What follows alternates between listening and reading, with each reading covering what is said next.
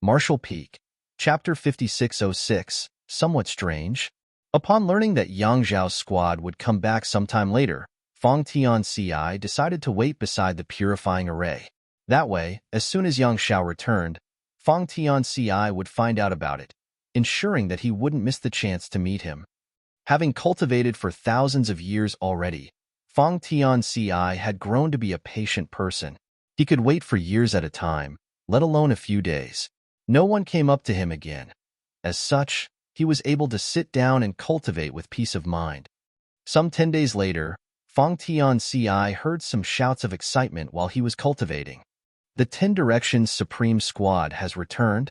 They've done something big this time by destroying a Black Ink clan army of 30,000. For real. It's true. I heard that they've even killed 8 feudal lords this time. He's just as formidable as his father. Well, that's nothing. We could do the same if our squad had so many powerful members. What nonsense are you saying? It's extremely difficult to destroy a Black Ink clan army of 30,000. No one would dare to challenge so many Black Ink clansmen if they weren't capable enough. Usually, it'll take more than 10 squads, and at least the same number of 7th Order Masters to deal with so many Black Ink clansmen. The 10 Directions Supreme Squad hadn't sought any external help this time. Furthermore, it seems that they've returned unscathed. As Fang Tianci listened to the noise around him, he realized something and opened his eyes, only to see the cultivators around him staring fixedly at the purifying array. There was a look of reverence on their faces, as though they were waiting for a heroic general who had just won a great war to return. As a light flashed across the purifying array, a figure emerged. He was a young man who was clad in white robes. Even his hair was silvery white. Not only did he look handsome, but he also appeared noble and imposing. The moment he appeared, the people around him started greeting him hospitably. It seemed that this white-robed young man was quite popular in this forward outpost. The men looked at him with admiration, while the women stared at him with fervor, as though they were trying to melt the young man with their eyes. They kept greeting him by calling him Big Brother Yang Zhao and Sir Yang Zhao. Is this the Yang Zhao that the head manager told me to look for? Fang Tianci examined the young man and realized that the latter was indeed an outstanding individual. After stepping out of the array, Yang Zhao greeted everyone with a faint smile. He wasn't aloof, but he wasn't passionate either. However, what puzzled Fang Tianci was that there was an old-looking turtle the size of a small plate sitting on the young man's head, looking just like a hat. As though noticing his stare, the old turtle extended his neck and took a look at him. Fang Tianci was startled, for this small turtle was obviously a powerful master. The aura he exuded momentarily suggested that he was no less powerful than a 7th Order Master. Following behind Yang Zhao was a woman who was also clad in a white dress. Fang Tianci wasn't sure if it was just his delusion, but he felt that the woman and the Tao Lord looked similar. Then, more figures shuffled out of the array. Following behind Yang Zhao and the white-robed woman were 2 young men and 1 young woman. One of the men looked like an honest and cheerful person, but something seemed to be troubling him as he kept shaking his head. The woman walked alongside him as she whispered to him. Although she was gorgeous, her expression was frigid, like an unsheathed blade. Fang Tianci only looked at her for a moment, but he still felt as though something had pierced into his soul. The other young man had a distinct bowl-cut hairstyle. Just like Yang Zhao at the front, he kept greeting the cultivators around him, seemingly enjoying the attention. Behind them was an ancient, ominous beast. On its head sat a stone man with his arms crossed, looking as though he was full of himself. Meanwhile, riding on the ominous beast's back were a young boy and a young girl. The young boy appeared to be adorable, but when he smiled, his mouth tore apart and revealed a hideous set of teeth. On the other hand, the young girl appeared quite cute and delicate.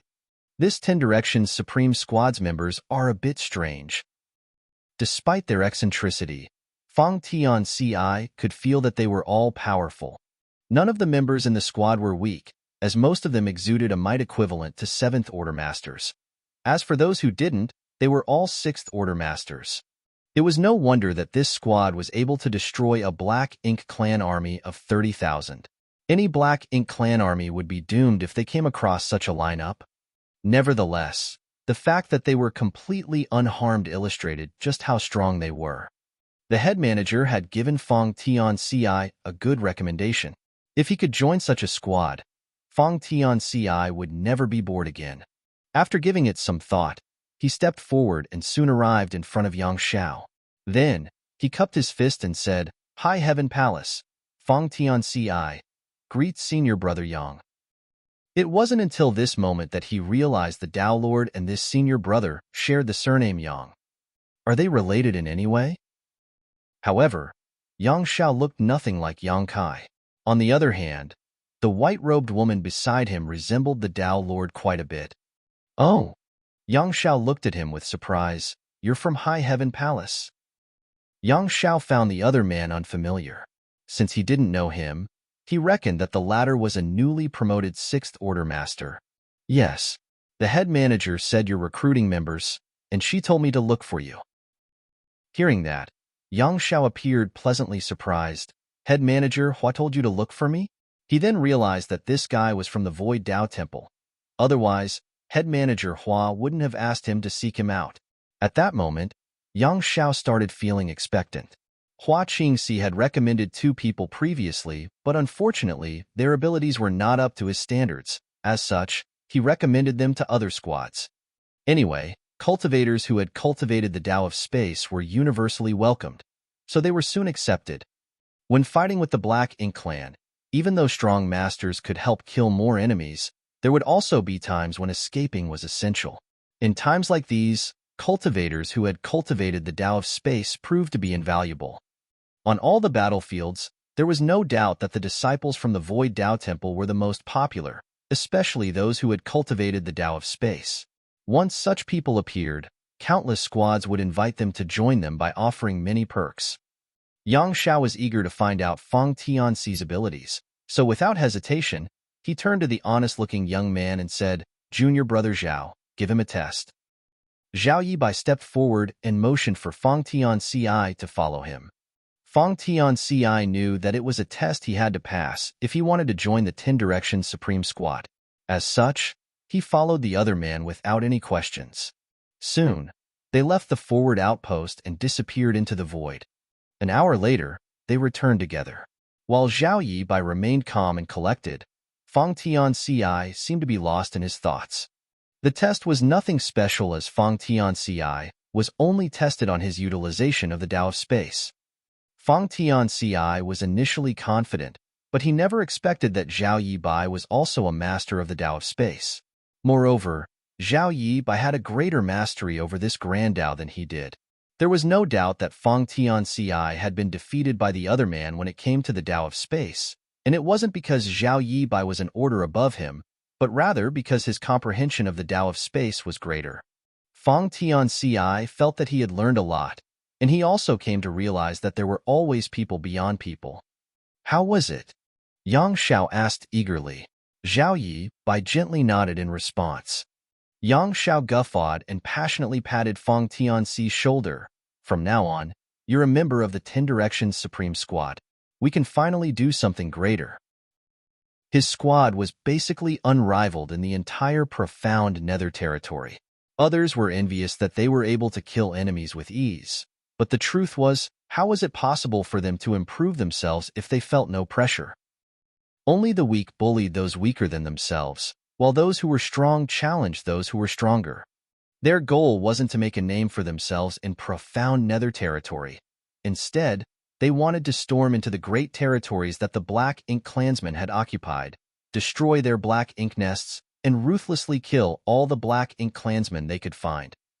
However, if they wanted to do that, they would face a huge risk even though their squad members were powerful. As such, they needed enough power to protect themselves. They initially had such a member. Back then, with Liu Yin and Zhao Yibai joining forces, they could escape if they came across enemies they were unable to defeat. However, after Liu Yin returned to the star boundary to cultivate in seclusion in her phoenix nest, the squad's mobility and ability to escape had been significantly reduced. That was why Yang Xiao sent a message to Hua Qingxi, asking her to look out for people who were experts in the Tao of space. Since Fang Tianci had passed Zhao Yibai's test, there was no doubt that he had gained the latter's acknowledgement. Yang Xiao had faith in Zhao Yibai's judgment. "Come on, I'll introduce our members to you," Yang Xiao said enthusiastically. As he introduced the squad members to Fang Tianci, the cultivators around them were envious.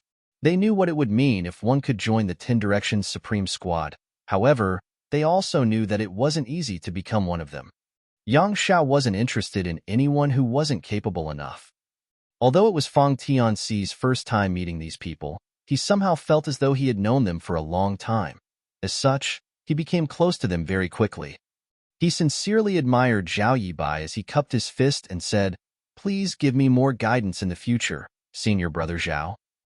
Zhao Yibai smiled frankly. "If there's some free time, we can discuss the Tao of space and have a friendly competition. Since you've cultivated the Tao of space, you must be from the Void Tao Temple and have inherited the Honored Master's Grand Tao. As such, you shouldn't underestimate yourself." Honored Master? Fang Tianci was stunned. Yang Xiao smilingly wrapped his arm around Fang Tianxi's shoulders. "Junior Brother Zhao is my adoptive father's first legacy disciple." Adoptive father? Fang Tianci was astounded. "I'm talking about the Tao Lord as you all call him," Yang Xiao explained nonchalantly. Then, he appeared somewhat envious.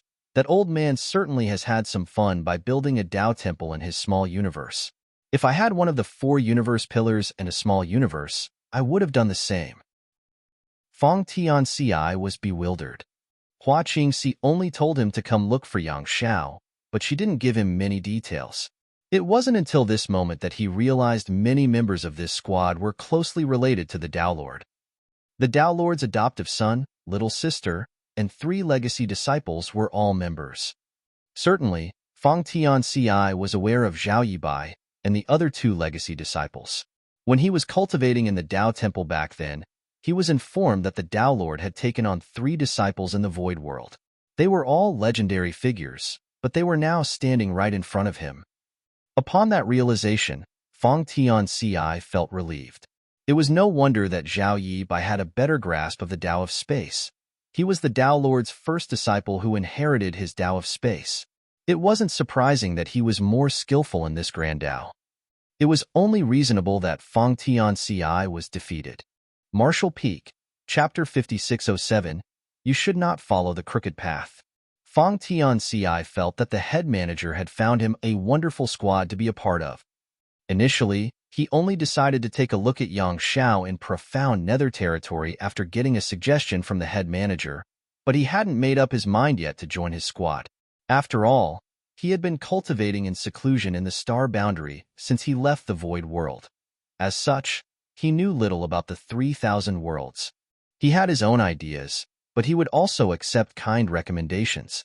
He had passed Zhao Yibai's test, and he acknowledged that the latter had a better grasp of the Tao of space. By cultivating alongside such a powerful person, he would gain immense benefits. However, he soon realized that the 10 Directions Supreme Squad did not only have Senior Brother Zhao, but also Senior Sister Zhao and Senior Brother Su. The Tao Lord's 3 disciples had respectively inherited his 3 primary Grand Taos. By joining the 10 Directions Supreme Squad, it would mean that Fang Tianci had a chance to frequently exchange insights on these Grand Taos with them. It was a good reason for him to join the squad. An energetic Yang Xiao declared, "Since that is settled, we should go and get some resources first. Then, we'll throw a welcome party for Junior Brother Fang. When we're done getting prepared, we'll set off." They could finally leave the profound nether territory and roam the great territories that the Black Ink clan had occupied. Yang Xiao could not wait to get started. The others were naturally fine with it. Over the years, Yang Xiao had been the one leading the squad. It wasn't that he was the strongest. In fact, the 7th Order Masters in the squad were all equally powerful. It was just that the others had no interest in managing the squad's affairs, so they decided to let Yang Xiao take charge of everything. At the mention of resources, Fang Tianci suddenly recalled something and fished out a space ring. "By the way, Senior Brother Yang, when I was at the army headquarters the other day, a junior sister named Yun, she told me to pass this to you. There are some pills inside. Before he could finish his words, he felt a forceful clasp on his shoulder, which caused him some pain. Fang Tianci was astounded, thinking that Yang Zhao's strength was quite intense. What are you talking about, junior brother? I don't understand. Fang Tianci was confused, so he tried to explain again. Senior brother, it was a junior sister named Yunxi. Hee hee. A melodious laugh was suddenly heard from the side. Fang Tianci reckoned that it was Yang Shui's voice, and he could feel that Yang Xiao was shuddering. When he turned his head, he saw Yang Xiao glaring at him. Junior brother, you should not follow the crooked path. Fang Tianci was puzzled. Without explaining further, Yang Xiao left him and walked up to Yang Shui before whispering to her. Fang Tianci could faintly hear him saying, I don't know any such woman. Don't listen to his nonsense. Zhao Yibai came over and patted Fang Tianci's shoulder with a smile. Let's go, junior brother Fang.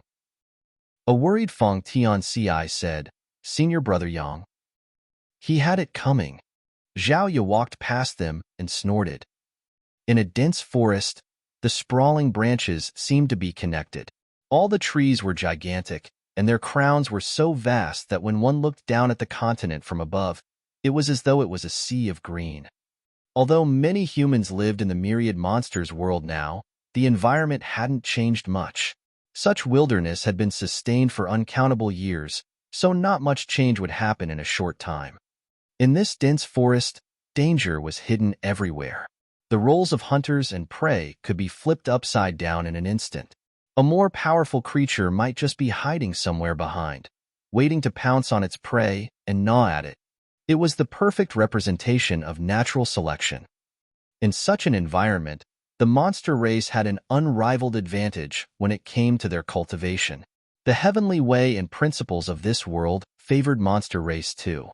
It was made even more conspicuous after a world tree clone was planted several hundred years ago. More and more great monsters broke through their shackles and shook off the universe world's shackles, allowing them to head out into the expansive outer universe to explore the unknown. As the strongest great monsters left, the original balance was shattered. After several hundred years of change, there was now a new order in this world. Even though it was daytime, it was still extremely dark in the forest as the tree crowns blocked all sunlight. An arm-thick snake with glistening skin slithered around a branch and approached its target in silence. A tree cave in the trunk that exuded the aura of blood and flesh. Although the snake was furtive, the prey in the tree cave still noticed its presence. Just as the snake stuck its head into the tree cave, a gray shadow dashed out at the speed of lighting. The snake seemed prepared. The moment the gray shadow appeared, the snake shot forward and opened its hideous mouth before biting down. The gray shadow howled in pain, but it couldn't get rid of the snake. As poison entered its body, the gray shadow soon stopped moving. The snake then wrapped its body around the trunk and widened its bloody mouth. It was ready to enjoy its meal. Unbeknownst to it, there was a shadow behind it that moved slightly. The shadow perfectly blended into the tree's shadow, ensuring no one could see it. The shadow had seen the snake successfully take down its prey, but it remained unmoving, which showed how patient it was. Just as the snake was deluged with the joy of having killed its prey, the dark shadow leapt out. Compared to the snake, there was no doubt that the dark shadow was smaller, but it was extremely agile and appeared behind the snake in the blink of an eye before biting its neck. The snake hissed in pain as its figure started writhing and fell to the ground. The dark shadow quickly leapt away with a piece of flesh in its mouth and gulped it down. As a metallic tang permeated the area, the snake hissed wildly as it coiled up and raised its head high to intimidate the opponent. However, the dark shadow remained unfazed. As it stepped on the fallen leaves, it made no noise. It just kept circling the snake, patiently waiting for a chance to strike. This kind of life-and-death battle frequently took place in the forest. The winner would enjoy its delicious meal, while the loser ended up in the other's stomach. Half an hour later, the battle ended. The snake lay on the ground with countless wounds on its body, many of which were bone-deep. The dark shadow was the winner as it now devoured its prey. However, the dark shadow soon collapsed to the ground. Although it had gained victory, it wasn't unharmed. Its prey resisted fiercely and bit the dark shadow several times earlier. As such, the dark shadow had been struck with poison. This kind of poison wasn't lethal, but it would make the dark shadow black out for a while. However, in such a dangerous forest, the dark shadow probably wouldn't wake up again. An incense stick later, the sound of something brushing through the canopy was heard in this silent forest, and several figures dexterously jumped from branch to branch. Although the human race had started living in the myriad monsters world over 200 years ago, this world remained a treasure trove that was yet to be fully exploited. Apart from monster beasts in this world, the things that were most useful to the humans were spirit flowers and herbs. After all, this was a universe world where ancient wilderness remained unexplored, and monster race knew nothing about alchemy. Other than the spirit herbs that could be consumed directly, the rest wasn't put to good use. As such, the humans living in this place would come together and enter the forest to collect precious resources every so often, gaining massive rewards each time. However, this came with many risks. Although Yang Kai had told the great monsters in the myriad monsters world they could not hunt the humans back then, this kind of thing couldn't be prevented entirely. There were still some monster beasts who retained their wild nature and who functioned more on instinct than reason. So if they came across a human on their own, they would normally just eat them. Under most circumstances, the humans and monster race got along fairly well in the myriad monsters world. Neither side made a move on the other for no reason, which was why the humans dared to enter the forest and collect herbs. Without Yang Kai's restriction in the past, these human cultivators would have been destroyed the moment they stepped into the forest. Suddenly, a petite figure stopped in her tracks. She looked like a beautiful young woman in her early 20s, and her aptitude was clearly quite good as she was already in the separation and reunion boundary. The metallic tang in the air was obvious, so she certainly noticed it.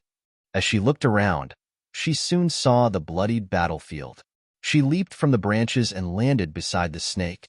Then, she saw the dark shadow lying on the ground. Junior sister, another figure landed beside her. He seemed to be a young man who was a few years older. The young woman pointed at the dark shadow and said, "It's a shadow leopard." "Is it dead?" the man asked. "I don't think so," the young woman replied. Then, she placed her hand on the shadow leopard's neck and said affirmatively, "It's still alive, but I think it's been struck with poison." The man urged her by saying, "Ignore it. In the myriad monsters world, it's only normal that monster beasts fight with each other. We should focus on our mission. However, if we ignore it, it will be eaten by other monster beasts." The woman didn't have the heart to let the small leopard die, so she looked up at the man. "Please save it, senior brother." The man frowned as he wasn't willing to have a hand in the affairs between monster beasts, so he dissuaded her, saying, "It would be terrible if its parents misunderstand us. This shadow leopard is still very young, so perhaps its parents are nearby." The young woman replied, "If they were nearby, they would have saved it already. Its parents must be dead. It's such a pity that this leopard has to start hunting at such a young age." As she recalled certain memories, she felt a lump in her throat. She went on to say, "Moreover, it's fine even if its parents come looking for it. We'll just give the leopard back to them. Please save it, senior brother." As she tipped her head back, she looked at the man with teary eyes. The man didn't have the heart to see the woman cry, so he raised his hands and gave in. "All right, we'll save it. Stop crying." The young woman instantly stopped crying and smiled. "You're the best, senior brother."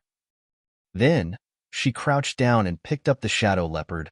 "Let's go, senior brother." "Are you going to carry it just like this?" "Yes." "Shouldn't you give it a detoxifying pill and dress up its wounds?" Ah, only then did the young woman come to her senses and start treating the little leopard. Since they had to enter the forest to collect spirit herbs frequently, they always made sure to bring some detoxifying pills with them, as they never knew what they might encounter. Such pills were useful at this moment. Marshall Peak, Chapter 5608, Shadow Leopard. In the expansive universe, there were countless sects and great forces. The cave heavens and paradises had a long history with ample heritage and were unrivaled in the 3,000 worlds. As such, they were considered first class. Under the cave heavens and paradises, the great forces with mid-rank open heaven realm masters assuming command were considered second class. For the great forces that didn't even have any mid-rank open heaven realm masters, they were classified as third class. Supposedly, the universe should be filled with the lowest class great forces, but the truth was, second-class great forces came in the largest number in the 3,000 worlds. Mid-rank open heaven realm ranged from the 4th order to the 6th order, and as long as a cultivator's aptitude wasn't too terrible, he or she could make an initial breakthrough to the 2nd or 3rd order open heaven realm. After that, given enough time, effort, and resources, such a person would become a 4th order master.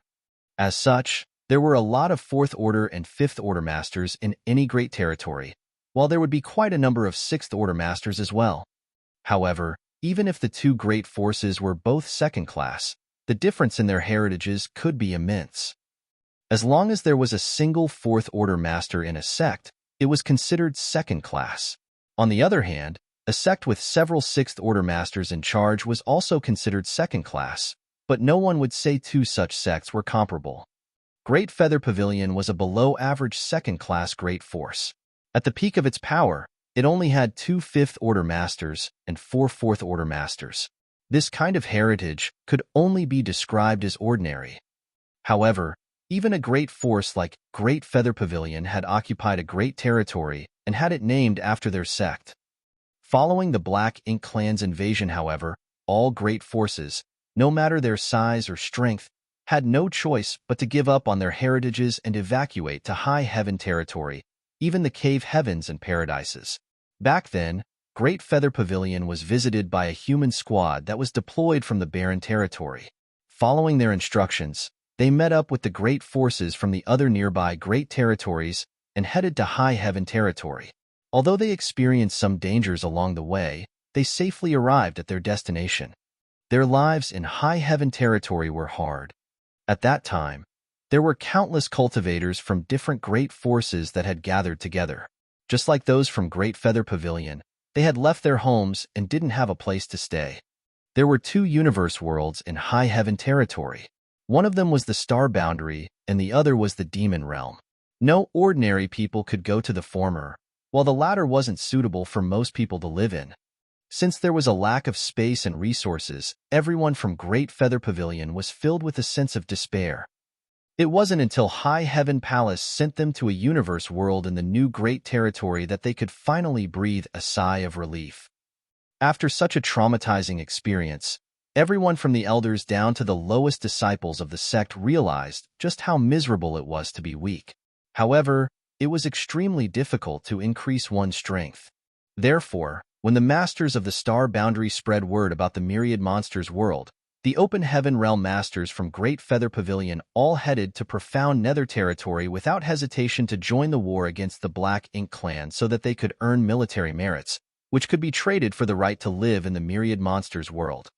The appearance of the myriad monsters world was like a beacon of hope for the weaker great forces. They didn't have the right to enter the star boundary, but the myriad monsters world represented a new beginning. As long as they could let their juniors cultivate in the myriad monsters world, they would get nourishment from the world tree clone. Perhaps there would be a prodigy who could directly ascend to the 6th order or 7th order in the future. Just one such person would be enough to help them overcome their destitute destiny. Finally, when the myriad monsters world was opened up, the first batch of people from Great Feather Pavilion settled down in that place. Initially, there were only 10 or so disciples from their sect, but as time passed, more and more moved into the myriad monsters world. They occupied a small spirit peak and rebuilt Great Feather Pavilion. Although the beginning was tough, they were no longer in the position like that of several hundred years ago where they were unable to even imagine a future for themselves. Now, there were 8,000 to 10,000 great forces that had settled down in the myriad monsters world, and there would surely be even more in the future. Fortunately, the myriad monsters world was vast. When Yongkai inspected this place back then, he realized that it was much larger than an average universe world. If it wasn't, it couldn't have accommodated so many great forces. Presently, The open heaven realm masters above the Third Order from Great Feather Pavilion had headed to the battlefields to battle the enemy. Only several old and frail Second Order masters stayed behind in the sect to teach the younger disciples. Fortunately, there wasn't much danger in the myriad monsters world. Otherwise, these Second Order masters couldn't have ensured everyone's safety. Several young kids stood outside the sect's entrance and appeared expectant. Suddenly, one of them exclaimed, "Senior brothers and senior sisters are back." Following the cheers, many agile figures passed through the forest and approached them in the blink of an eye. There were fewer than 100 people, and they were all young people in their teens and 20s. The effectiveness of the World Tree Clone's nourishment had a lot to do with cultivation and age. A young person with low cultivation would get the most benefits, while an old Third Order Emperor Realm Master might not gain any benefits at all. Every quota to live in the myriad monsters world was valuable. As such, those from Great Feather Pavilion wouldn't dare to waste them, sending those young disciples who had excellent aptitudes to this place with the bare minimum of elders to look after them. Chatters and laughter were heard in front of the entrance. Soon, the young kids were attracted to a particular anomaly. It was a little beast with black and smooth fur. The little beast seemed to be injured as it was asleep in a senior sister's arms. Blood had seeped through the bandages around its body. The young kids surrounded the senior sister and chirruped. It appeared they had instantly become fond of this little beast. A young disciple asked, "Senior Sister Qin Shui, is this a monster beast?" Qin Shui smiled and nodded, "It's a shadow leopard." The disciple extended his hand in an attempt to touch the shadow leopard, but he soon retracted it as he was worried that the shadow leopard would wake up suddenly and bite him. A Second Order master asked, "What's going on?" Qin Shui then briefly relayed to him what happened to the snow leopard and asked, "Elder, can I raise it?" The elder replied, "I don't mind you raising it, but how do you intend to feed it?" "I can bring it out and do some hunting." The elder shook his head. When that sir planted the World Tree Clone in this place 300 years ago, he made an agreement with the great monsters that both races should coexist harmoniously and that we couldn't harm each other for no reason. Although there have been incidents of monster beasts hunting humans over the years, that was mostly related to beasts who had retained their wild nature. As such, we couldn't settle the score with them. If you make a move on the monster race, though, it will be a breach of the agreement between that sir and the monster race. If the monster race members flare up, no one can protect you. It was the first time Qin Shui heard about this, so she was caught in a dilemma. After pondering for a moment, she asked, "Will it be all right if we hunt some normal beasts?" The elder nodded. That should be fine. Normal beasts were not part of the agreement.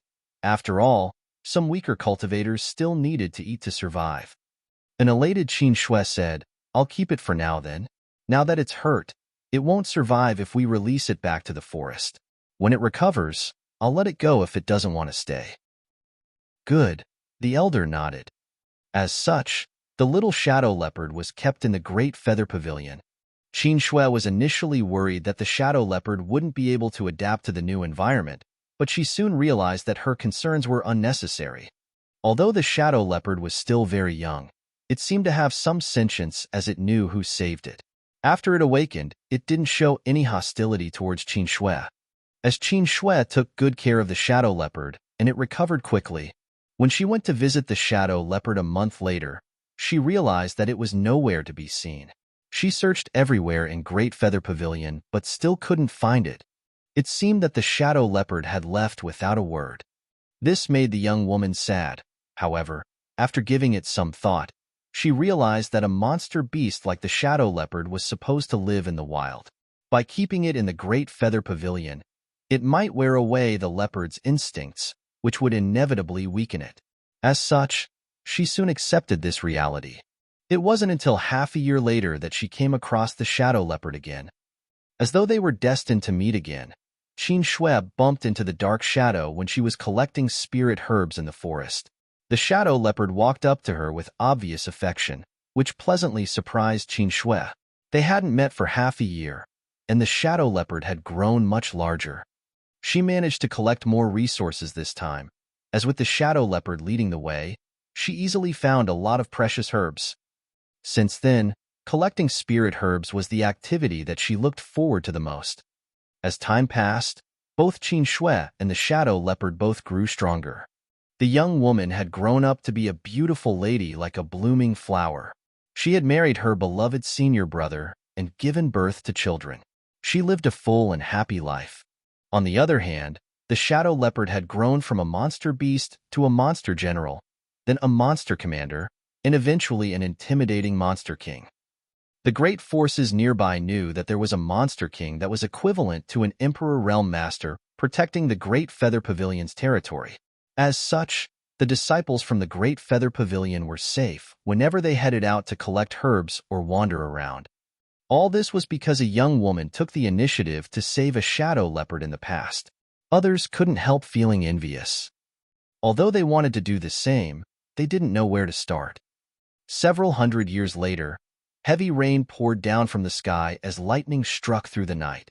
Qin Shui heard a familiar growl when she was cultivating. Her expression changed as she immediately stopped. Then, she pressed her ear against the door and listened for a while. Following that, she dashed out of the Great Feather Pavilion and charged forward in the rain. Now, she was an Emperor Realm Master who had condensed her Dao Seal. As long as she refined the 7 elements, she would be able to ascend to the open heaven realm. Her aptitude was fairly good, though not the best, so she had been refining 5th order materials over the years. As such, she could most likely directly ascend to the 5th order open heaven realm. One had to know that just a few hundred years ago, the strongest master in Great Feather Pavilion was only in the 5th order open heaven realm, and he had worked his way up to that level from the 3rd order.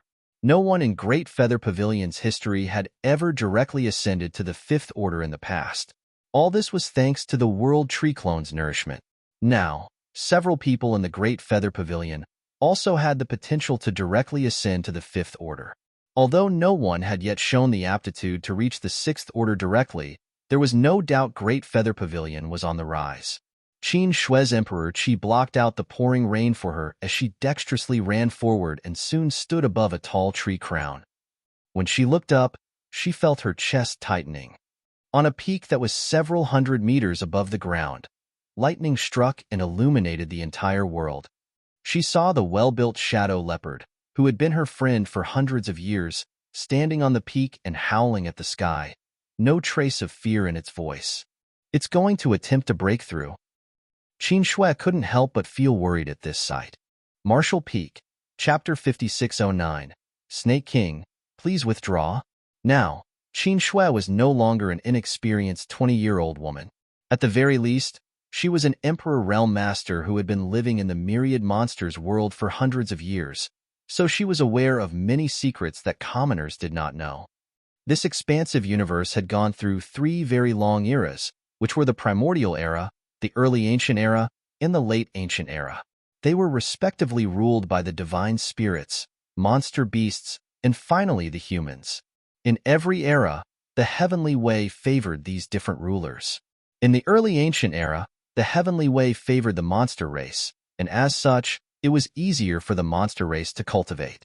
Following the fall of the Early Ancient Era and the arrival of the Late Ancient Era, humans rose to prominence. Therefore, the preference was shifted from the monster race to the humans. In other words, the humans were the current favorites in this universe. Perhaps it had something to do with the humans' influence on the heavenly way due to their rise in power.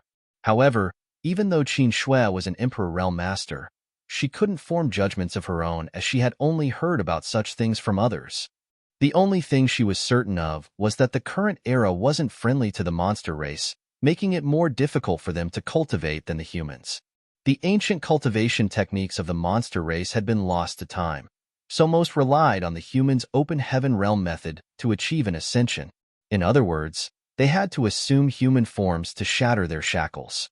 However, the myriad monsters world was a place which somehow preserved the aura of the early ancient era quite well. It was said that when the Lord of the Star Boundary arrived at this place several hundred years ago, the great monsters here had not only lost the ancient cultivation techniques, but they had also never met humans before. As such, how were they supposed to assume human forms and make use of the humans' open heaven realm cultivation method to break their innate shackles? Therefore, in the past, the great monsters were unable to get rid of the world's restrictions. Once they became monster kings, they were unable to improve any further. The Lord of the Star Boundary did not only plant a world tree clone here, though. He had also taught the great monsters the primal art.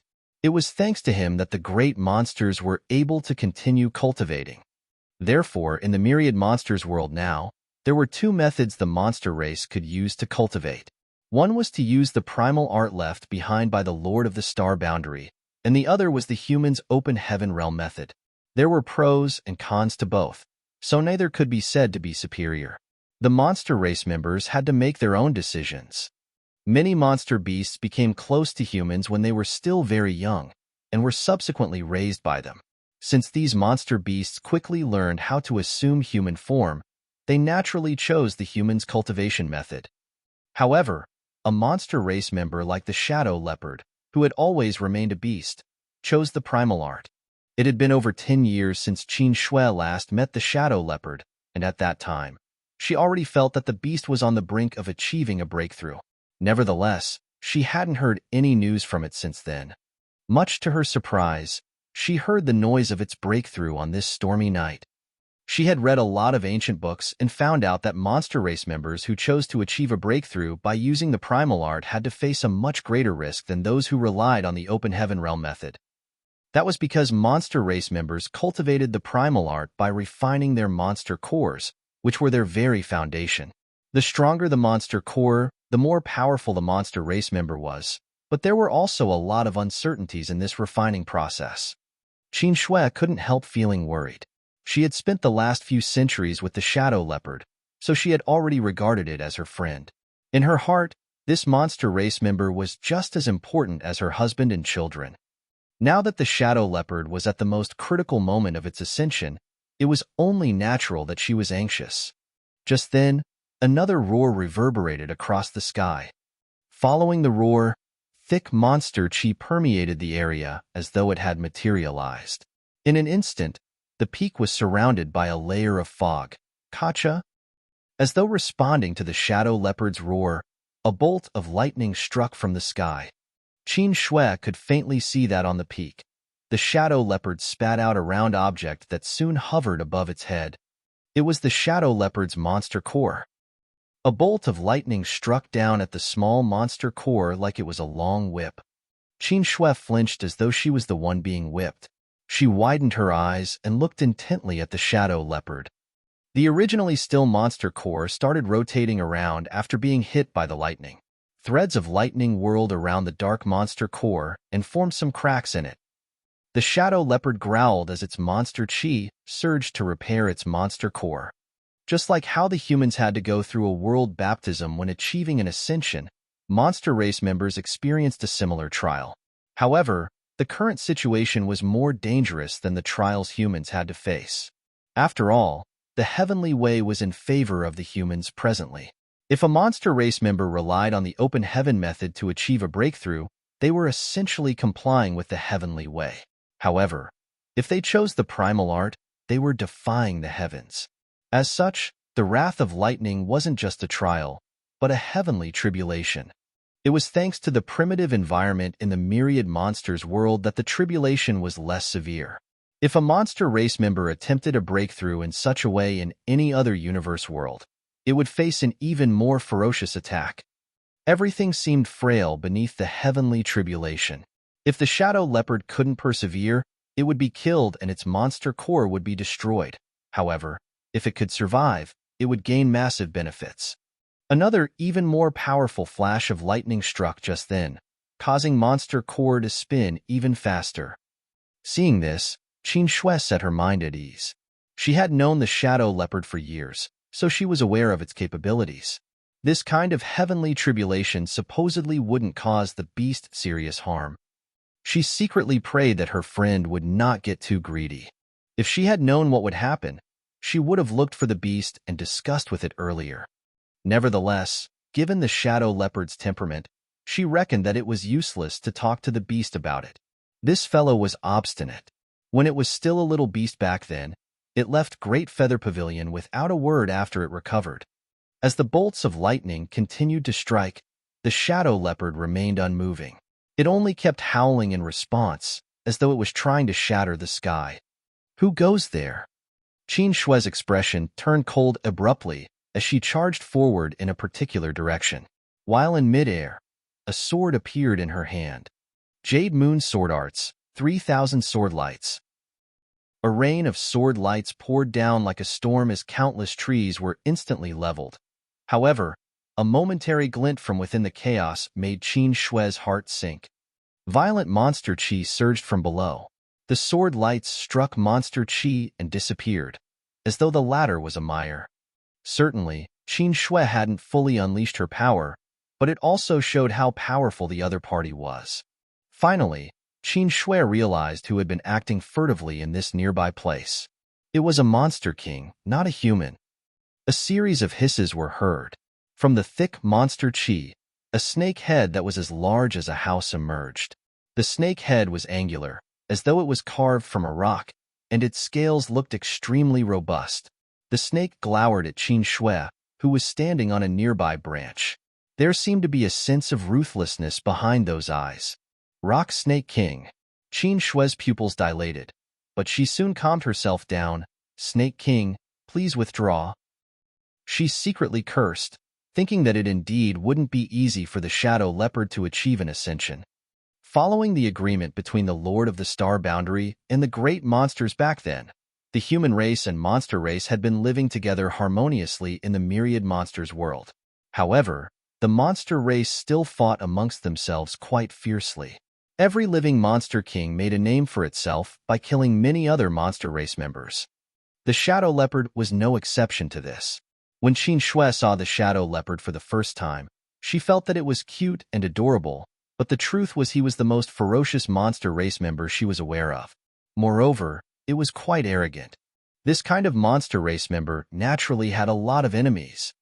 Qin Shui had saved the shadow leopard's life before. As such, a grateful shadow leopard never showed its wild side in front of her over the years. The Rock Snake King was one of the shadow leopard's enemies as their territories were next to each other. The shadow leopard was bullied by the snake when it was weak, so when it grew stronger, it was determined to get its revenge. Certainly, the Rock Snake King wouldn't allow its enemy to grow in power. If the shadow leopard passed through the tribulation and ascended above the Monster King realm, the Rock Snake King would be doomed. Therefore, the moment it realized that the shadow leopard was attempting a breakthrough, it slithered over and approached the shadow leopard in secret, waiting for a chance to deal a fatal blow to its enemy. Nonetheless, Qin Shui managed to detect its presence. The Rock Snake King was extremely powerful. Furthermore, its skin was as hard as steel. The shadow leopard had exchanged moves with it several times, but could never defeat it outright. Although Qin Shui was an Emperor Realm Master, she didn't have the confidence to defeat the Snake King either. In fact, she might not even be able to protect herself. Even though it was difficult for monster race members to cultivate, they were innately more powerful than the humans when in the same realm. That was because they had robust physiques and spent much longer accumulating heritage. You dare make a move against me, human? The Rock Snake King glared at Qin Shui as it hissed and spoke human language. Qin Shui frowned and cupped her fist. Please forgive my earlier offense, Snake King. They had to comply with the agreement between the Lord of the Star Boundary and the great monsters, which was the very foundation of the human race's survival in the myriad monsters world. Without this agreement, the humans would find it hard to live in such a world. The Rock Snake King snorted, "Scram! I don't want to waste any time on you." Following that, its burly figure zigzagged towards the shadow leopard. Certainly, Qin Shui couldn't back down. Otherwise, the shadow leopard's ascension would be interrupted. Let alone break through to a higher realm, it might even lose its life. A hint of hesitation flashed across Qin Shui's eyes, but she soon brought down her sword and sent a sword wave slashing across the route where the Snake King was heading, forming a crack on the ground. Please retreat, Snake King. Rain poured down from the dark sky as the small woman stood steadfastly on the tree branch in front of the Rock Snake King. The eyes on the snake head beamed with an insidious glow as it hissed rapidly. Soon, a human-like smile appeared on its face. Good. This king has never eaten a human before. I'll devour you before dealing with that stupid leopard." The moment it finished speaking, its snake head appeared in front of Qin Shui all of a sudden and opened its hideous mouth, emanating a pungent breath. It was as though the snake wanted to swallow Qin Shui in one fell swoop. Martial Peak, Chapter 56:10. Hard to settle. A terrible stink exuded from the snake's gruesome mouth. Qin Shui's petite figure was stuck inside the mouth as though she would be devoured at any moment. At the most critical moment, she resisted the snake's teeth with her sword. Following a violent impact, she was sent flying away, thus widening her gap with the rock snake king. Although the snake was heavy, it zigzagged forward at an incredible speed.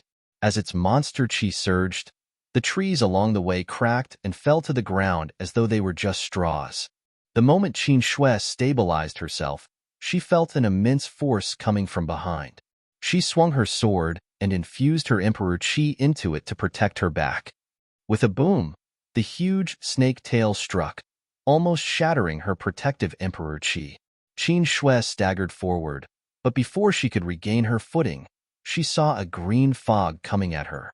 She was astounded. Although she knew that it wasn't easy to deal with a monster king, it wasn't until she exchanged moves with the rock snake king that she realized how powerful the other party was. Initially, she just wanted to stop the rock snake king from harming the shadow leopard, but she soon realized that she couldn't deter the other party without going all out. "Snake King, forgive my disrespect." She wielded her sword and cast the fog away with a flash of sword lights that soon formed a light screen and covered the snake. She had used the most powerful method she possessed to strike back. Good. The rock snake king was enraged. It let the sword lights rain on it and cut across its robust skin. As its blood streamed down from the wounds, it roared, "Since the agreement has been nullified, what are you all waiting for?" Qin Shui's expression changed drastically. "Snake King, you?" The rock snake king smiled wickedly. "You're the one who broke the agreement first, so it is not our monster race's fault if your sect is destroyed." Several hundred years ago, that master who taught the monster race the primal art agreed with the strongest great monsters of the time, which stated that the two races must not harm each other for no reason. As such, both races had been living together harmoniously for the past few hundred years. However, the myriad monsters world originally belonged to monster race. More and more humans appeared in this place with each passing day, and although their existence posed no threat to the monster race, many of these humans had ample vitality in their bodies. Therefore, monster race members coveted them. If they could devour these cultivators, it would be beneficial to their growth. Many monster kings intended to eat these humans as food. However, they were unable to do so since there was an agreement in place. Nonetheless, several hundred years had passed, so the initial fear which enforced the agreement was less oppressive now. The monster race only needed a chance to nullify the agreement. Only now did Qin Shui figure out that the Rock Snake King did not only want to get its revenge, but was also plotting against the humans when it decided to interrupt the Shadow Leopard's ascension. Streams of monster chi started surging from all directions suddenly. They were all monster kings who were just as powerful as the Rock Snake King. These monster kings approached in the rain. Qin Shui was naturally flustered. Many figures emerged from Great Feather Pavilion and looked into the distance. The Shadow Leopard's ascension, the fight between Qin Shui and the Snake King, and the Snake King's roar were by no means quiet, so there was no way those from Great Feather Pavilion didn't hear them.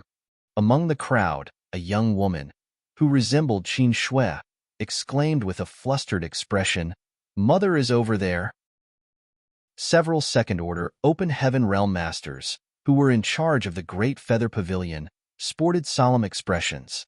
Given their strength, they were not afraid of those monster kings. Regardless of how powerful monster kings were, they hadn't broken free from the world's restrictions. On the other hand, even though their order was low, they were still Open Heaven Realm Masters. These monster kings were not comparable to them at all. However, these humans couldn't make a move. Otherwise, the peace that had been sustained for hundreds of years in the myriad monsters world would be shattered. When that happened, the entire myriad monsters world would descend into chaos. They couldn't possibly bear the responsibility. How could Qin Shui be so foolish to make a move on a monster king? One second-order master snapped. As he spoke, he took a step forward. I'll bring her back. The humans were not supposed to meddle in the monster race's affairs. Nevertheless, after the second-order master took 2 steps forward, a figure stood in his way. She was the young woman who resembled Qin Shui, and although her cultivation was low, she still spread her arms and stood steadfastly there. You can't go, Elder. Leopard King is achieving an ascension, and the Snake King is its enemy. If you bring Mother back, Leopard King will be killed. If I don't bring your mother back, she will die. If she's killed by a monster king, we won't even be able to avenge her death. The second-order elder stared at the young woman, who appeared hesitant. Step aside, the elder ordered. Tears welled up in the young woman's eyes as she didn't know what to do. After a sigh, a middle-aged man emerged from the crowd. I'll go over. He was also an Emperor Realm Master. The young woman called out in pleasant surprise, Father. The middle-aged man lovingly stroked the young woman's head and looked at the second-order master. Please look after Schwanger, Elder. The elder frowned and said solemnly, You mustn't act on a whim. The middle-aged man smiled. Don't worry. The next moment, he turned into a ray of light and charged forward. Meanwhile, a large area of the forest where Qin Shui and the Rock Snake King were fighting had been leveled, covered with a thick green fog. Inside the poisonous fog, sword lights could faintly be seen flickering. The fight between them had reached a climax. Although Qin Shui had condensed her Dao seal, she still found it hard to deal with a monster king who was only one step away from achieving a breakthrough. Moreover, her Emperor Qi was draining quickly as she needed to defend herself from the poisonous fog and fight at the same time. There was no doubt she was in a perilous situation. Just then, a figure boldly charged into the fog with a sword in hand and joined the fight. As he and Qin Shui joined forces, they were able to fend off the Rock Snake King's violent attacks. There's one more here. Very good. The Rock Snake King guffawed at how foolish these humans were. Since one more human had joined the fight, things would be simpler for Monster Race. It had made the right decision to persuade the other Monster Kings to take action together. The middle-aged man wrapped his arm around Qin Shui's waist and flew backwards for several hundred meters. The moment they left the fog, the man shouted, Snake King, why don't we stop things here? In your dreams. The Rock Snake King shot out of the fog. Although its figure was huge, it was extremely agile. The snake opened its mouth and hissed, Since you dare make a move, don't even think about leaving this place alive. So be it. The middle-aged man put on a bitter smile. He knew that they couldn't settle the problem easily, but he still wanted to give it a try. As such, he wasn't disappointed when he failed. Then, he lifted his sword and surged his Emperor Qi before shouting, I, Ho Qinghai and my wife will take responsibility for today's matter. It has nothing to do with anyone else. Please abide by the agreement, Monster Kings. Don't be fooled by any unscrupulous villain and risk ruining your futures. His voice traveled for quite a distance, and the Monster Kings, who were crossing the borders and approaching them, were startled for a moment, but they soon shrugged it off. Inside Great Feather Pavilion, the second-order elder sighed. He had already expected this kind of outcome when Ho Qinghai offered to go, but he was unable to stop him. The young woman cried, Father! Mother! Just as she was about to dash forward, the second-order elder tapped his hand on her head, and the young woman collapsed. Take her inside, the elder ordered. Some senior sisters who were close to her carried her and entered the pavilion. Several second-order elders looked in the battlefield's direction inside. I'm afraid this issue will be hard to settle. Since we're here, Great Feather Pavilion will be safe. The Monster Kings won't have the guts to attack us. I'm worried today's incident will affect the current affairs in the Myriad Monsters world. If the Monster Race members turn hostile against the humans as a whole, we will be held responsible. We have to inform the High Heaven Palace about this and ask them to help settle this issue. Do we just let Qinghai and Qin Shui fight on their own? There are monster emperors in the Myriad Monsters world. If we make a move, Those monster emperors won't stay silent and do nothing. Unless we're ready to fight the entire monster race, we mustn't act rashly. Someone let out a long sigh. They were powerless to solve this crisis. After all, they were only second-order open heaven realm masters, so they were not powerful enough to suppress all the monster race members in the myriad monsters world. It was a pity that two bright disciples were in trouble. Both Ho Qinghai and Qin Shui had the potential to directly ascend to the fifth order. They had already condensed their Dao seals and just had to keep cultivating for another century or two before making that final breakthrough. Although the elders were frustrated, they were unable to stop it. They were aware of Qin Shui's relationship with the Leopard King. Since the Leopard King was attempting a breakthrough, it was only natural that Qin Shui would stand up for it. On the battlefield, Ho Qinghai and Qin Shui joined forces and finally suppressed the Rock Snake King. However, they were not one bit pleased, for they could feel the streams of powerful monster qi approaching. "I'm sorry for dragging you into this, husband." Qin Shui sent a divine sense transmission apologetically. Ho Qinghai chuckled as he replied, "What are you saying? Since we're married, we will live and die together. There's nothing for you to apologize about. Moreover, this matter is not irresolvable." "Husband, you mean?" Ho Qinghai shifted his attention to the shadow leopard. "If Leopard King successfully breaks through, it will be able to protect us." Qin Shui's eyes brightened. Earlier, she was too anxious to realize this. Upon her husband's reminder, though, she finally understood they were not in a hopeless situation. Indeed, if the shadow leopard could achieve a breakthrough and become a monster emperor, it would be able to save them. Following a flash of lightning, a gigantic figure appeared in the sky and let out a high-pitched caw. Thick monster qi was approaching fast from the sky. Ho Qinghai's expression changed as he looked up and saw a huge figure descending.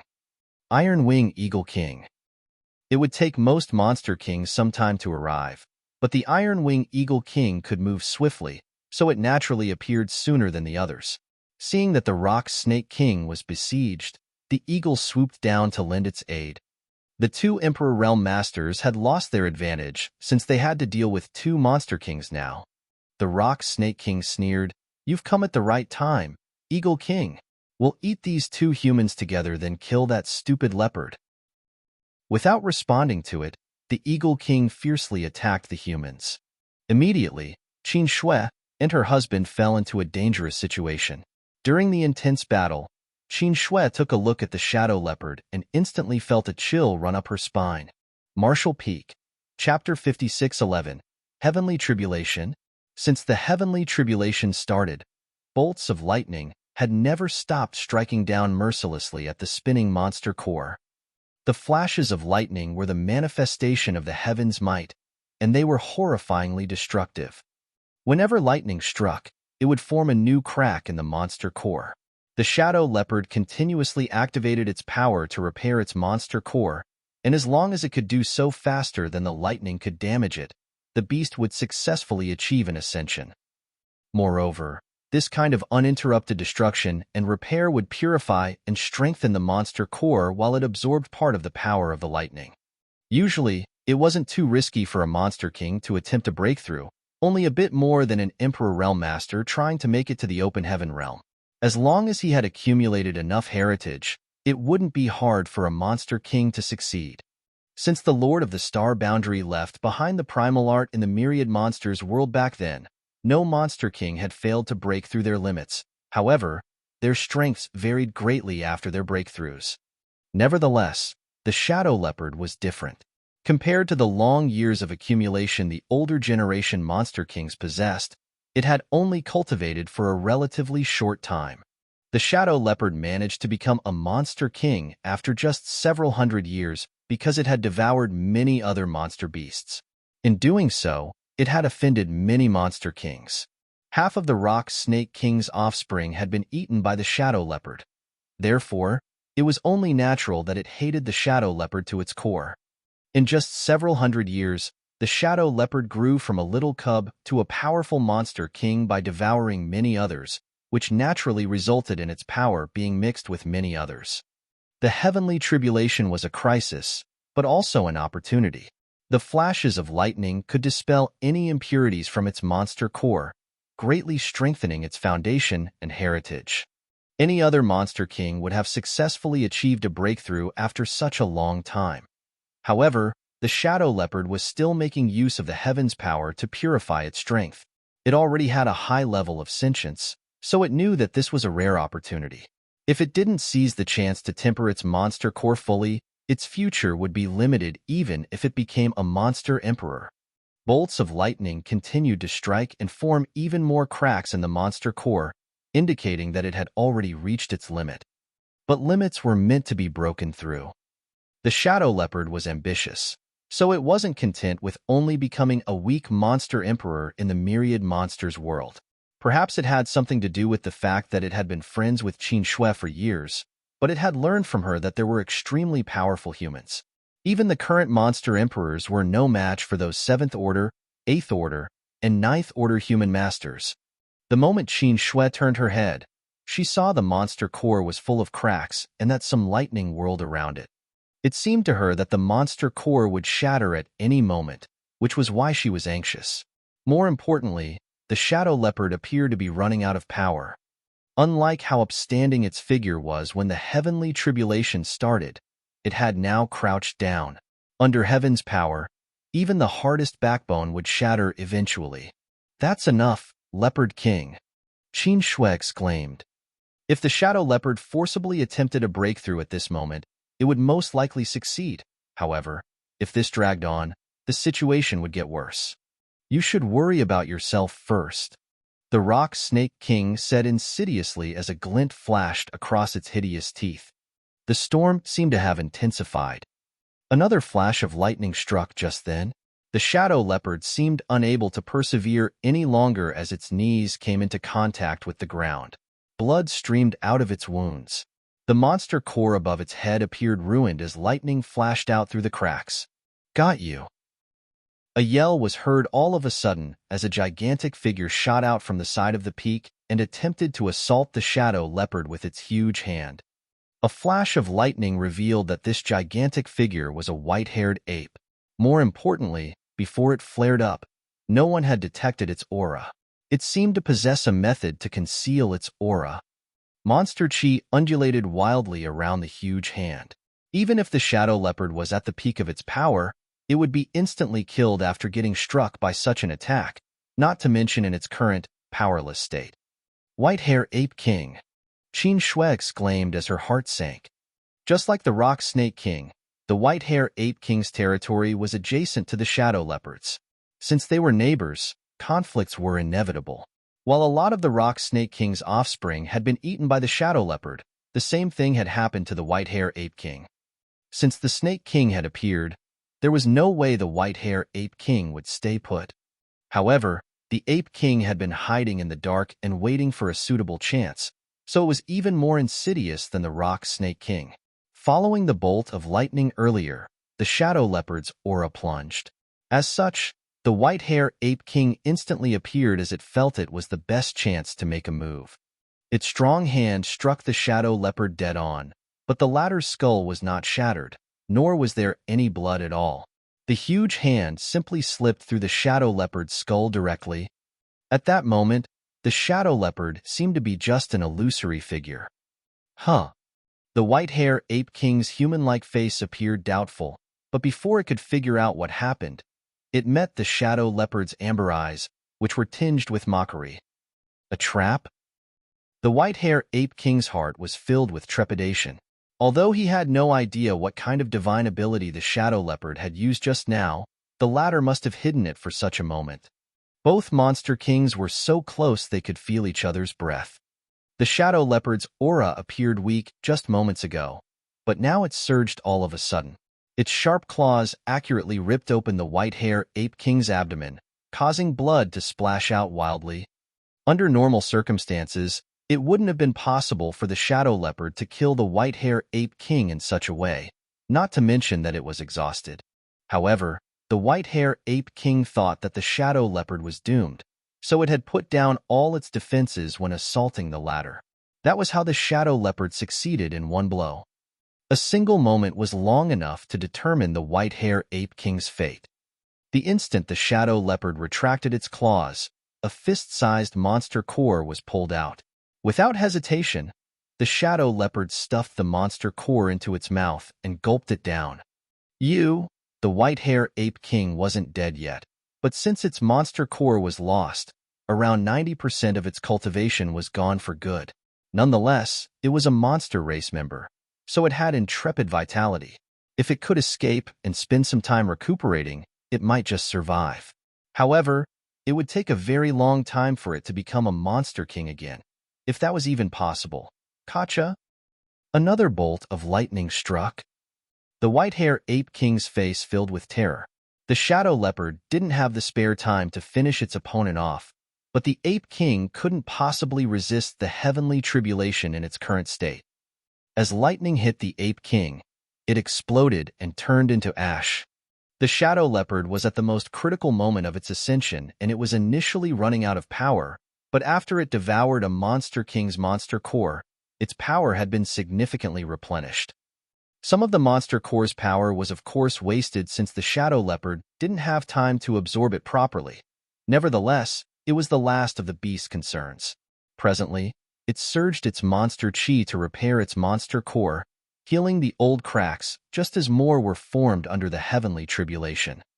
The shadow leopard knew that if this dragged on, it would lose its life, so without hesitation, it swallowed the monster core in front of it. At that instant, lightning swirled around its figure. Beams of lightning were seen shooting out of its wounds, making it look like a lightning leopard. Not enough. It's still not enough. The shadow leopard roared as its amber eyes had been dyed red. It turned its head and glared at the two nearby monster kings who were fighting with the two Emperor Realm Masters. Both the Rock Snake King and Iron Wing Eagle King shuddered when they met the shadow leopard's gaze. They were already flabbergasted by the white-hair ape king's death. They initially thought that the shadow leopard was doomed, so it stunned them when they realized the latter had been concealing its power. The divine ability that helped its figure turn illusory didn't seem like something a monster race member could master. Instead, it looked more like a human secret technique. The white-hair ape king could never have expected that it would be killed in such a way. Presently, the two monster kings were shaken to the core since the shadow leopard had targeted them. Snake King, many thanks for everything that has happened today. I must give you something in return. The moment the shadow leopard finished speaking, it disappeared from the peak. Damn! The Rock Snake King secretly cursed. If it had known this would be the outcome, it wouldn't have tried to interrupt the shadow leopard's breakthrough today. The white-hair ape king was a fool, letting himself be killed so easily by the shadow leopard. The Snake King was certain that the shadow leopard was on its last legs, so all the ape king had to do was wait patiently, and the heavenly tribulation would have taken care of everything. Nevertheless, the ape king's monster core had become the shadow leopard's source of power now. Without hesitation, the Rock Snake King turned around and shot off. It had given up on the idea of avenging its offspring's death. It stuck its head close to the ground and quickly retreated to its territory. Meanwhile, the Iron Wing Eagle King was doing the same. However, unlike how flustered the Snake King was, the Eagle King was still calm and collected. It was a monster king that specialized in flight, after all, so its speed was far greater than average. Furthermore, it didn't have a blood feud with the shadow leopard. If the shadow leopard chased after the Snake King, the Eagle King could flee with ease. While it was still thinking so, though, it felt a figure approaching it in the sky. The Eagle King was shocked, wondering why the shadow leopard had targeted it instead of its arch-nemesis, the Snake King. Just then, it felt a weight on its back as the shadow leopard landed. The next moment, a flash of lightning struck. Both monster kings quivered. Unlike when its monster core was out there withstanding the heavenly tribulation earlier, the shadow leopard had swallowed it now. As such, the heavenly tribulation now directly struck the shadow leopard, putting it in a more dangerous situation. However, the shadow leopard wasn't bothered. If it couldn't overcome the heavenly tribulation, it would lose its life. Both monster kings stiffened when they were struck by the heavenly tribulation, after which they fell from the sky. The shadow leopard had become somewhat adapted to the lightning and was prepared for its onslaught unlike its opponent, so it was the first to recover as it extended its claws and tore the Eagle King's back apart. After digging its monster core out, the shadow leopard directly gobbled it up. Then, the shadow leopard landed on the ground as lightning swirled around its burly figure. It looked in the direction the Snake King was fleeing and roared, "Since you've come today, don't even think about leaving." Following that, it streaked across the land like a flash of lightning and reached the Snake King in the blink of an eye before pressing its claws against the snake and forcing its head down. "Why are you running off so quickly, Snake King?" No."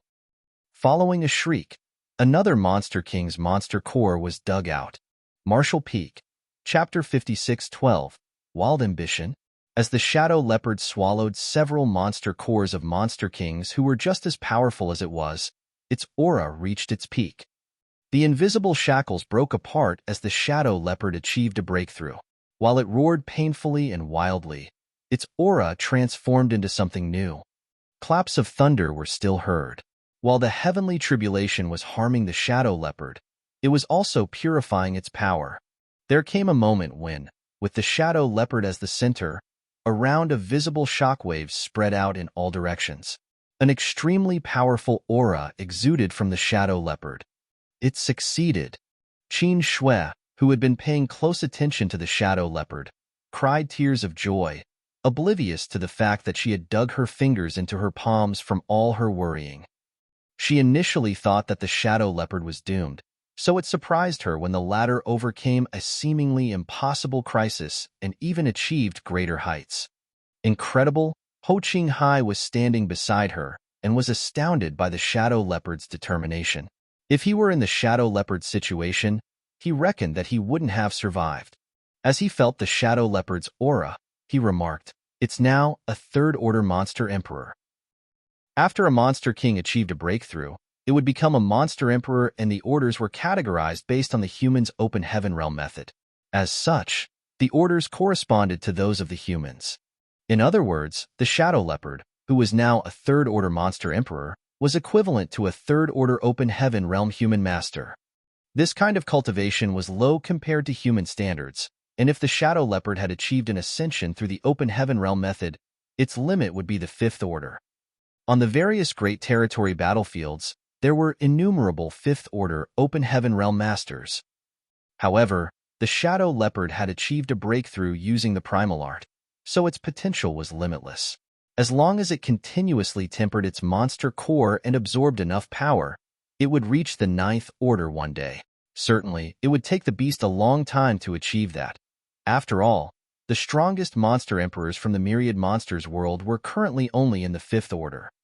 In the dense forest, many monster kings were initially making their way over from all directions, but following the deaths of the White-Hair Ape King, Iron-Wing Eagle King, and Rock Snake King, these monster kings quickly hid themselves and retreated.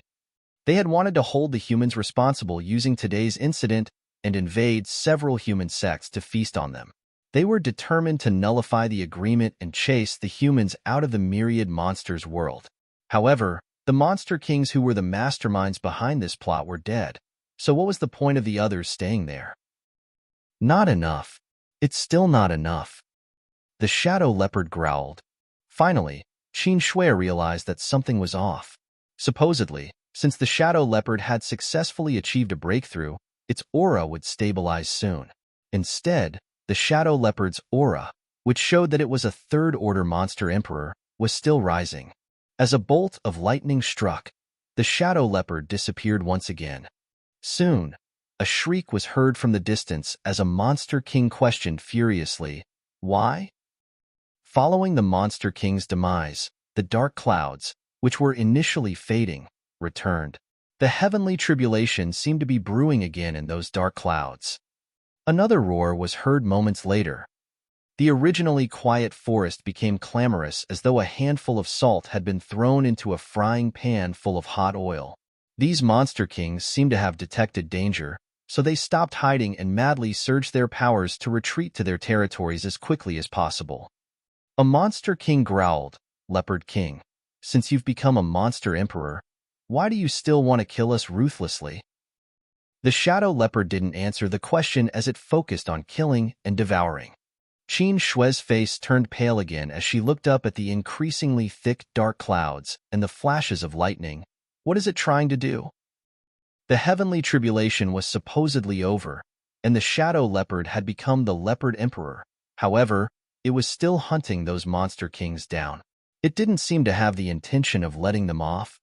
Although the shadow leopard had just achieved an ascension, the difference in power between a monster emperor and a monster king was unimaginably huge, not to mention that the leopard emperor was still withstanding the bolts of lightning. As the heavenly tribulation struck randomly and with enough strength to harm the leopard emperor, these monster kings were unable to bear the fallout. The auras of these powerful monster kings subsequently disappeared, and in the blink of an eye, 4 or 5 monster kings had been killed. The shadow leopard was dexterous to begin with, and now that it had become a monster emperor, it could move even faster. From a bird's eye view, one could see a leopard moving across the land like a flash of lightning. The shadow leopard was badly injured, but it had never felt more alive than it did today. It knew that it had made the right decision. The third-order monster emperor realm wasn't the end of its ascension this time. Ho Qinghai was dumbfounded, but he soon recalled something. Great Emperor. What? Qin Shui was startled for a moment before coming to her senses. Husband, you mean it is trying to become a great emperor of the myriad monsters world? That's the only possibility. Ho Qinghai nodded with certainty. Did you tell it about the great emperors? Qin Shui nodded. It did ask me about it once. In fact, most monster kings are aware of the existence of great emperors. When they became monster emperors, they certainly hope to become great emperors as well. However, none of them have received the acknowledgement of the world's will over the years. As such, there has never been a great emperor in the myriad monsters world. Ho Qinghai sighed. It seems that the leopard emperor has found a way to become a great emperor. Perhaps the leopard didn't look for the way, as it merely conformed to the heavenly way of this world. There was no order to speak of among the monster race. Compared to humans, monster race members lived in a constant state of battle. Furthermore, the myriad monsters world's environment was primitive. Regardless of what the shadow leopard had done, it had undoubtedly garnered the attention of the world's grand Tao. If it succeeded, it would most likely become a great emperor. However, if it failed, it would be doomed. It was a huge gamble. The dark clouds showed signs of dissipating after the shadow leopard first became a monster emperor, but as its aura continued to rise and it relentlessly killed and devoured other monster kings, the dark clouds reconstituted and grew in scale. Flashes of lightning struck down at the shadow leopard like whips, both wounding it while also purifying its aura all at once. The shadow leopard, which was originally a third-order monster emperor, was about to break through to the fourth order. As such, it became increasingly easy for it to kill other monster kings. A monster king that looked like a fox had returned to its territory and withdrawn its aura. While hiding in its den, it shuddered.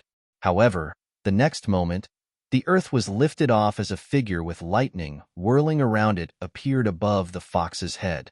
Its eyes were like 2 blood moons as it glared at the fox. Monster. The fox spoke in human language with anxiety. Its voice was soft and demure, so one could imagine that if the fox assumed human form, it would be a seductive woman.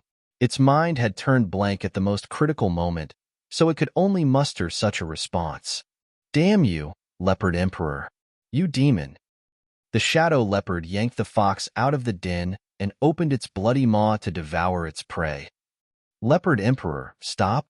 A growl that sounded like it came from a hefty beast was heard at that moment. In the distance, a gigantic figure rushed over and landed in front of the shadow leopard. It was a monster with an ox head and a human body. The 2 horns on its head made it look intimidating, and scorching breath was seen puffing out from its nostrils. Given its power, it was already able to assume a full human form.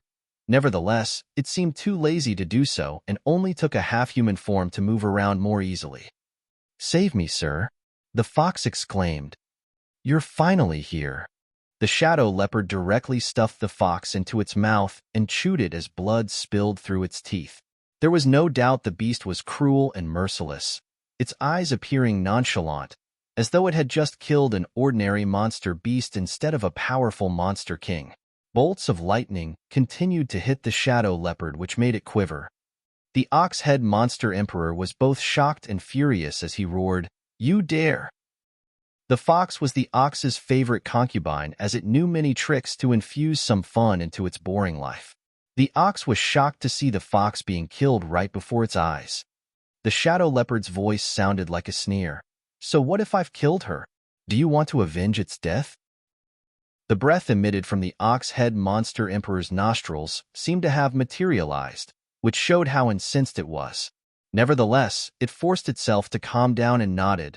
"Leopard Emperor, since you're also a monster emperor now, you should comply with the rules in this world and mustn't kill monster kings as you please." No one had set such rules, but a tacit agreement had been passed down over the generations. The ox-head monster emperor initially thought that since it had personally shown up to deal with the matter, the shadow leopard would give it some face, but much to its surprise, the shadow leopard didn't show any regard for it at all. If the shadow leopard were any other monster emperor, the ox-head monster emperor wouldn't have let it off so easily. Monster race members loved fighting, after all, and it had been a monster emperor in the myriad monsters world for 300 years, so it wasn't afraid of anyone. However, the leopard emperor's aura showed that it was about to reach the fourth order, and heavenly lightning continued to strike it. As such, the ox-head monster emperor wasn't willing to get into a conflict with it. It hoped that the shadow leopard would be killed by the lightning. "Why don't you finish your heavenly tribulation first? We can talk after that." "Cut the crap. Do you think this emperor doesn't know that you're the one behind all this? That slut must have instigated you to do this as well. I was going to look for you anyway, but since you're here already, it saved me some trouble." "You wanted to look for me?" The ox-head monster emperor widened its eyes and looked at the shadow leopard in disbelief. The shadow leopard laughed cruelly. "Give me your monster core and I'll spare your life." The moment it finished speaking, it turned into a flash of light and charged towards the ox-head monster emperor. The heavenly tribulation still hadn't ceased, and the shadow leopard wasn't so foolish as to think that the other party would agree to its demand, so it struck first. The ox-head monster emperor was flabbergasted, for it never expected the crazy leopard to take action without even trying to negotiate. It now regretted coming here. As monster chi surged, both monster emperors engaged in battle, elevating the conflict beyond a mere brawl between monster kings. Monster emperors were already the most powerful beings in the myriad monsters world, so a life-and-death fight between the two could cause unimaginable damage. Mountains collapsed and rivers flowed in reverse. The heavenly tribulation intensified amidst the thunderstorm as claps of thunder seemed to be cheering on this battle. Marshall Peak, Chapter 56:13, Thunder Shadow. In the distance, Qin Shui and Ho Qing Hai stood on the crown of a tree, pale as they circulated their emperor qi to fend off the aftereffects of the battle. Although they had no idea whether the shadow leopard would win, its words made them realize that the ox-head monster emperor was the culprit behind the incident tonight. In the myriad monsters world, not all monster race members were willing to comply with the agreement. Some of them believed that the myriad monsters world belonged to the monster race, and as such, all the humans should be killed or become their food. Despite having such thoughts, they wouldn't dare to do anything to directly break the agreement. The ox-head monster emperor was a leader among this faction of the monster race.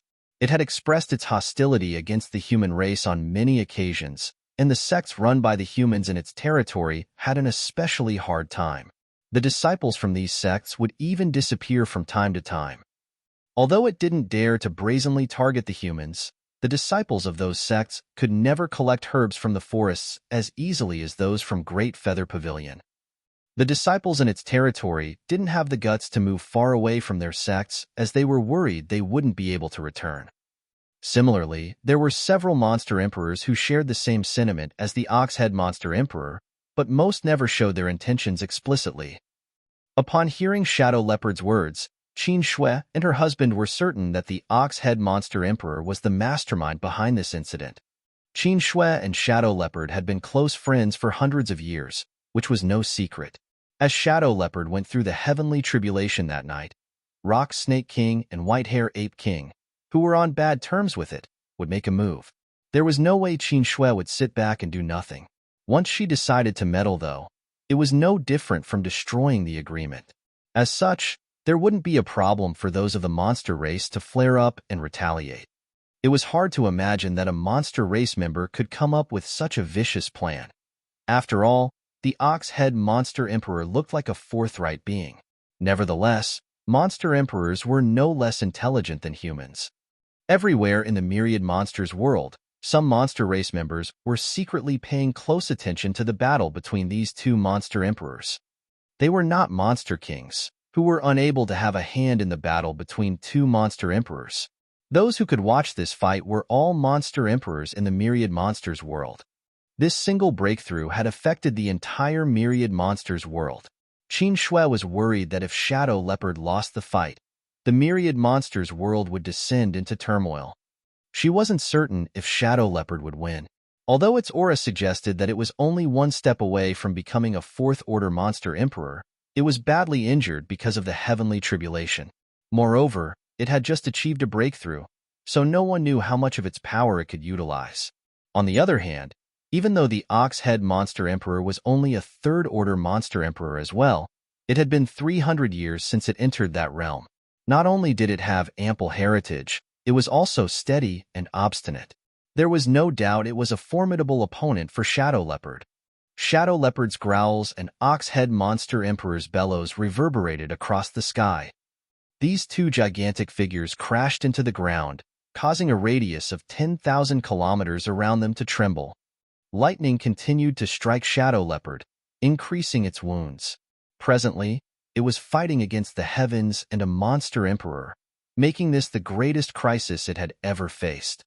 However, it was the ox-head monster emperor who felt increasingly terrified. Although the heavenly tribulation mainly struck Shadow Leopard, its fallout was giving the ox-head monster emperor a hard time. Although it was a third-order monster emperor, such fallout was still deadly to it, and as more time passed, the impact would only become more pronounced. The ox-head monster emperor was also astonished that instead of plummeting, Shadow Leopard's aura continued to rise. "Just die already," Shadow Leopard roared. The ox-head monster emperor was both terrified and furious. It had already regretted making use of the Shadow Leopard's ascension to deal with the humans. Initially, it was worried that the stronger open heaven realm masters might intervene to ruin its plan, but it never crossed its mind that before it could even carry out its plot, it would be destroyed by Shadow Leopard. Another bolt of lightning struck, as though responding to Shadow Leopard's roar. The ox-head monster emperor widened its eyes in disbelief because it realized that Shadow Leopard had broken through to the fourth-order monster emperor realm. Such an incident was simply unheard of. Usually, when a monster king became a monster emperor, its order would be fixed. It was inconceivable that even though Shadow Leopard had become a monster emperor, it could still ascend to the next order during its heavenly tribulation. Initially, both of them were third-order monster emperors, so the ox-head monster emperor had the confidence to oppose Shadow Leopard since it had been hundreds of years since its own ascension. However, the moment Shadow Leopard became a fourth-order monster emperor, the ox-head monster emperor knew that it was doomed. What's more, it felt uneasy because the myriad monsters world seemed to be favoring Shadow Leopard. Presently, Shadow Leopard was no longer defying the heavens. Instead, it was harmonizing itself with the will of the myriad monsters world. The ox-head monster emperor suddenly realized that this was the true grand Tao of the monster race.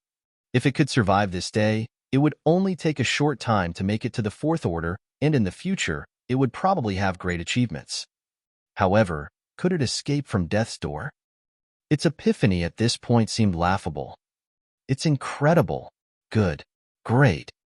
Shadow Leopard seemed to have gone mad as its amber eyes were filled with ecstasy when all of a sudden, it stepped backwards.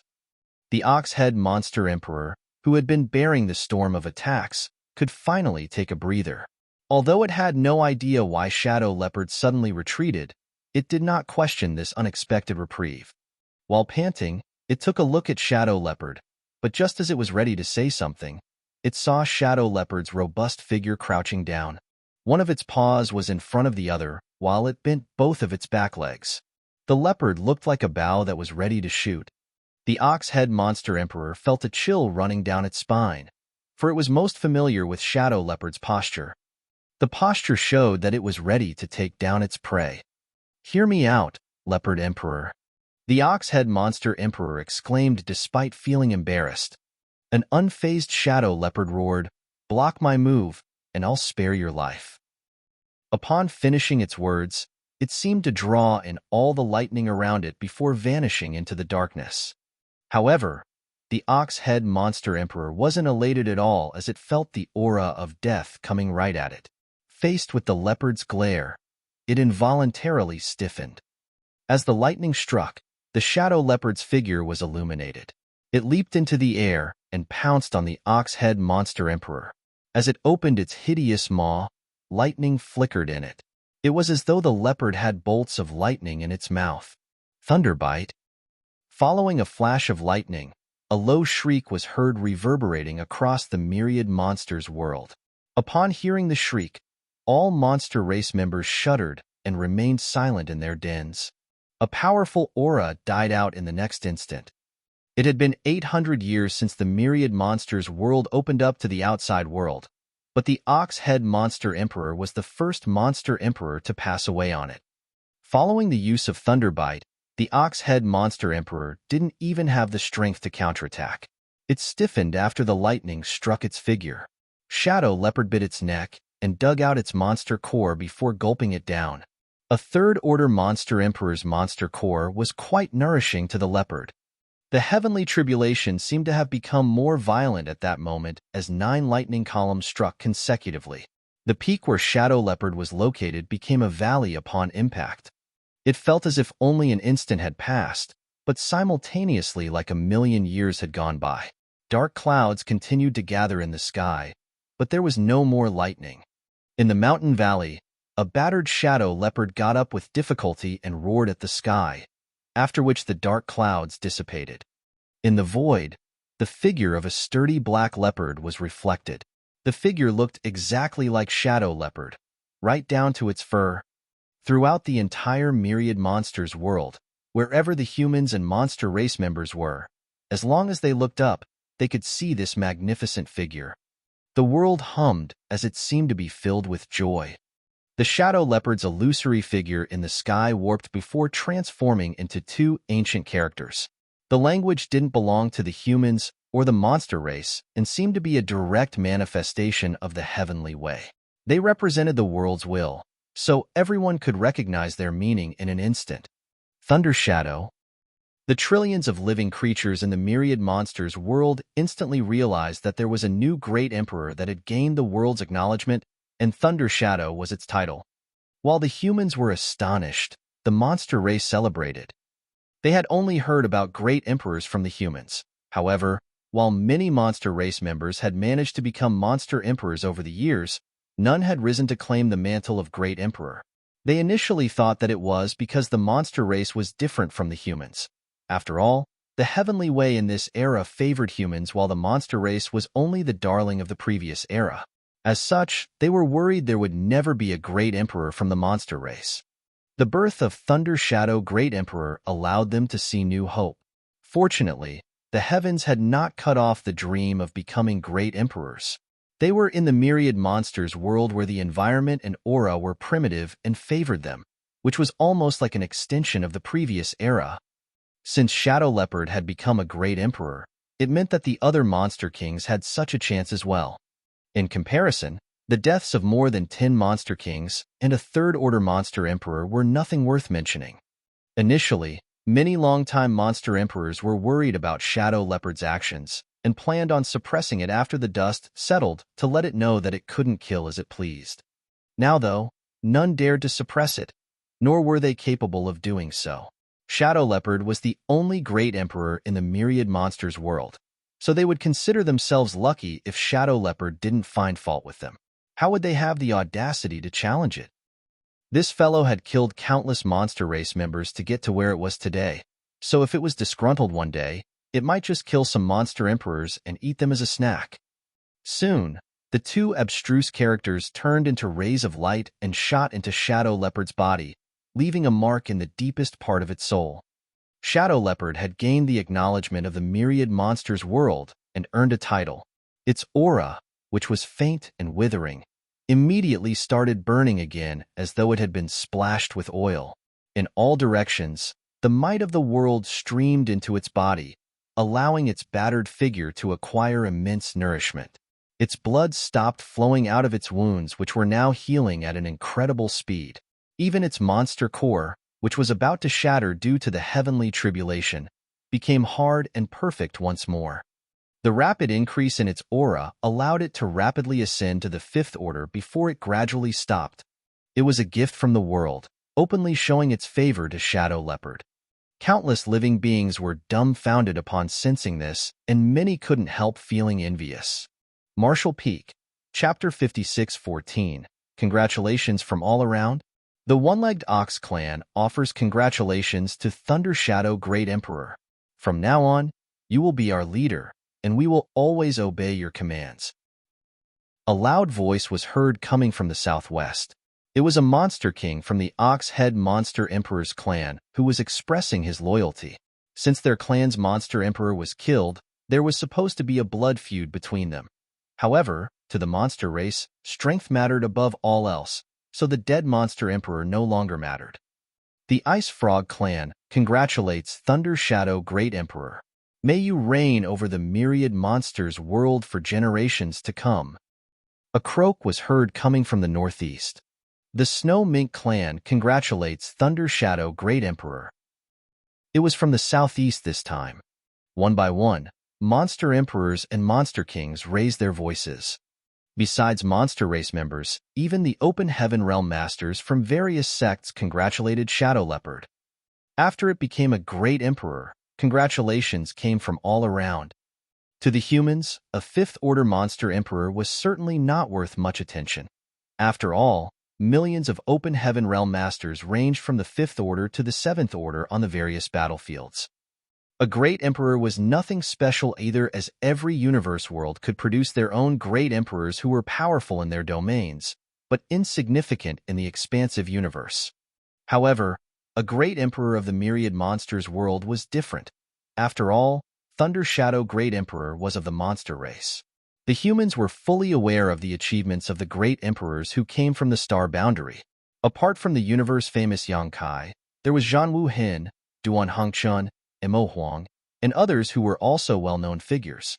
They all had made a name for themselves on the battlefields as they slaughtered Black Ink clansmen. These great emperors only directly ascended to the sixth order when they made it to the Open Heaven Realm in the past, but now, most of them were already in the eighth order. 2 or 3 of them were still in the seventh order, but it wouldn't be long before they made it to the next order. The key was that it had only been about 2,000 years since they first ascended to the Open Heaven Realm. It would take the average person 2,000 or more years just to ascend from the sixth order to the seventh order, while it should be impossible to make it to the eighth order no matter how many resources they had available. After all, it took time to refine resources too. However, by relying on their identities as great emperors or the star boundary, they were able to take advantage of the abundant world force drawn in and purified by the World Tree clone to shorten the time they needed to cultivate, allowing them to create countless miracles. Unfortunately, every universe world had its limit. The world's bottle in the star boundary was already full, and all the positions had been occupied. Unless a great emperor fell, there wouldn't be new ones rising up. Hence, no one else could enjoy this advantage. Perhaps the capacity in the star boundary would increase in the future, but that would take a long time, and there would surely be fierce competition for any newly opened spot. In the beginning, the world's bottle of the star boundary could only accommodate 10 great emperors, but that number had expanded to 12 now. Apart from the star boundary, though, there was also the myriad monsters world. The first great emperor from the monster race was born in the myriad monsters world today. Although it was currently only a fifth-order monster emperor, everyone knew the monster emperor titled Thunder Shadow would be able to grow in power at an unimaginable pace. If the Shadow Leopard had used the Open Heaven Realm method to achieve its ascension, its limit would be the seventh order since it was now in the fifth order. However, it had achieved a breakthrough by relying on the primal art. As such, It had a chance to make it to the 8th Order, or even the 9th Order. Once it became a 9th Order monster emperor, given how fierce the monster race was, perhaps no human 9th Order open heaven realm master would be a match for it. Certainly, the humans wouldn't dare to disregard such a rising star, not to mention that it was the only great emperor in the myriad monsters world for now. In other words, the entire universe world was its territory. Since the humans wanted to make a living in this world, they had to give face to the shadow leopard. At that instant, many people shifted their attention to the Great Feather Pavilion. They were aware the great emperor was good friends with a woman from the Great Feather Pavilion. It was a well-known fact that it was hard to get along with the monster race, but they reckoned that they could try approaching those from the Great Feather Pavilion. As long as they could strike up a relationship with Thunder Shadow Great Emperor through Great Feather Pavilion, that would be beneficial to their sects. Currently, the sects found in the myriad monsters world were all smaller great forces. The truly powerful great forces of the 3,000 worlds had already settled down in the star boundary. The disciples from these smaller great forces wouldn't dare to ignore a great emperor's influence. This was destined to be a restless night. The great forces started planning on how to establish ties with Great Feather Pavilion. Although Great Feather Pavilion was ordinary, it was now the center of attention in the entire myriad monsters world. Since the sky was now clear, stars shone down brilliantly at this moment. The heavenly tribulation was over as the dark clouds had dissipated. However, Thunder Shadow Great Emperor had fallen into a deep slumber. It was exhausted from all the battles, not to mention that it had to go against the heavenly tribulation at the same time. Although it had become the 5th Order monster emperor, its body and soul were now quite weary. Just then, two figures came over. They were Qin Shui and her husband, who had been paying close attention to the shadow leopard.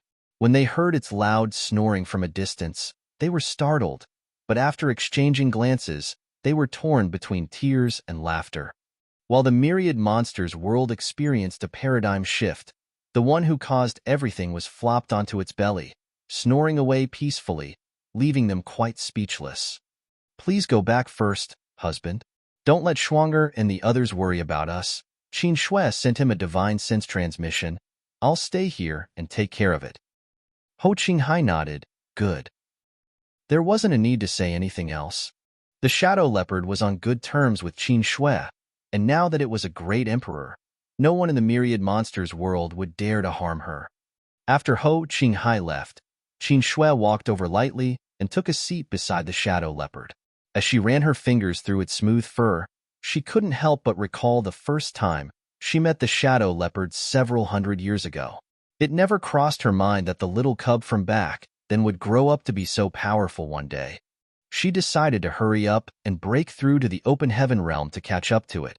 As for the agreement between the two races, there was no need to worry about it. Since the ox-head monster emperor was dead, its plan had failed miserably. Moreover, the shadow leopard was now the sole great emperor, so as long as it was willing to uphold the agreement, everything would remain the same even though it was just an oral agreement. No humans or monster race members would dare to disobey a great emperor in the myriad monsters world at this point. Shadow Leopard had never shown any hostility towards humans, and it had always let the disciples from Great Feather Pavilion roam its territory and collect spirit herbs at will. The monster race members in its territory had also never antagonized the humans. As the Shadow Leopard continued to snore, it changed to a more comfortable position. All of a sudden, its eyes shot open and it gazed up into the sky, but its amber eyes reflected nothing. "What's wrong?" Qin Shui asked. "Nothing," the shadow leopard replied while feeling doubtful. Earlier, it sensed that someone was observing it, but it discovered no one upon scanning the surroundings. Either it perceived wrongly, or the one spying on it was far more powerful. It was a monster beast with a sensitive perception, so the former was unlikely.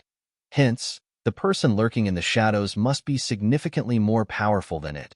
It reckoned that the person was either a 7th order or 8th order human master, as only such a formidable being could hide its presence so completely.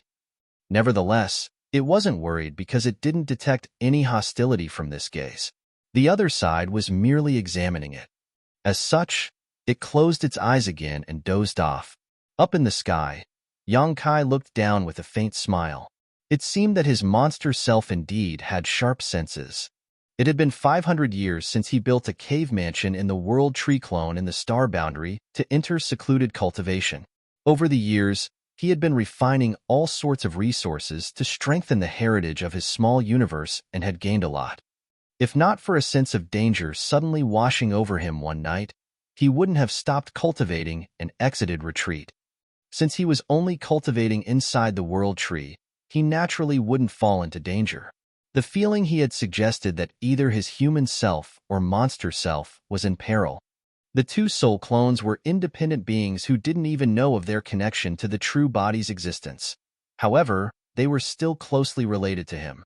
After pondering for a moment, Yang Kai concluded that his human self was likely fine, so he immediately left the star boundary and headed to the myriad monsters world. Given his strength, it only took him 2 hours to travel from the star boundary to the myriad monsters world. Upon his arrival, he saw the shadow leopard facing its heavenly tribulation.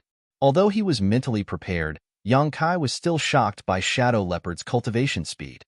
It only took shadow leopard 500 years to grow from a little cub to a monster emperor. The average monster race member could never have achieved this. Although monster race members were powerful, their cultivation rate was innately slower compared to that of humans. It usually took them a long time for them to reach the same relative realm as their human counterparts, though they were usually more powerful as a result. It was for this reason that many monster race members assumed human form early on and gave up on refining their monster cores through the primal art. Nevertheless, the shadow leopard's achievements went against common sense. Its cultivation speed was even quicker than that of talented humans. When shadow leopard came across Qin Shui back then, it was only 2 years old. At that time, Qin Shui was already in the separation and reunion boundary, but now it was a great emperor while Qin Shui had only condensed her Dao seal. Although Qin Shui's cultivation speed wasn't considered fast among the humans, it wasn't slow by any means. The shadow leopard's growth had broken all rules and conventions. Even some human prodigies paled compared to the shadow leopard when it came to their cultivation speed. Certainly, this wasn't solely due to the shadow leopard's capabilities. It was thanks to an amazing secret art named the Heaven-Devouring Blood-Light Scripture. It was the combination of the Heaven-Devouring Battle Law and Grand Evolution Immortal Blood-Light Scripture. Yang Kai had cultivated both secret arts before, and given that he was an 8th Order Master now, it wasn't hard for him to combine these heaven-defying secret arts and devise a new one. The secret art was specifically prepared for his monster self. When he split his soul to create his monster self back then, Yang Kai imprinted this secret art into Shadow Leopard's petite figure, turning it into its own innate secret art. That was the reason Shadow Leopard had been making enemies everywhere over the years. To cultivate the heaven-devouring blood-light scripture, it had to kill and gobble up the physiques and monster cores of other monster beasts to strengthen itself. Now, it seemed that Shadow Leopard had done a great job. Martial Peak, Chapter 56-15, Exiting Retreat. Yang Kai had traveled far and wide since he started cultivating and considered himself quite knowledgeable, but the heaven-devouring battle law was still the most profound and powerful secret art he had ever encountered.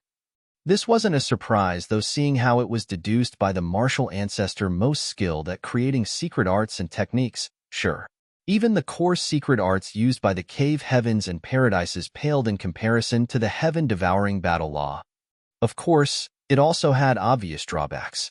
This secret art allowed a cultivator to devour anything and everything which possessed even the slightest bit of energy, embracing and consuming all of creation like how every river eventually flowed into the sea. However, a cultivator's body wasn't a sea, and what was being devoured weren't rivers. Unbridled devouring of external power for oneself could help a cultivator gain a large amount of strength quickly, but having too many kinds of strength gathered in one's body was akin to drinking impurities which would affect one's mentality. Hence, this secret act could easily cause dissonance in one's cultivation. Since Wukong had the flawless purifying golden lotus, which kept one's physical body completely free of all impurities, he could safely practice the heaven-devouring battle law while others couldn't. Only one heaven-devouring great emperor had ever existed since ancient times for this exact reason. In truth, the ones who were the most suited to cultivate this secret art were the Stone Spirit clan members. The Stone Spirit clan possessed the innate ability to extract and purge all impurities, so it was a perfect match for them to practice this secret art. Embodiment, who Yang Kai retrieved from the demon realm, had cultivated using the heaven-devouring battle law. Compared to the heaven-devouring battle law, the Grand Evolution Immortal Bloodlight scripture didn't have as many drawbacks. However, it had a huge limitation because it could only devour blood essence. Yang Kai merged the advantages of the two secret arts and deduced the heaven-devouring bloodlight scripture. Though it wasn't as profound as the heaven-devouring battle law or even the Great Evolution Indestructible Bloodlight scripture, it was incredibly well-suited for his monster self. The growth of the monster race had always been accompanied by bloodshed. After a battle, the victorious monster would devour the losing monster's physique and monster core. This sort of devouring was instinctual, so Yang Kai only turned that instinct into an innate secret art which greatly accelerated his monster self's growth rate. This only worked because devouring and refining power from a monster beast's physique and monster core wouldn't have large drawbacks compared to the heaven-devouring battle law. Since the power contained in a monster beast's physiques and monster cores was already compatible with other members of the monster race, even without the flawless purifying golden lotus, a monster race member's body could naturally expel any impurities, while this new secret art helped it far more efficiently and effectively refine that strength for its own use. Now, there were clear results. In just a short 500 years, his monster self advanced to the Monster Emperor realm and rose to claim the mantle of Great Emperor. Yang Kai only felt a bit remorseful now because his monster self would no longer be able to kill other members of the monster race recklessly and devour their monster cores and essence. Now that his monster self was a Great Emperor, the entire Myriad Monsters world was its territory, and all monster race members looked up to him. So if it did start a massacre, it would break the balance and might even lose the acknowledgement of the Myriad Monsters world. Fortunately, Yang Kai's monster self didn't necessarily need to use such methods to gain more strength. Moreover, there weren't many monster emperors in the Myriad Monsters world in the first place, so even if it killed them all, it wouldn't gain much growth. His monster self was now the Myriad Monsters world's only great emperor and could follow the example set by Zhan Wu Hin and the others by absorbing world force directly from the world itself to cultivate. In that sense, it could use the entire Myriad Monsters world's power without having to share it with any others. Unless a second great emperor rose up, Yang Kai's monster self could easily break through to the 6th order, 7th order, or even the 8th order monster emperor realm extremely quickly. In this way, its growth rate would greatly surpass even Zhan Wu Hin and the other star boundary great emperors. His human self had a world tree clone inside his small universe, while the title of Great Emperor gained by his monster self allowed it to cultivate the power of the world tree clone in the Myriad Monsters world. Both his soul clones had promising futures. Currently, the humans and Black Ink clan were maintaining a delicate balance. The agreement between the two races stated that besides the 6 great territories where any form of war was permitted, the 8th Order Masters and Territory Lords were not allowed to interfere in the ongoing battles. However, no one could be sure when this balance would be broken. After a rough estimation, Yang Kai realized that it had been about 1,000 years since the great armies had retreated from the barren territory battlefield. During this millennium, the human race had seen the rise of many talented individuals, but so had the Black Ink clan. Even though Yang Kai was in retreat inside the World Tree, it didn't mean he didn't know what was happening outside. He was a great emperor of the Star Boundary, so nothing that happened in the Star Boundary escaped his senses. There were also reports coming in from the 13 battlefields, so Yang Kai knew the humans had gained several rising stars that shone brightly in each of the great territories. Of course, many highly regarded and aspiring youths had also died in battle. On the other hand, the Black Ink clan had successfully nurtured a new batch of territory lords. Though these territory lords weren't as strong as innate territory lords, they symbolized infinite possibilities as they could one day become royal lords. With how much territory and resources the Black Ink clan had conquered, They could nurture quite a lot of royal lords if they were willing to dedicate all their resources to this pursuit. Both races were gathering their strength for the future, so the relative calm they were maintaining was just an illusion. Once one of the clans gained enough of an advantage to wipe the other out, the final battle would commence. How long would that take? 2,000 years? 3,000? No one could say for certain. However, Yang Kai knew that there wasn't much time left. Judging by the situation on the battlefields, the human race didn't have much of an advantage. Many aspiring individuals had directly broken through to the 6th Order and 7th Order Open Heaven realm, saving them a lot of cultivation time. However, these individuals still needed a long time to enhance their heritages before advancing to the 8th and 9th Order Open Heaven realms. On the other hand, with their black ink nests, though the Black Ink clan had to steadily rise up from the very weakest as well, they could still advance quicker than the humans. Therefore, it could be estimated that when a new 9th Order Open Heaven Realm Master appeared among the humans, the Black Ink clan would also see the birth of new royal lords. After returning to the star boundary, Yang Kai threw himself into his secluded cave mansion and started another round of cultivation. Years went by. Yang Kai had completely lost track of time, and his secluded cave mansion had slowly been covered in a thick layer of green leaves. Now, if passing Open Heaven Realm Masters didn't look closely, they would never notice that there was a tree cave here. A full 1,200 years later, the sealed-up cave mansion opened again, and Yang Kai emerged. After more than 1,000 years of seclusion, and adding on the time from before he was interrupted by his monster self's advancement, Yang Kai's retreat lasted for 1,700 years. This wasn't the longest time Yang Kai had ever spent cultivating. That distinction belonged to his stay in the temporal rivers inside the Great Sea Celestial Phenomenon, where from his perspective he had secluded himself for some 4,000 years. Since he had spent so much time in retreat, though, Yang Kai had depleted all the resources he had gathered. One had to know that the number of resources he had collected was simply unfathomable, as he had huge piles of various valuable things he had gained through various exploits over the years, but now, all of that was gone. Of course, with such a huge expenditure, he had achieved equally great results. Though he hadn't reached the peak of the 8th Order Open Heaven realm, he was not far from it. Also, his small universe now had countless living beings inside, which would constantly bring him more benefits.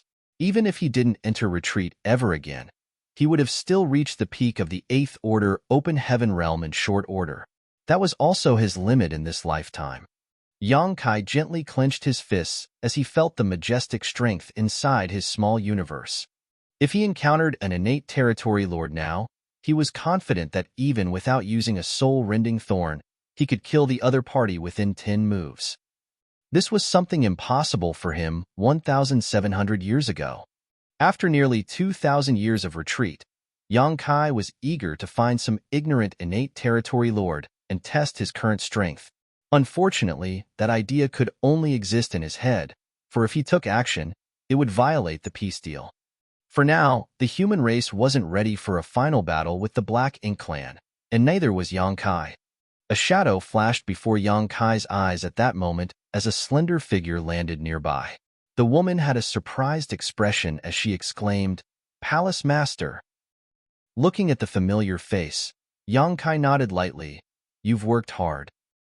Hua Qingxi had already broken through to the 7th Order Open Heaven realm.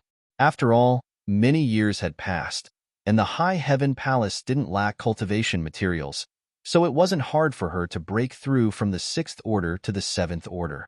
However, the 7th Order Open Heaven realm was her limit because her aptitude back then was average, and she only made her initial breakthrough to the 5th Order. "I've only done what is necessary," Hua Qingxi replied humbly as she observed Yang Kai and discovered that while his appearance didn't change much after all these years, his aura had become heavier. This showed that Yang Kai's strength had significantly increased after this retreat. "I have something for you to do." While Yang Kai spoke, he casually waved his hand, and in the next instant, 800 people appeared before them. All of them were at the peak of the Emperor realm, and judging by their auras, they had all condensed their Dao seals and refined all sorts of materials. They were now just one step away from breaking through to the Open Heaven realm. These people were naturally the disciples gathered in the Void Dao Temple over the years. While looking at the situation, Hua Qingxi understood what Yang Kai meant. After all, it wasn't the first time she had seen this scene before. As such, she simply nodded, "Palace Master, please rest assured that I will make the necessary arrangements." After that, she addressed these Emperor Realm Masters, "Follow me." The Emperor Realm Masters respectfully bid the Dao Lord Yang Kai goodbye before leaving with Hua Qingxi. Once the head manager distributed Heavenly Yuan Seal stabilizing pills, the group of Emperor Realm Masters started breaking through to open Heaven Realm outside of the star boundary. This scene attracted many bystanders. Meanwhile, Yang Kai stood in place and used his divine sense to cover the entire star boundary. Instantly, he heard a multitude of conversations. While listening, Yang Kai soon understood the latest situation on the various Great Territory battlefields. In general, both clans were still maintaining their side of the agreement, and it seemed like it would stay that way for some time to come. Besides the ones in those 6 Great Territory battlefields, the other Territory Lords and 8th Order Open Heaven Realm Masters remained silent. On the contrary, the 6 Great Territory battlefields, which had remained unchanged from the beginning, now had very few ordinary soldiers, as many Territory Lords and 8th Order Open Heaven Realm Masters now used these vast expanses as their own battlegrounds. While quite a number of new Territory Lords had appeared in the Black Ink clan, the humans also had many new 8th Order Masters, all of whom swarmed into those 6 Great Territory battlefields, intending to temper themselves while weakening the enemy's strength by killing their top masters. It could be said that the intensity of the battles in those 6 Great Territory battlefields vastly exceeded all others. There were constantly 8th Order Masters and Territory Lords dying in battle, which was very tragic news. After 1,700 years of retreat, Yang Kai was now eager to move his body.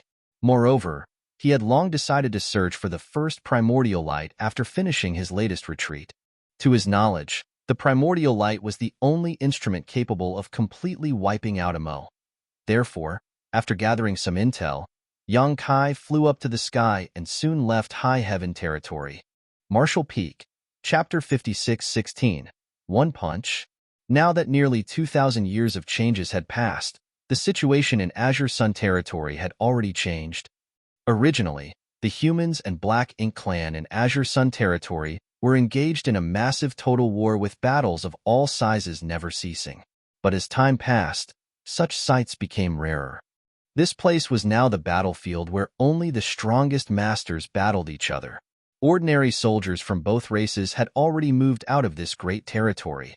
After all, ordinary soldiers had no right to participate in battles involving such masters.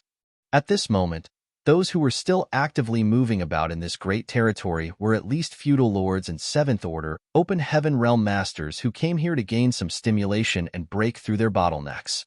There were masters from both races fighting each other in every corner of this great territory, the fallout so intense that it could be felt across vast distances in all directions. These fights wouldn't continue for long periods, as those who gained small victories would immediately fall back, lest they attract the attention of reinforcements from the other side. The quiet void was like a sleeping monster that would wake up at any moment and devour all the active masters from both races. Amidst all his tension and chaos, a figure leisurely toured around the void, and though he was alone, he was completely calm and relaxed. It was as though that figure thought of this dangerous battlefield as his own home garden. His divine sense carefully swept through the entire void as if he was looking for something but couldn't find it, causing a disappointed expression to fill his face. At some point in time, 3 large black ink clouds rushed over from 3 different directions, coincidentally surrounding him. However, this person didn't seem to notice them at all and just continued searching his surroundings. When this person arrived at the center of the 3 black ink clouds, 3 figures appeared from within the 3 black ink clouds. Those 3 had strong auras and were clearly territory lords. In the front was a burly territory lord with a single horn. He had a vicious expression as his black ink strength surged, and he fiercely slammed his palm towards that human while roaring, "Die!" Behind him was a slender female territory lord that charged towards the human at breakneck speed. Then, she reached out her hand, which was equipped with nails that were as sharp as knives, aiming at her target's heart from behind. Finally, the third Territory Lord launched his own attack at that human. Though he wasn't as burly as the first Territory Lord, and he wasn't as fast as the female Territory Lord, a huge amount of black ink strength enveloped a large patch of the void at the shake of his arms. That dense black ink strength was like the astral wind from the 9 heavens, cutting through the void as it sliced towards the human. The 3 Territory Lords attacked together, creating a vortex of death that surrounded their lone target. Such a lethal momentum wasn't something any 8th Order Master could resist.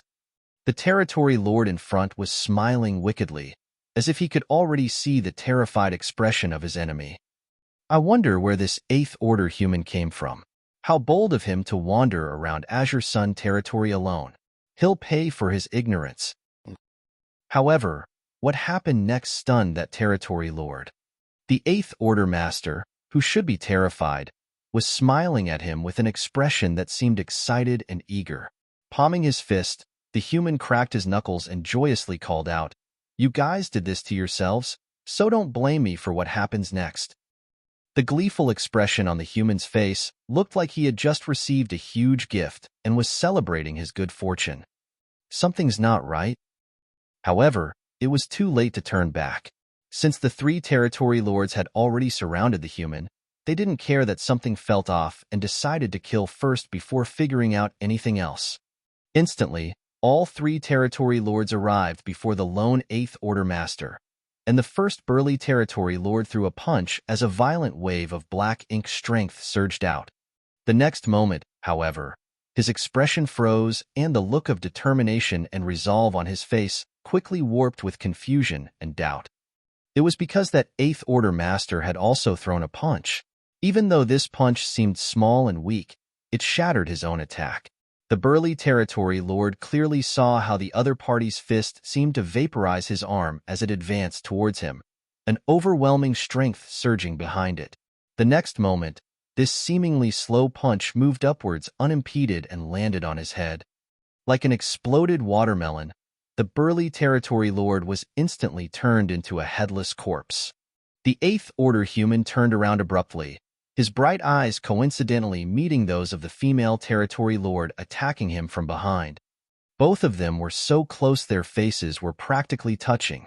The female Territory Lord felt her body tremble as she suddenly felt as though she wasn't facing an 8th Order human, but some ancient, ominous beast that had been caged for countless eons. The shocking and terrifying murderous intent that radiated from this human gave the female Territory Lord chills as her heart continuously sank.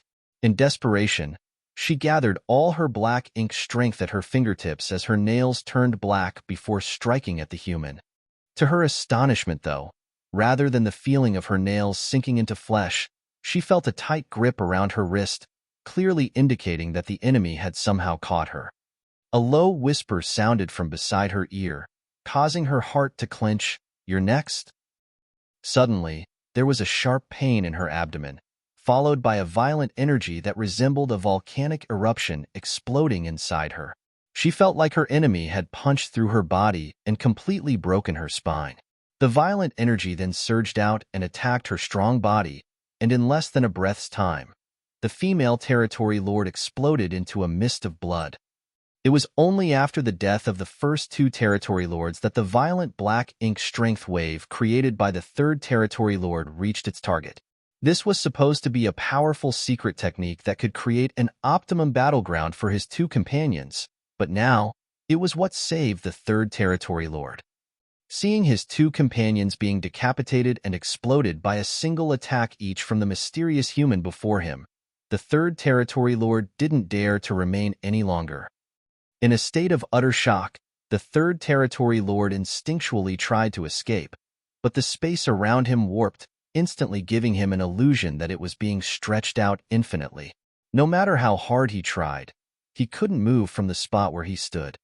At that moment, a figure shot out of the rolling black ink strength, splitting the black ink cloud apart before arriving in front of the 3rd Territory Lord in the blink of an eye. Then, the human casually reached out and easily grabbed the Territory Lord's neck like he was picking up a chicken, tilting his head as he wondered aloud, You guys are so weak. Weak. When the remaining territory lord heard that comment, he didn't know what to say. Are we weak? Since they were territory lords, of course, they weren't weak. Though the joint attack these three territory lords used wasn't invincible in Azure Sun territory, there was rarely anyone who could beat them. They had killed some human masters using this tactic and thought that since this human was alone, it would be impossible for him to do anything to them, no matter how strong he may be. However, it was only now that this territory lord understood the human expression, "There are always mountains beyond mountains." It wasn't that they were weak, it was just that their enemy was absurdly strong. How could there be such a strong 8th Order master? Perhaps it was because the territory lord was near death that his memory was suddenly jogged, and he recalled a name that had disappeared for nearly 2,000 years. All right, time's up.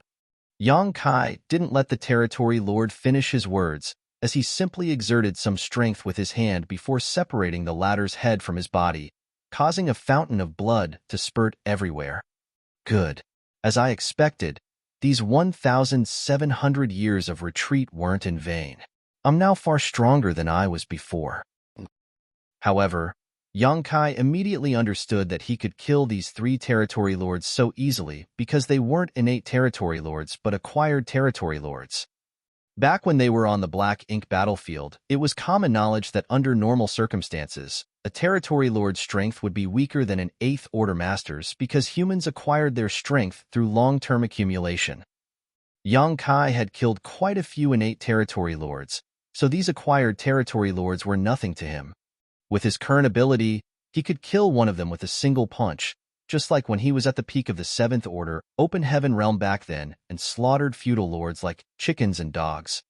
If he were to encounter those strong innate territory lords, it might not be as easy to kill them, but with his fearful reputation, those innate territory lords wouldn't dare to come and find trouble with him. Only these acquired territory lords who never experienced his terror would have forgotten his infamy and mistakenly targeted him.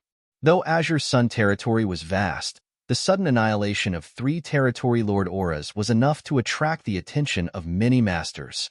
Following that, several divine senses came from all directions, including divine senses from territory lords, feudal lords, and 7th and 8th Order masters. During these years of continuous battles, both races suffered losses, but never had a battle ended so quickly, much less with 3 territory lords dying at once. Yang Kai naturally sensed these probes and secretly sighed. There has indeed been a significant increase in masters from both races during my years of retreat. The Black Ink clan could use their black ink nests to cultivate, so it was normal for them to become stronger quickly. As long as there were enough resources and black ink nests, it wasn't surprising for them to nurture many feudal lords and territory lords. However, it was surprising that so many 7th Order and 8th Order masters had appeared so quickly. Theoretically, it would be difficult for so many humans to break through to the 8th Order Open Heaven realm after just 2,000 years, especially those rising stars because they wouldn't have enough accumulation.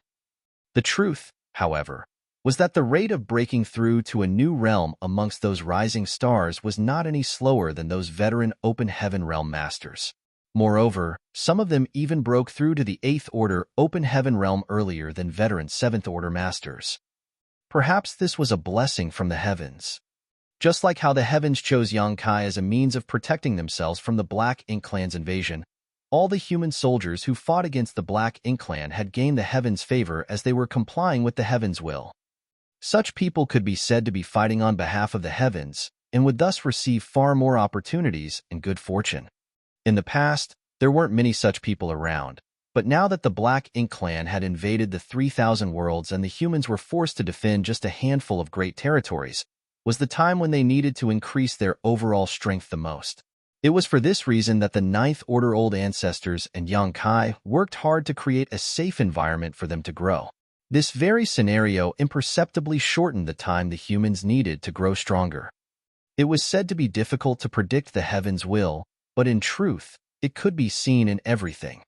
While in a trance, Yang Kai seemed to have realized something. But soon, he was interrupted by a frantic divine sense. Those acquired territory lords didn't know of Yang Kai's reputation, but the innate territory lords certainly did. Back in the day, all innate territory lords were shown images of him so that they could memorize what he looked like. 1,700 years had passed, and the Black Ink clan had gradually forgotten the shadow cast over them by Yang Kai. Moreover, according to the reports from the various Black Ink disciples, this killing star had seemingly entered retreat in the star boundary soon after the peace deal was signed and not shown his face ever since. No one expected that he would suddenly appear inside Azure Sun territory and announce his return by slaughtering 3 territory lords. Marshall Peak, Chapter 56:17. I'm just looking around. Sir Yang Kai, what's the meaning of this? A magnificent divine sense suddenly reverberated from the depths of the void. Though it sounded like the voice was questioning Yang Kai, it didn't dare to be too reckless with its tone or words. Clearly, it was the innate territory lord who was overseeing this place. 1,700 years ago, the number of innate territory lords Yang Kai killed had reached more than 30. What's more, those innate territory lords were basically killed in a single blow by Yang Kai. Although Yang Kai had used special external means to kill them back then, that did nothing to diminish his incredible strength. Now that 1,700 years had passed, no one knew exactly how this killing star's ability had changed, but from how he killed 3 acquired territory lords in just a few short breaths, everyone could tell he was stronger than before. The terror that had faded away after nearly 2,000 years of silence had now resurfaced and tightly gripped the innate territory lords. Is this monster going to start another killing spree? If that's true, the peace we maintained for more than 1,000 years will surely shatter. Sir, are you planning on breaking the peace treaty our 2 races agreed upon? The innate territory lords asked again, his voice echoing from many different directions, as if he was deliberately trying to hide his whereabouts. Yang Kai snorted disdainfully as he felt somewhat displeased. These innate territory lords reacted too quickly. It seemed he had killed those territory lords too quickly.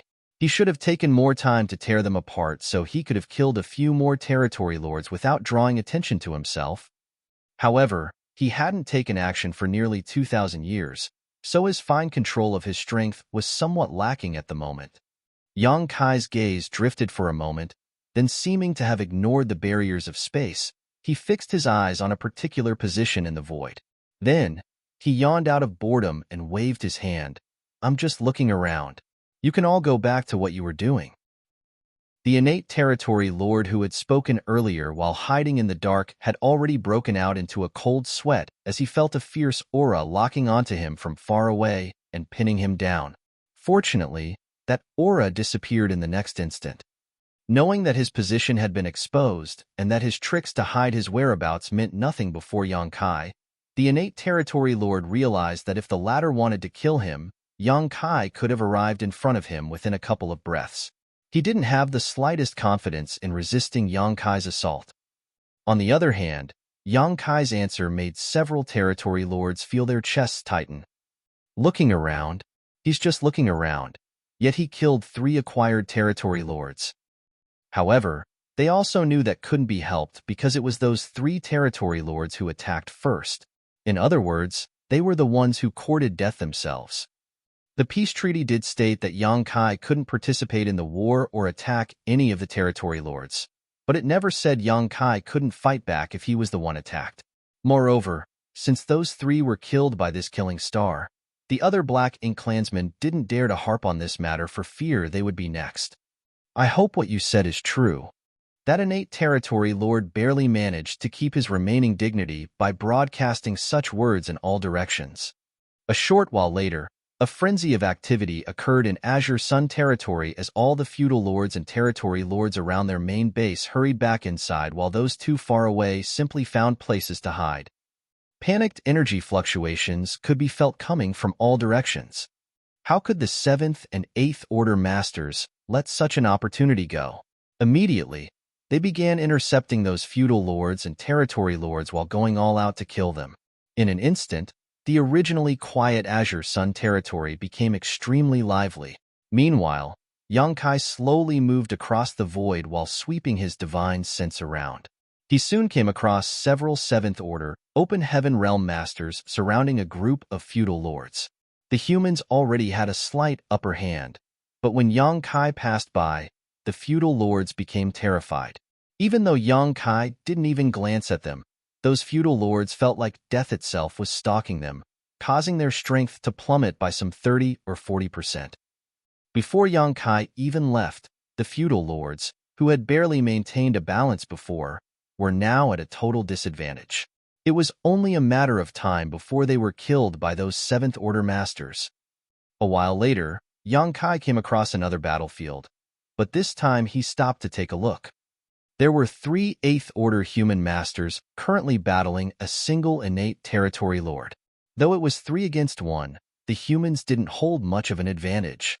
Besides the fact that an innate territory lord was already a very powerful foe, these 3 Eighth Order masters had clearly broken through to their current realm not long ago, so they didn't have much heritage. However, the 3 Eighth Order's masters were able to work together seamlessly and were proficient in many kinds of divine abilities and secret techniques. Despite not having an overwhelming advantage in this battle, they were still able to surround and pin down this innate territory lord. The space around this battlefield was warped, especially at its center, and rays of bright light and murderous intent flared wildly. Yang Kai's arrival had naturally attracted the attention of these 4, and the terrified innate territory lord couldn't help bellowing, "Sir Yang Kai, are you going to attack?" Yang Kai chuckled, "No, I'm just having a look. You guys can continue your fight." Then, his expression turned grim as he reprimanded those Eighth Order masters. "You 3 little brats, what have you been cultivating for all these years? It's 3 against 1, and this is the best you can do? If word of this spread out, my reputation would be completely ruined." A young man with an innocent expression immediately wore a bitter look on his face as he complained, "Honored Master, we only broke through to the Eighth Order 300 years ago, and this guy is an innate territory lord." If their opponent had been an ordinary territory lord, their fight wouldn't have been nearly this difficult, but innate territory lords were far more powerful than the current generation of acquired territory lords. Yang Kai's face darkened. "You dare talk back to me? Has this honored master's teachings been in vain for all those years?" He then raised his head slightly and spoke in a sorrowful tone. "Didn't your honored master ever tell you that he killed a royal lord just after breaking through to the Eighth Order Open Heaven realm?" Among those 3 Eighth Order masters, the young man with a bowl cut pursed his lips. "Honored master, all you know is how to boast about your achievements."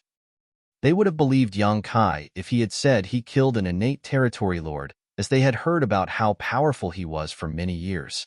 However, killing a royal lord? Even they, Yang Kai's legacy disciples, wouldn't believe him, let alone others.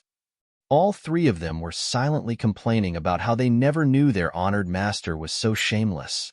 "How could you all get distracted during a battle? Do you want to die?" Yang Kai scolded them.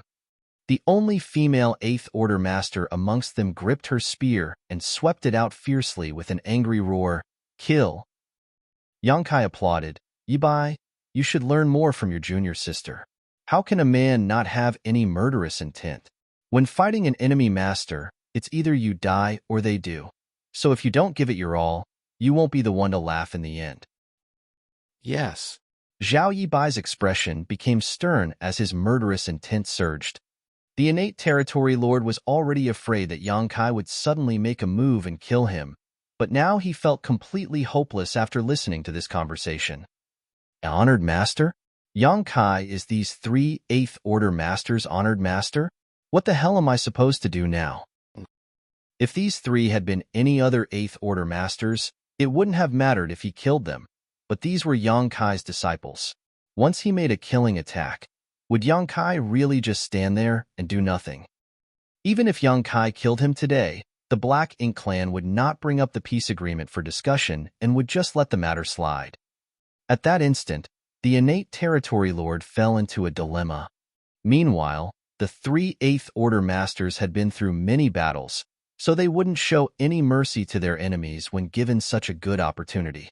Now that the innate territory lord could only defend himself and had no way of striking back, the 3 redoubled their assault, sending out all sorts of divine abilities and secret techniques which illuminated the entire void. Yang Kai nodded lightly. You three can barely achieve 1 or 2 parts of my strength back then. Hearing that, Zhao Ye felt her veins bulging and couldn't stand it anymore. So she spoke while thrusting out her spear. Honored master, why don't you go look around somewhere else? We 3 senior brothers and sister are fighting a life-or-death battle. It's fine if this old fart can't help us, but can he not just stand there boasting shamelessly while making sarcastic remarks? Yang Kai raised his hand and knocked her head. What's wrong? Don't you want me here? Zhao Ye felt aggrieved, but at the same time, she was secretly astonished at her honored master's ability. Although she didn't have her guard up against him and was fully focused on fighting the innate territory lord, she was still an 8th order master, after all. However, she didn't even notice when her honored master arrived beside her.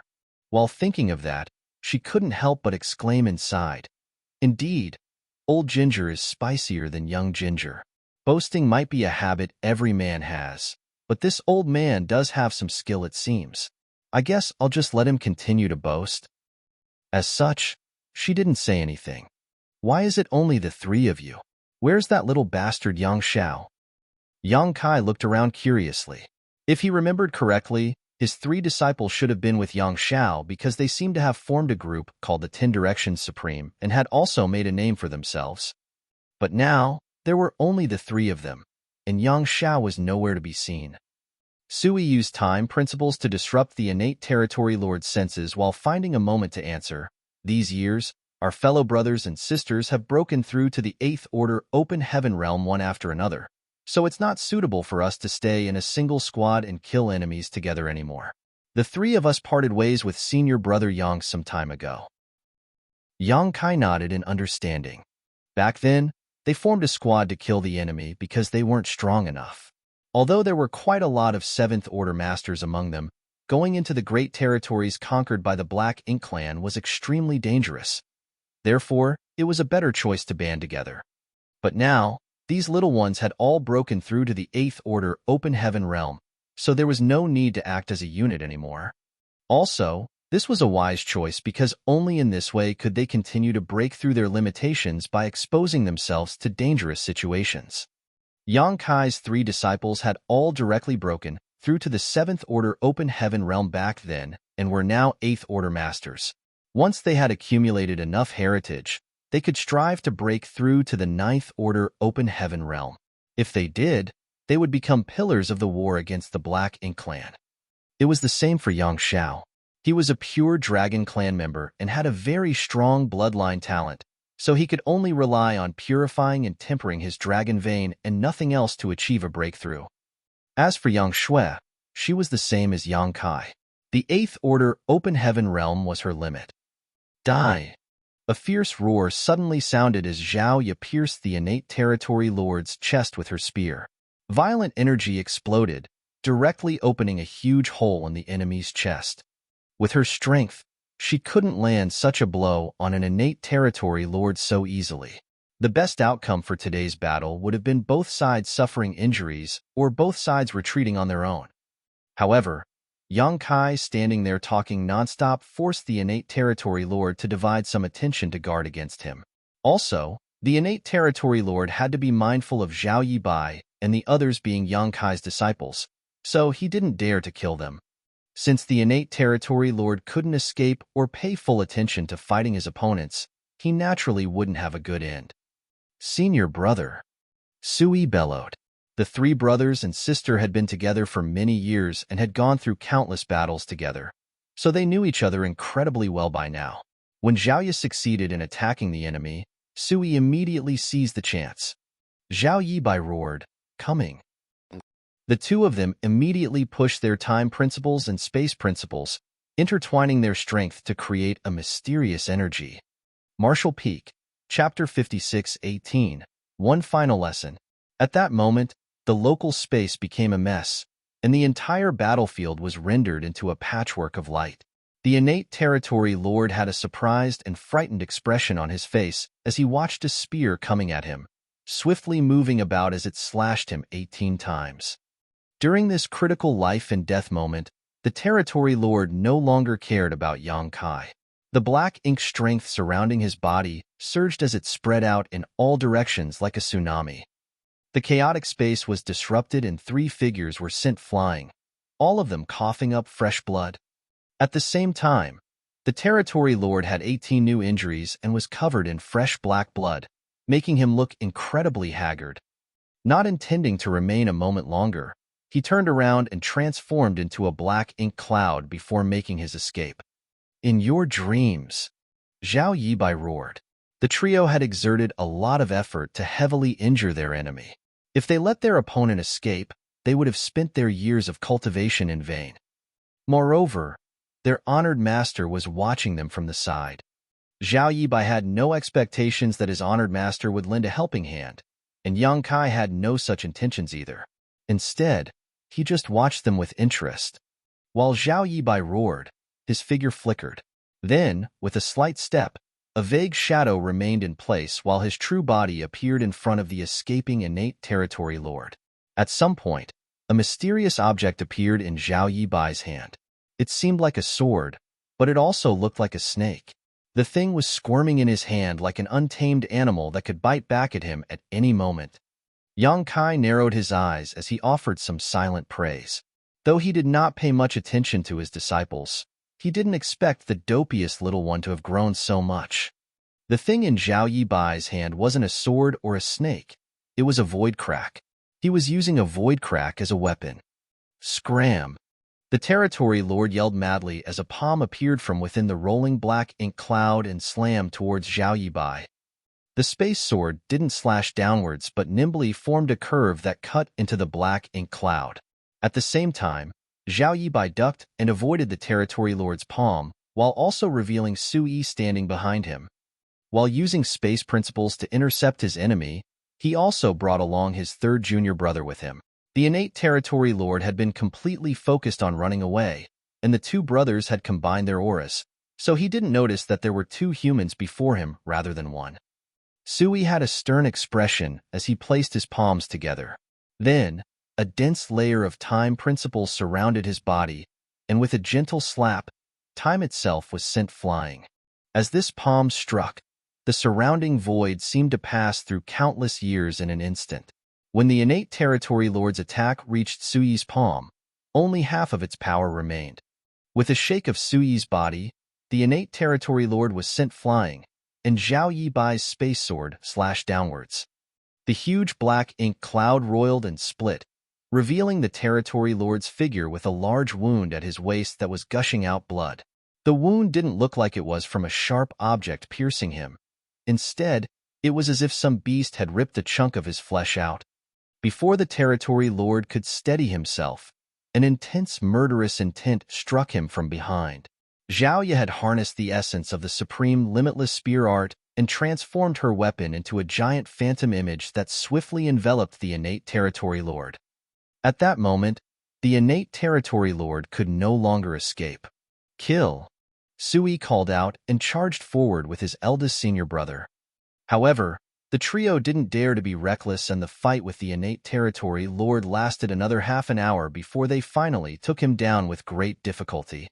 After Zhao Ye used her spear to blast the innate territory lord's head off, she withdrew it while all three of them looked pale and panted heavily. However, they were feeling indescribably happy inside. This was the first innate territory lord they had killed. Even though they had fought innate territory lords before, it would always end with them suffering a loss, and the three of them escaping under their eldest senior brother's lead. There were also some rare times when both sides suffered heavy losses and mutually withdrew, but never had they imagined killing an innate territory lord so soon. Yang Kai, overseeing the situation, might have contributed to their win, but during the latter half of the battle, the innate territory lord had gone all out and no longer restrained his attacks. This life-or-death battle was certainly beneficial to them. Once they had absorbed the experience from this fight, they were confident that they wouldn't be in such a wretched state when encountering another innate territory lord in the future. "Honored Master, please give us some guidance." After steadying his breath, Zhao Yibai looked at Yang Kai and cupped his fist. Yang Kai smiled. "Your master simply shows you the path. How you walk it is up to you." Your honored master has no more advice for you. I only have one comment. Well done. Although he felt that the three little ones still had a few rough edges while battling their opponent, and many opportunities weren't grasped perfectly, nothing was truly perfect in this world. Even he had times when he made mistakes and misjudgments. Moreover, the situation on the battlefield was constantly changing, and only by continuously overcoming their limitations could they grow strong. Also, Yang Kai noticed that they had adopted an original approach when using their martial daos, especially when Zhao Yibai and Su Yi combined both time and space principles, allowing them to display a kind of space-time strength. Yang Kai could summon the Sun and Moon Divine Wheel and use space-time strength because he was proficient in both the Tao of space and the Tao of time. It was like a person's left and right hands working together seamlessly and not too difficult to achieve. However, Zhao Yibai and Su Yi were two different individuals.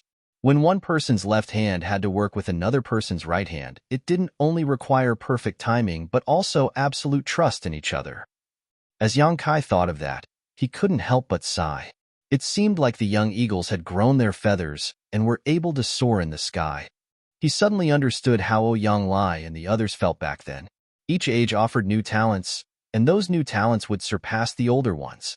The veteran 8th Order Open Heaven Realm Masters might have had high hopes and felt like they had passed their prime when looking at the young and active him back then.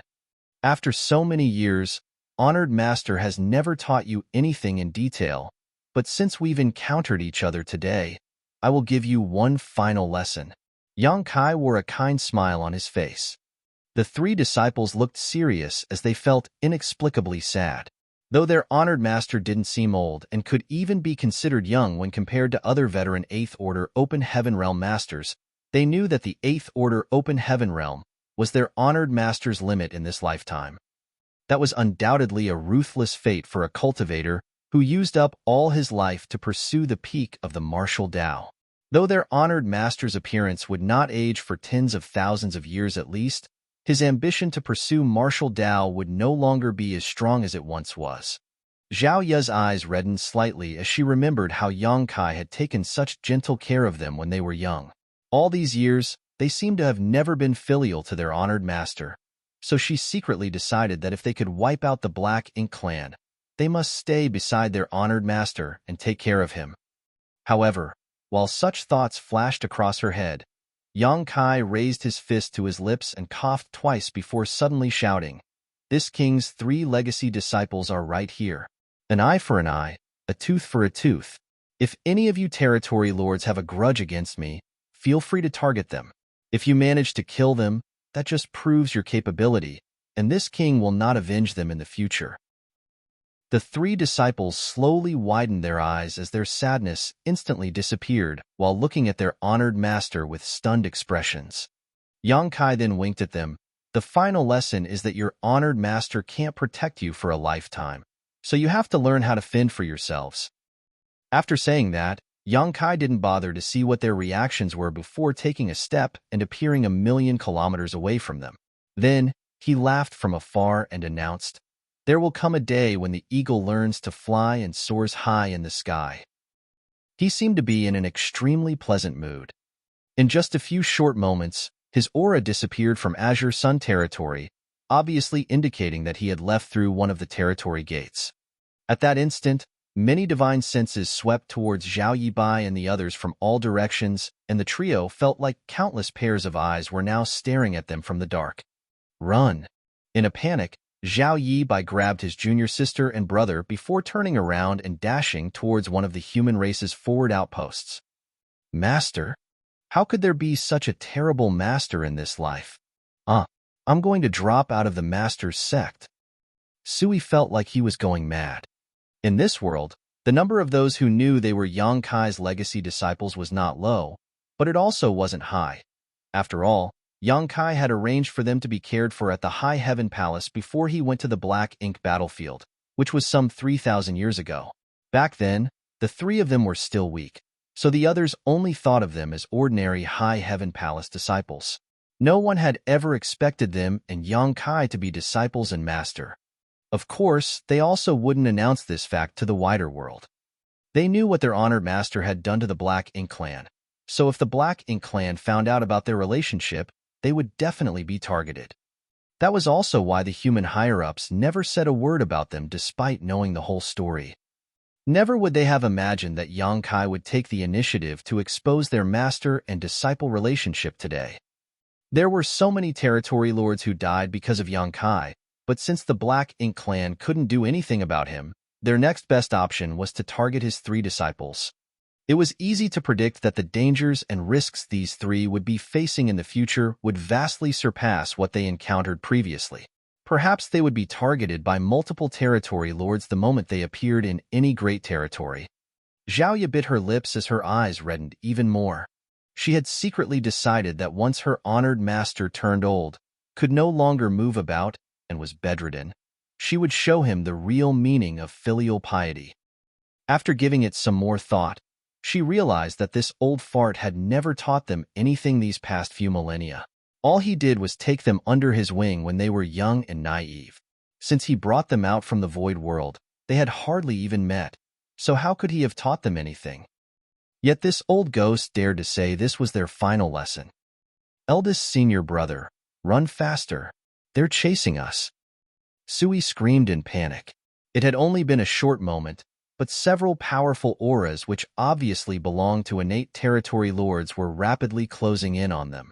On top of that, there were dozens of weaker auras following closely behind them in the dark.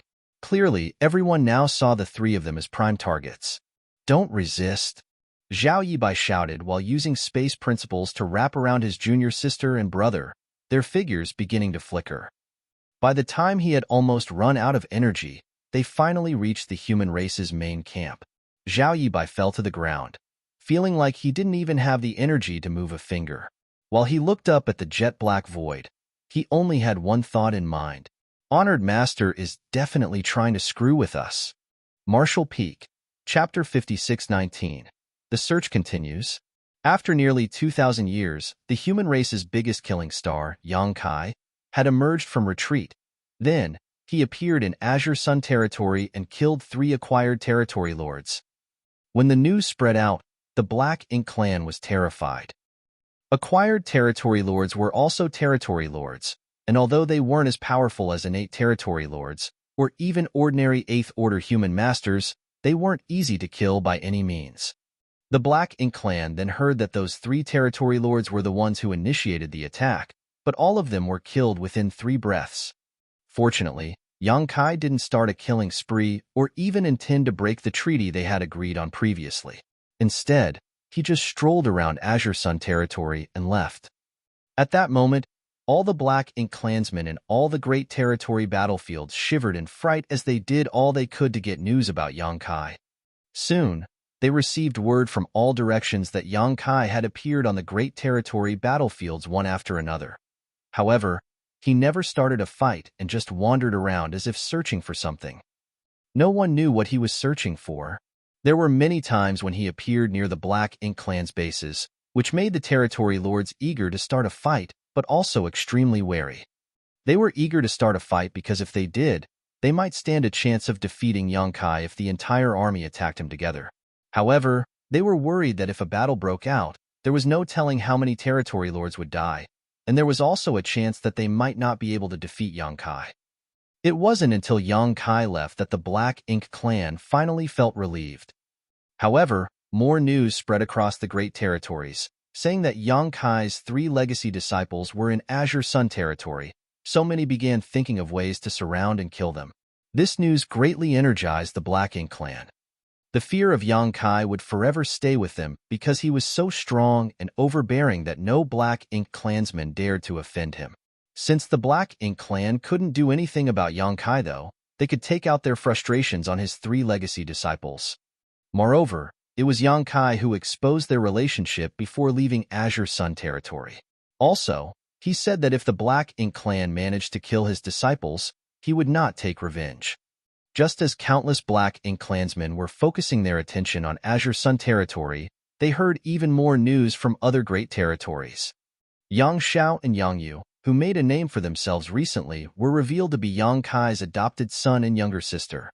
Also, a few women who had recently broken through to the 8th Order Open Heaven realm were said to be his wives. In an instant, the Black Ink Clan began targeting everyone with close connections to Yongkai. The Black Ink Clan had also devised several plans to round them up and slaughter them. However, whether they would actually kill them was doubtful, as none of the higher-ups in the Black Ink Clan believed Yongkai would really not seek revenge. If they could capture these important people and corrupt them with black ink strength, though, turning them into black ink disciples, it would certainly allow them to restrain Yongkai's actions greatly. Undercurrents surged throughout the various battlefields surrounding those cultivators with close relationships with Yongkai. The human race and the Black Ink Clan continuously fought each other in battle after battle, turning the situation into a chaotic mess. Meanwhile, Yongkai had long left the 13 battlefields. With the universe chart in hand, he began touring around all the great territories. If the human race wanted to get rid of the Black Ink Clan once and for all, they had to find the primordial light. Although Yongkai had ventured into the chaotic dead territory to ask Big Brother Huang and Big Sister Lan about it, the information he received wasn't of much use. Therefore, Yongkai still didn't have a clue about what the primordial light was or where to find it.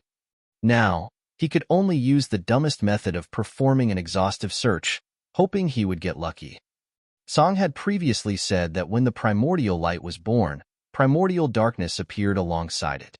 Light and darkness were opposite sides of the same coin and were inextricably linked.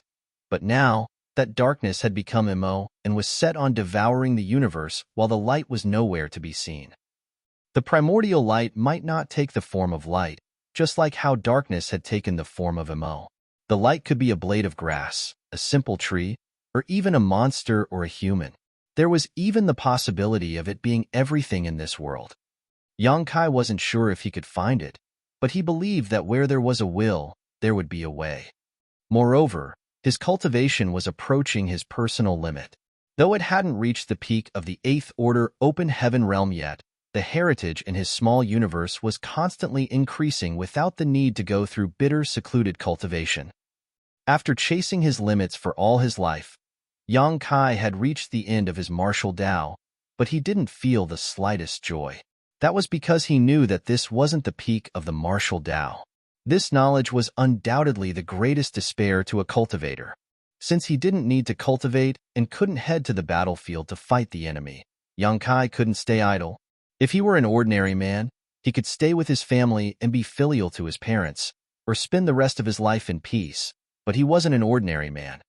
It would be best if he could find the primordial light, but if he couldn't, he would take this journey as a trip to reorganize his mind and calm his spirit. His divine sense was constantly surging like the tide, leaving no stone unturned. In every great territory he visited, he would bring out his universe chart and use his divine sense to draw a cross on its corresponding position. Now, most of the great territories in the 3,000 worlds were conquered by the Black Ink Clan, and the universe worlds that used to be flourishing and filled with vitality were now dead because they were depleted of world force and had their grand Taos destroyed. Numerous Black Ink clansmen could be seen moving about the void, and there were many black ink nests above the dead universe world. Back when the Black Ink Clan had just started invading the 3,000 worlds, Yongkai had also visited many great territories, but back then, he was rushing about refining the universe worlds in an attempt to save as many living beings as possible. That journey was frantic and brief. This time, his journey was more deliberate as he performed a thorough search of every corner of each great territory, including all the dead universe worlds and universe fragments. In comparison to back then, the great territories were now undoubtedly duller. Even the void was permeated with the extremely wicked and loathsome aura of black ink strength. The dead universe worlds were like decaying corpses. Black ink strength had swept through the universe. No one could avoid their personal responsibility when faced with such a tragedy. During his journey, Yongkai met quite a few hunters. These hunters traveled around each great territory, destroying black ink nests and being chased after by the Black Ink Clan, which they all considered exciting and terrifying experiences. While facing such dangers, though, they also gained a lot. As Yongkai passed through each great territory, the number of crosses on his universe chart gradually increased and soon almost covered the entire map. He didn't pay much attention to how many years he had been searching for until he suddenly came to an extremely quiet place. After cross-checking with his universe chart, he suddenly realized that this was actually the chaotic dead territory. Yang Kai was very surprised as he had visited the chaotic dead territory thrice, but no matter when he came, this place had always been in complete chaos. Big Brother Huang and Big Sister Lan were extremely powerful but couldn't control their own strength. Therefore, wherever they were, the violent might of Yang and Yin they possessed shattered the void. It was because of this that Yang Kai didn't succeed when asking them to descend the mountain and help the humans deal with the Black Ink clan. If they did so, many other great territories would become a part of the chaotic dead territory, which was something the humans couldn't accept. Although many great territories now were filled with dead universe worlds and were conquered by the Black Ink clan, restoring them in the future was still possible. However, if a great territory became a part of the chaotic dead territory, there would be no hope for restoration. When Yang Kai came again this time and noticed there was actually something different, he couldn't help but be curious. Therefore, he flew deeper into the void while calling out, "Big Brother Huang, Big Sister Lan, your little brother is here to visit."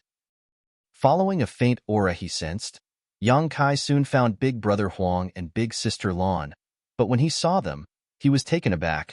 "What are you two doing?" Standing before Yang Kai was a single figure, or more precisely, the combined figures of Big Brother Huang and Big Sister Lan. The left half of the figure looked like Big Brother Huang, while the right side looked like Big Sister Lan. The figure's appearance seemed extremely strange, as if some sort of power had forcefully merged them together but failed. The strange combined figure looked at Yang Kai, and its two different colored eyes also showed different emotions. Then, with a roll of their eyes, the combined body split into two. With a soft popping sound, Big Brother Huang and Big Sister Lan were separated entirely. The two of them looked a little exhausted and depressed. Big Brother Huang massaged his temples, looking like he had a headache. "We're trying to fuse. When you were here the last time, didn't you say we might have a connection with the primordial light? We thought about it after you left and thought perhaps you were right, so we gave it a try." "What's the result?" "The result is what you just saw." Big Brother Huang spread his hands. "It's your fault. If you hadn't tried to gain control, I wouldn't have fought with you because I was afraid to get devoured," Big Sister Lan complained. Big Brother Huang looked aggrieved. "How can that be my fault? You initiated it. How could I comply silently? As a proper little brother, you should carry out your big sister's will," Big Sister Lan chastised. "Nonsense." Big Brother Huang jumped 1 meter high. "I'm the big brother, so you should listen to me."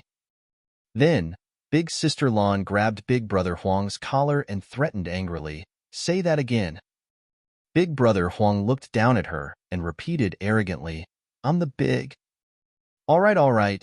Yang Kai grabbed them before placing them on either side of himself. "Stop arguing. You guys have been together for so many years. What's there to argue about?" They had been arguing about who was the big sister or big brother for eons, but they still hadn't reached a conclusion. Humph. Both of them coldly snorted before turning their heads to the side as if they didn't want to talk to each other anymore.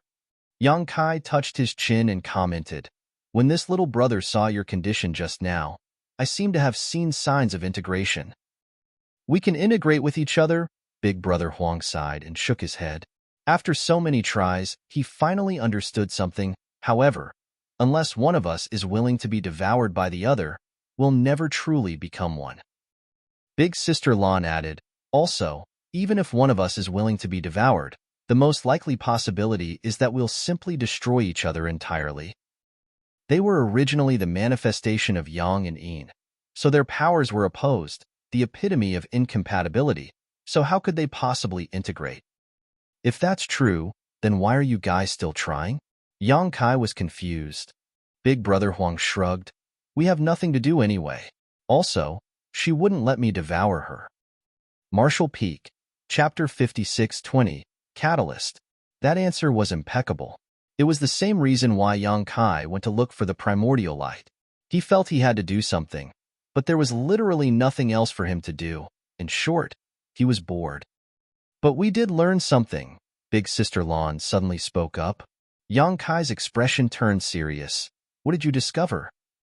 Instead of answering him, Big Sister Lan asked a question. Do you know alchemy? Not knowing what alchemy had to do with this situation, young Kai still answered honestly, I know a little. He had some alchemic Tao essence inside his small universe. Though he wasn't as proficient in it as his three primary grandas, his accomplishments weren't low either. If he was willing, Yang Kai figured he could easily become an alchemy grandmaster. Moreover, he actively cultivated the alchemic Tao in his youth. Since there were many cultivators in his small universe, they were able to benefit from this, and some became quite talented in the alchemic Tao. Big Sister Lan continued, since you know alchemy, you should know that there are many times when herbs that have opposing natures are put together inside the same furnace, but not only do they not destroy each other, they enhance each other's medicinal efficiency. Nodding, Yang Kai replied, Indeed, the alchemic Tao is profound and boundless, and what it focuses on is the ratio of herbs and how they counteract and enhance each other. After thinking about it, he questioned, Are you saying? If you think of me and Big Brother Huang as counteracting herbs, what would you do to blend our medicinal efficacies? Yang Kai's eyes lit up, a catalyst. It wasn't true that two counteracting herbs couldn't be placed in the same furnace. One only had to add a suitable medicinal catalyst, and disaster could be turned into a miracle. Not only could a catalyst help maximize the two herbs' medicinal efficacies, but it could help them fuse together and produce new and astonishing effects. I understand now. Yang Kai was elated, like a terminally ill patient who suddenly found a cure after searching for so long. He was acting almost epileptic. The last time Yang Kai came to the chaotic dead territory and talked with these two, he realized that they had a huge connection with the primordial light, and perhaps were even part of it at one point. That was because Big Sister Lan previously said that she vaguely remembered being abandoned. Who would abandon them? And what kind of being could abandon them? The answer to that was undoubtedly the primordial light. Although Yang Kai didn't know the reason behind all of this, the primordial light did separate from the yang and yin that eventually became the sun's burning light and moon's serene glimmer. That was why they vaguely remembered feeling like they were abandoned. They were originally the same being, but were separated by a powerful force. If they wanted to fuse, they would have to reverse what happened. So, there must be a special existence in this world, and that existence was the medicinal catalyst to help Big Brother Huang and Big Sister Lan reintegrate with each other. If he could find that catalyst, perhaps they might be able to recreate that glorious light. Big Brother Huang and Big Sister Lan looked at each other, feeling speechless. But soon, Yang Kai's expression turned stiff, and he frowned deeply. It only took a moment for his happy expression to disappear. He managed to figure something out, but it all seemed meaningless. Would he be able to find the catalyst when he couldn't even find the primordial light? He had been searching around so many great territories, but so far hadn't found anything at all. Even if he searched every great territory, there was still a chance that he wouldn't find what he was looking for. Logically speaking, Mo was born at the same time as the primordial light, so if the latter hadn't separated from Big Brother Huang and Big Sister Lan, it might also have become a sentient existence in the 3,000 worlds that was equally strong by now. However, the primordial light separated Yang and Yin eons ago, and now no one knew what it looked like. Even the world tree had no idea. The old tree had been around since the dawn of time and was connected to all the universe worlds in the 3,000 worlds, so who would know something that he didn't? Yang Kai suddenly felt devastated. Hey! A leg suddenly landed on Yang Kai's face. The force was so great that he was sent flying out and even saw stars. When he finally found his footing, he felt something wet on his face.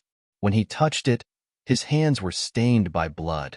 He shook his head as he walked back and looked aggrieved at Big Brother Huang as he asked, Why did you kick me?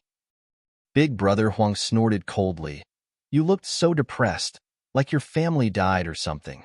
It was annoying to look at it. Smiling bitterly, Yang Kai asked, Is it that obvious? Big Brother Huang and Big Sister Lan nodded in sync. Then, Big Brother Huang jumped up and slapped his small hand on Yang Kai's shoulder while speaking like an elder. Little brother, there is no difficulty that can't be solved.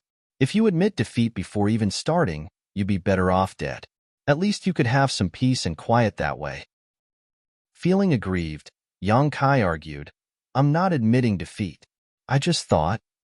Don't think, Big Brother Huang interrupted Yang Kai. All beings have their own fate. Don't put everything on your shoulders because you can't bear that weight. This tragedy that is happening, it's the whole world's tragedy, not just yours. If the world would be destroyed without you, so be it. Yang Kai lowered his head, suddenly reminded of all he had done all those years ago. Back then, he was invincible on the battlefield. With the soul-rending thorn and his various divine abilities and secret techniques, he killed so many territory lords in profound nether territory that the enemy became traumatized by his mere mention. However, even with such a huge advantage, Yang Kai still chose to make peace with them. Didn't he do that because of this exact reason? This war wasn't solely his struggle. No matter how strong a person was, there was a limit to their strength. This was the human race's war, and only by the constant strengthening of their successive generations could they have hope of defeating the Black Ink clan. How could he have forgotten his original intention after so many years? Yang Kai suddenly turned serious and nodded. Big Brother Huang, you're right. Also, he saw a new side to Big Brother Huang as he didn't expect this little guy to have such insight after having stayed in the chaotic dead territory for such a long time. When Big Brother Huang heard Yang Kai compliment him, he eagerly added, "Don't worry. If there ever comes a day when you humans are defeated, your big sister Lan and I will charge out from the chaotic dead territory and make this vast world into a dead zone so that the Black Ink clan will be buried along with you." Yang Kai felt his brow twitch when he heard that as he thought, this might be Big Brother Huang's real intentions. No matter how isolated he and Big Sister Lan were, or how reasonably they seemed to behave, they were still avatars of chaos and destruction.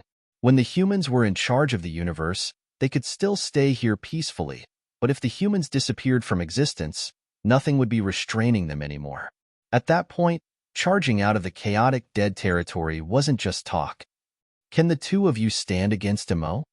Yang Kai felt doubtful. According to what he knew, these two might have abilities that were on par with a giant spirit god or stronger. However, was that enough to rival the strength of Emo? When he thought about it, Emo created Black Ink giant spirit gods while the primordial light created the burning light and serene glimmer. Therefore, the primordial light might have been in the creation realm as well. After pondering for a moment, Big Brother Huang replied, "We aren't his opponent, but nothing will happen if you don't act. Besides, we can't just sit here and wait for death." Yang Kai exhaled lightly before sighing. That's right. We can't just give in and wait for death to come. No one knew whether they could find the proper catalyst, but they had to try before knowing the answer. Slapping his cheeks, Yang Kai thought, "Cheer up, the future is full of difficulties, but you can't let that stop you from forging ahead." Suddenly, he thought of something. Since these two represented chaos and destruction, how could they have peacefully stayed in the chaotic dead territory for so many years? Shouldn't they be freely roaming around the 3,000 worlds and releasing their strength? When Yang Kai unconsciously asked that question, Big Brother Huang and Big Sister Lan looked at each other and saw the confusion in each other's eyes. You're right. Big Brother Huang was puzzled. This is a good question. Why do we have to stay in the chaotic dead territory? Frowning, Big Sister Lan said, "But we don't have the urge to wipe out the humans and destroy this world. What's more, I think staying here is quite good." Could this be the thoughts left by the primordial light? Yang Kai asked. The two couldn't answer him. At that moment, Big Brother Huang suddenly felt frustrated. Hey, why do you have so many questions? There aren't that many whys in the world. For so many years, they had been living their lives this way and didn't find it unusual, but this annoying little brother kept coming over and asking them so many questions that left them confused. Is there anything else? If not, please leave. Big Brother Huang had no trace of politeness when he said that. Ugh, Yang Kai was speechless and thought about it before saying, "Please bestow me some yellow and blue crystals." Also, after so many years, the small stone race. Although Yang Kai had brought away a huge batch of yellow and blue crystals and a massive small stone race army from the chaotic dead territory, so many years of war with the Black Ink clan had consumed many of the yellow and blue crystals, while few small stone race were remaining. The small stone race soldiers still remaining were mostly the ones who had strength on par with the 7th Order and 8th Order Open Heaven Realm Masters, but thanks to their low sentience, they couldn't exert nearly as much power as the humans. You're so annoying. Big Brother Huang felt a headache. You've already taken away everything the last time you were here, yet you're doing it again. Even though it had been nearly 2,000 years since Yang Kai's last visit, that wasn't actually a long time from the burning light and serene glimmer's perspective. But despite Big Brother Huang's complaints, he and Big Sister Lan had already prepared a huge pile of supplies for Yang Kai. It didn't matter if Yang Kai didn't mention it, but now that he did, they wouldn't be stingy with him. Therefore, Big Sister Lan waved her hand, and a giant mountain-sized pile of yellow and blue crystals floated over from deep inside the void. Then, she shouted out an order, and several small stone race armies charged out from all directions in the chaotic dead territory. Yang Kai happily opened his small universe, and under Big Brother Huang's constant grumblings, he put away the huge pile of materials and small stone race armies. After that was done, burning light and serene glimmers, nearly 2,000 years of accumulation were gone. Such a huge pile of materials and reinforcements were enough to influence the final result of the war between the two races. Without mentioning anything else, if Yang Kai distributed the small stone clan armies he received to the various battlefields, they could deliver a huge blow to the Black Ink clan, as those small stone race armies had many that were on par with 8th Order Open Heaven Realm Masters. Once Yang Kai was done, he respectfully thanked the two. Since the two races still wanted to maintain their current situation of the war, Yang Kai wasn't in a rush to head back and distribute these small stone race armies. Also, he had to start his search for the medicinal catalyst. I think you should try visiting the Divine Spirit's ancestral land. Before he could go, though, Big Sister Lan suddenly made this suggestion. Marshall Peak, Chapter 56-21, Thieves. According to ancient stories, the sun's burning light and moon's serene glimmer were the ancestors of all divine spirits. The various divine spirits only appeared after these two, followed by the primordial era and the glorious days when divine spirits ruled the universe. During that era, all sorts of different divine spirits were found throughout the 3,000 worlds. It was a pity that a brutal war that went on for millennia caused the extinction of many divine spirit clans. Today, only a handful of divine spirits remained, and many of those divine spirits that managed to survive were on the verge of disappearing. The undeniable fact was that divine spirits were incredibly powerful, and every mature divine spirit was equivalent to a 7th Order Open Heaven Realm Master at least. What's more, all they needed to do was constantly refine their bloodline, and their strength would increase until one day they stood on par with 9th Order old ancestors, if not higher. However, according to the information Yang Kai received from Big Brother Huang and Big Sister Lan, the rumor about them being the first ancestors was made up. Since they first gained sentience, the only matter that had concerned them was deciding who was the elder sibling. Moreover, Yang and Yin were counteracting forces, so how could they produce so many divine spirits? The only real joint creation of these two supreme beings was when Yang Kai used the great sun and moon marks to fuse their power to create purifying light, which was the most effective method the humans currently had to restrain Black Ink strength. Before purifying light appeared, the only thing that could restrain Black Ink strength was the power of divine spirits. Of course, the divine spirits' power wasn't as effective as purifying light, but it was still far better than what mere humans were capable of. Ancestral strength from the divine spirit ancestral land was particularly good at this and could be thought of as a purer, stronger version of the divine spirit's power. At the end of the early ancient era, a Black Ink giant spirit god was suppressed and sealed in the demon sealing land by the Dragon Emperor and Phoenix Empress of that generation with the help of the sacred treasures from 16 powerful divine spirit clans and more than half of the ancestral strength of the ancestral land. After so many years, even the Black Ink strength inside that Black Ink giant spirit god had been continuously ground away by the ancestral strength. When Yang Kai opened the demon sealing land back then, the Black Ink giant spirit god was only an empty husk. If Mo's soul clone hadn't been injected into the dead Black Ink giant spirit god, it would have been impossible for it to be revived. The primordial light was the opposite of the initial darkness, and both the burning light and serene glimmer were separated from it. That was why the combination of Big Brother Huang and Big Sister Lan's strength could perfectly counter Black Ink's strength. If that were true, though, why could the divine spirits also resist Black Ink's strength? Did the divine spirits really have no connection with the primordial light? Now, the divine spirits were on the brink of extinction, and there weren't many of them still alive.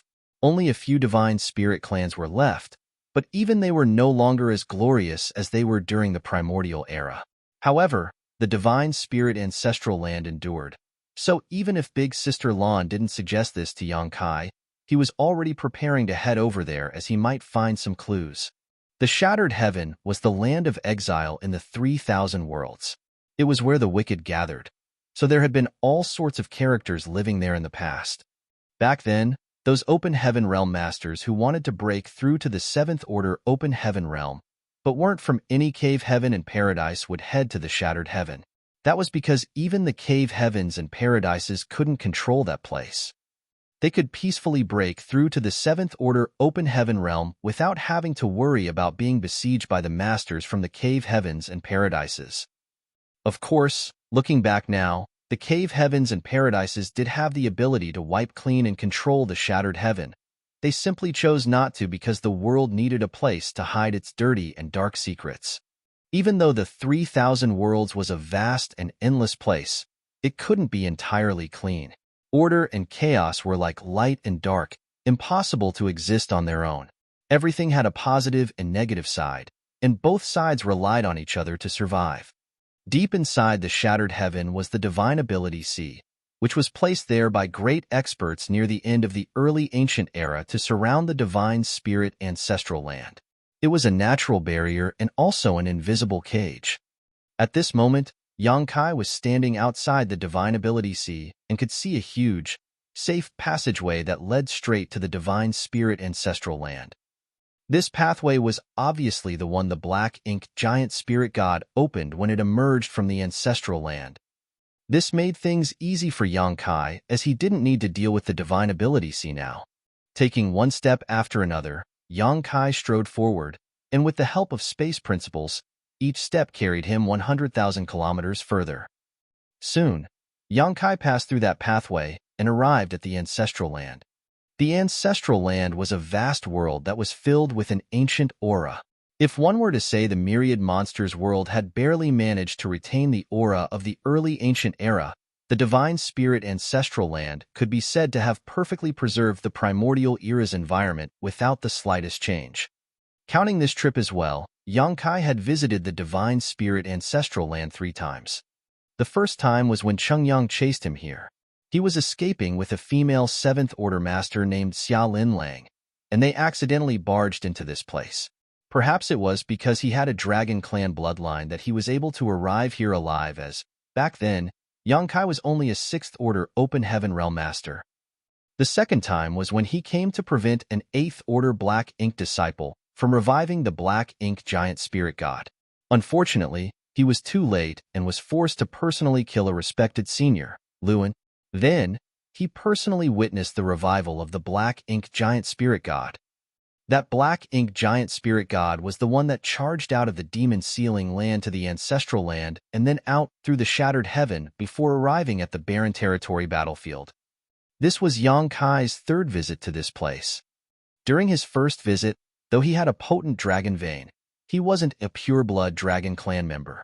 During the second visit, all his focus had been on the Black Ink giant spirit god, so he didn't have any spare attention to investigate this place. But this time, he could feel a natural sense of comfort and closeness when he arrived here. It felt like he had returned home from a long journey and ran back into his mother's arms. His dragon blood was surging inside him, and he couldn't help wanting to let out a dragon roar to vent his feelings. Although he was born a human, the current Yang Kai could be fundamentally considered a pure-blooded dragon, so he had a natural feeling of belonging with this land. However, Yang Kai soon frowned.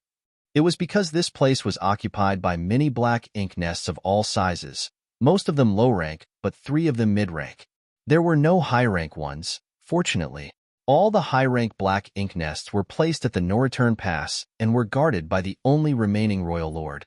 Despite having already known that the ancestral land wouldn't remain unaffected by the war, Yang Kai still felt enraged when he witnessed this scene. It felt as though thieves had overrun his home, and not only did they steal his belongings, but they even took his home for themselves. How could Yang Kai endure this?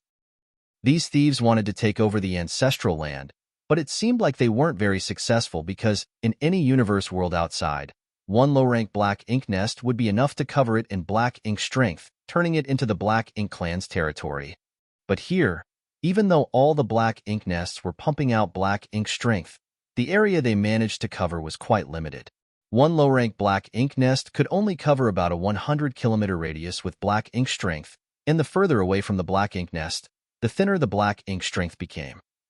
The mid-rank black ink nests were stronger, but even they could only cover about a 10,000-kilometer radius. While such distances were not small, compared to the billions upon billions of kilometers diameter of the ancestral land, it was actually quite insignificant. It seemed like there was an invisible force restraining the black ink strength from spreading. Obviously, it was the ancestral strength which could restrain and even dissolve black ink strength, though it wasn't as effective as purifying light. With the vast ancestral land supporting the ancestral strength, it could uninterruptedly resist the corruption and spread of black ink strength without much difficulty even after a couple of millennia. Judging from the scene before him, Yang Kai became even more certain that the divine spirits had some link to the primordial light. It was because of the ancestral land's resistance that so many black ink nests had appeared here. Otherwise, why would the Black Ink Clan arrange their black ink nest in such a way? A human? A shocked and puzzled voice sounded. Yang Kai lowered his head to look in the direction of the voice and saw a feudal lord looking up at him from one of the low-rank black ink nests. Since Yang Kai didn't hide himself, the feudal lord immediately discovered him when he entered the range of the ancestral land. When their four eyes suddenly met, the feudal lord was certain that the other party was a human. He immediately grinned and revealed a vicious smile before bellowing, "Kill him!" Where did this human come from? How insolent of him to appear here. The Black Ink Clan had been occupying this vast land for many years, but had never seen any humans come over. After all, this place was too far from the Great Territory battlefields while also very close to the Black Ink battlefield, so even hunters wouldn't easily venture this deep into their territory. In this place, the Black Ink Clan didn't live a comfortable life because some kind of mysterious energy was suppressing their black ink strength and preventing it from spreading. If they had a choice, the Black Ink Clan here would rather fight on the battlefield than remain here. Previously, there were territory lords that had tried to destroy this vast land, but even when an innate territory lord used all his strength to bombard its surface, much of their strength would dissipate before it even struck the ground, which made it impossible to do any real damage. Unfortunately for them, their progress was still very slow despite their long years of effort. Now that a human had appeared here, it naturally stimulated the feudal lord's predatory instincts. He thought of capturing this human and turning him into a black ink disciple to be commanded at will. Once the feudal lord gave the order, numerous black ink clansmen from the surrounding 100-kilometer radius charged over, including some feudal lords. Those feudal lords didn't have their own black ink nest and could only obey the feudal lord who gave out the order. Instantly, black ink strength surged, and a dense stream of figures flew at Yang Kai, swiftly surrounding him. That first feudal lord stood above his black ink nest and watched this scene with interest, but suddenly, he had a bad feeling and frowned as he noticed that the other party was behaving a little too calmly. Moreover, he couldn't sense this human's cultivation. Once that thought flashed across the feudal lord's mind, a burst of light suddenly appeared in the middle of the encirclement. Following that, every black ink clansman that went over froze in place like they were struck by lightning. Then, the sound of spurting fresh blood sounded, and all at once, every black ink clansman, no matter their strength, fell to pieces, literally. The feudal lord's pupils contracted as he turned around to retreat towards his black ink nest without hesitation. When the human attacked, the feudal lord immediately sensed his cultivation. An 8th Order Open Heaven Realm Master.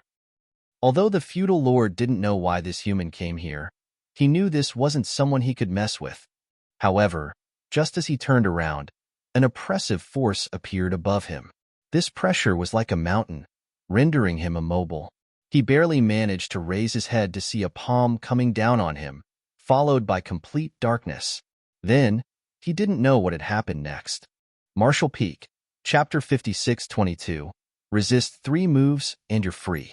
In the sky, Yang Kai slowly withdrew his palm.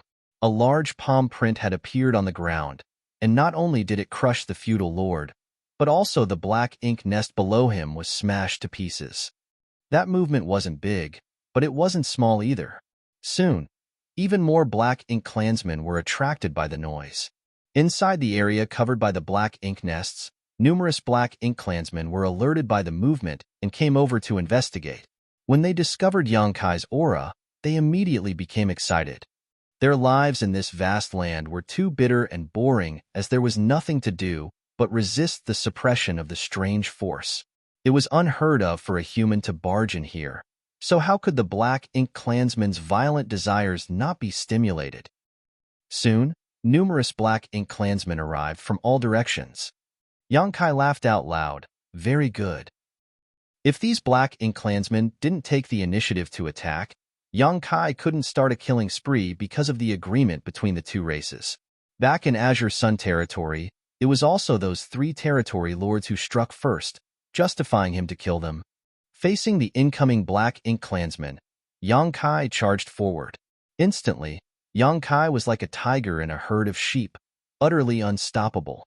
Though he was surrounded by countless black ink clansmen with black ink strength surging everywhere, none of them was his match. In a blink of an eye, Yang Kai had moved thousands of kilometers away from his original spot and unleashed a reign of terror in his wake, destroying low-rank black ink nests and leaving fresh corpses. Although Yang Kai didn't exert too much of his strength, he could still kill these black ink clansmen with a single punch or palm. He was almost at the peak of the 8th Order Open Heaven realm, and the strongest among these black ink clansmen were feudal lords, so how could they hope to stop him? To put it bluntly, Yang Kai could ruthlessly kill all these black ink clansmen with a single sweep of his dragon breath. The huge difference between their strength was not something these black ink clansmen could make up for with numbers alone. A loud roar suddenly came from the distance. Yang Kai, stop! Yang Kai was instantly frustrated. Did my identity get exposed so quickly? It wasn't because Yang Kai didn't take care to hide his strength, but that the Black Ink clan had been tracking him. Before this, he had been visiting one great territory after another in search of the primordial light. He didn't even leave out the universe worlds taken over by the Black Ink clan and personally went over to investigate each and every one of them. It could be said that the Black Ink clan knew his whereabouts at all times because everywhere he went, the Black Ink clan in that territory would use their black ink nests to report it as soon as possible. This meant that it was only after Yang Kai entered the chaotic dead territory that the Black Ink clan lost track of him. The Black Ink clan seemed to know that he had been searching for something recently, but they had no idea what it was. Also, orders had been passed down from the Noreturn Pass saying that the Black Ink clan was not to interfere no matter what Yang Kai did. History had proven that if not provoked, Yang Kai would maintain the agreement, so the best option was to just let him be. All the Black Ink clansmen in all of the great territories had received these orders. So many who were overseeing each great territory were on edge, afraid that Yang Kai would suddenly appear in their territory and lash out. Of course, the ancestral land had received the order from the royal lord as well. Everything happened so suddenly that the feudal lords didn't have much time to think about it. But how could the territory lord overseeing this place not know what was going on? When he sensed the eruption of battle, he immediately used his divine sense to scan the place and realized Yang Kai had come. There were 3 mid-rank black ink nests in the divine spirit ancestral land, so 3 innate territory lords had been dispatched here to act as supervisors. The territory lord who just spoke up was a black-faced individual that seemed to resemble a human at first glance, but he was taller and much bulkier than a human. However, some masters were skilled in body tempering amongst the humans and had figures that weren't much worse than this territory lord's. Since those black ink clansmen and black ink nests killed and destroyed by Yang Kai were all under his jurisdiction, he was naturally furious and called out. But Yang Kai didn't seem like he was going to stand down, so the territory lord became even more furious and threw out a punch from afar while roaring. I said stop. Yang Kai's palm slammed down again and destroyed another low-rank black ink nest before he faced the punch coming from afar without any intention of dodging and accepted it. Instantly, his body trembled, and a shimmer of light appeared across his body. He wasn't the slightest bit injured by the attack. He then turned his head to look at the black-faced territory lord charging at him and asked, "Did you just attack me?" Both of Yang Kai's eyes lit up as a trace of cunning flashed in their depths, making him seem overjoyed.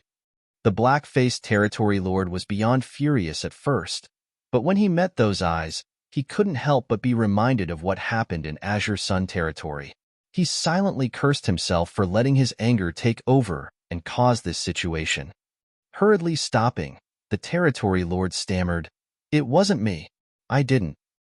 Since the Black Ink clan invaded the 3,000 worlds, this territory lord had been ordered to oversee the divine spirit ancestral land and used Black Ink strength to corrupt this piece of land. So he had not battled a human race master in several millennia.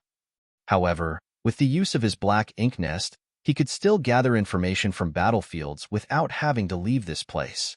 There were quite a lot of masters amongst the humans, and there were even a few that were stronger than innate territory lords.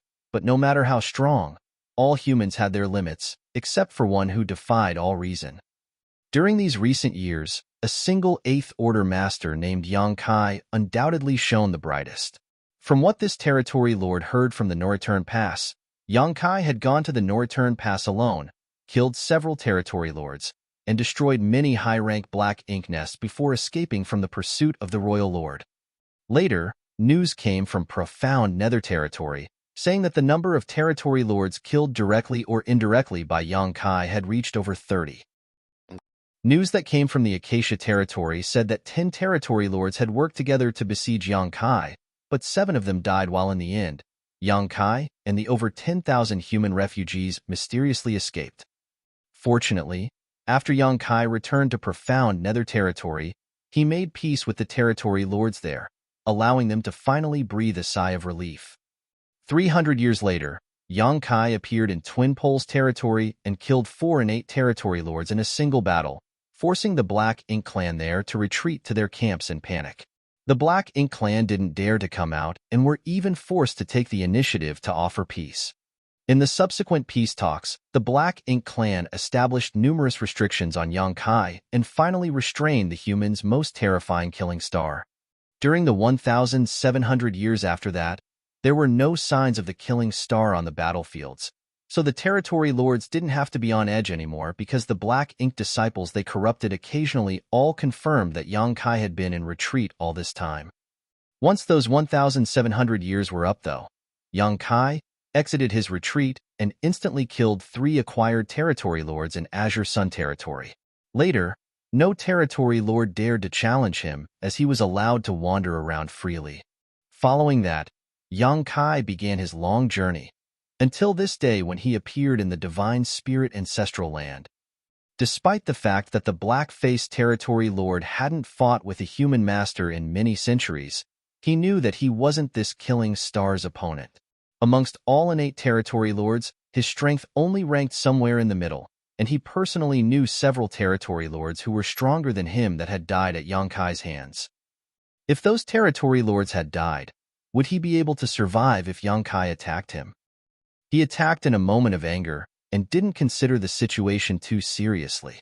Moreover, his attack from a distance had only been intended to get Yang Kai's attention and stop him from killing more of his subordinates. Therefore, Yang Kai only had to dodge slightly to not get hit by that punch. The reason Yang Kai didn't dodge was not that he couldn't, but that he didn't want to. Those 3 acquired territory lords from the Azure Sun territory died because they had no eyes and accidentally offended this killing star. I have also offended him today. The black-faced territory lord instantly felt chills enveloping his whole figure. You dare to attack me? Good, very good. Then I'll attack you too. Yang Kai had a wicked grin as he raised his large fist and acted like an angry child who stubbornly wanted revenge. This time, I can finally have a good battle. I've been in retreat for so many years, and regrettably, I have no way of testing out my current strength. Those 3 acquired territory lords in the Azure Sun territory were only the appetizers. If I want to test out my full strength, I have to find an innate territory lord, but none of them have dared to challenge me so far. The black-faced territory lord immediately turned around and ran without intending to fight Yang Kai. A black ink cloud rolled in and encased the territory lord's figure while he screamed frantically, "Save me!" He was naturally screaming towards the other 2 territory lords overseeing this place. Those 2 had also swept over the moment they sensed the fallout, but they had frozen in place after hearing the black-faced territory lord screaming Yang Kai's name. Most territory lords weren't that fearless. In fact, many feared death greatly, so if they could stay out of this mess, they were more than happy to do so. Accept 3 of my moves. If you can survive, I will let you off. Refuse, and no one can save you today. Yang Kai's voice was like a gust of cold wind blowing from the depths of hell, making that territory lord shiver even more. However, besides being terrified, the territory lord also felt a sense of hope. If it's just 3 attacks, I might be able to resist them. After all, I'm still an innate territory lord, so of course, I'm not weak. No matter how powerful this killing star is, he's being too arrogant.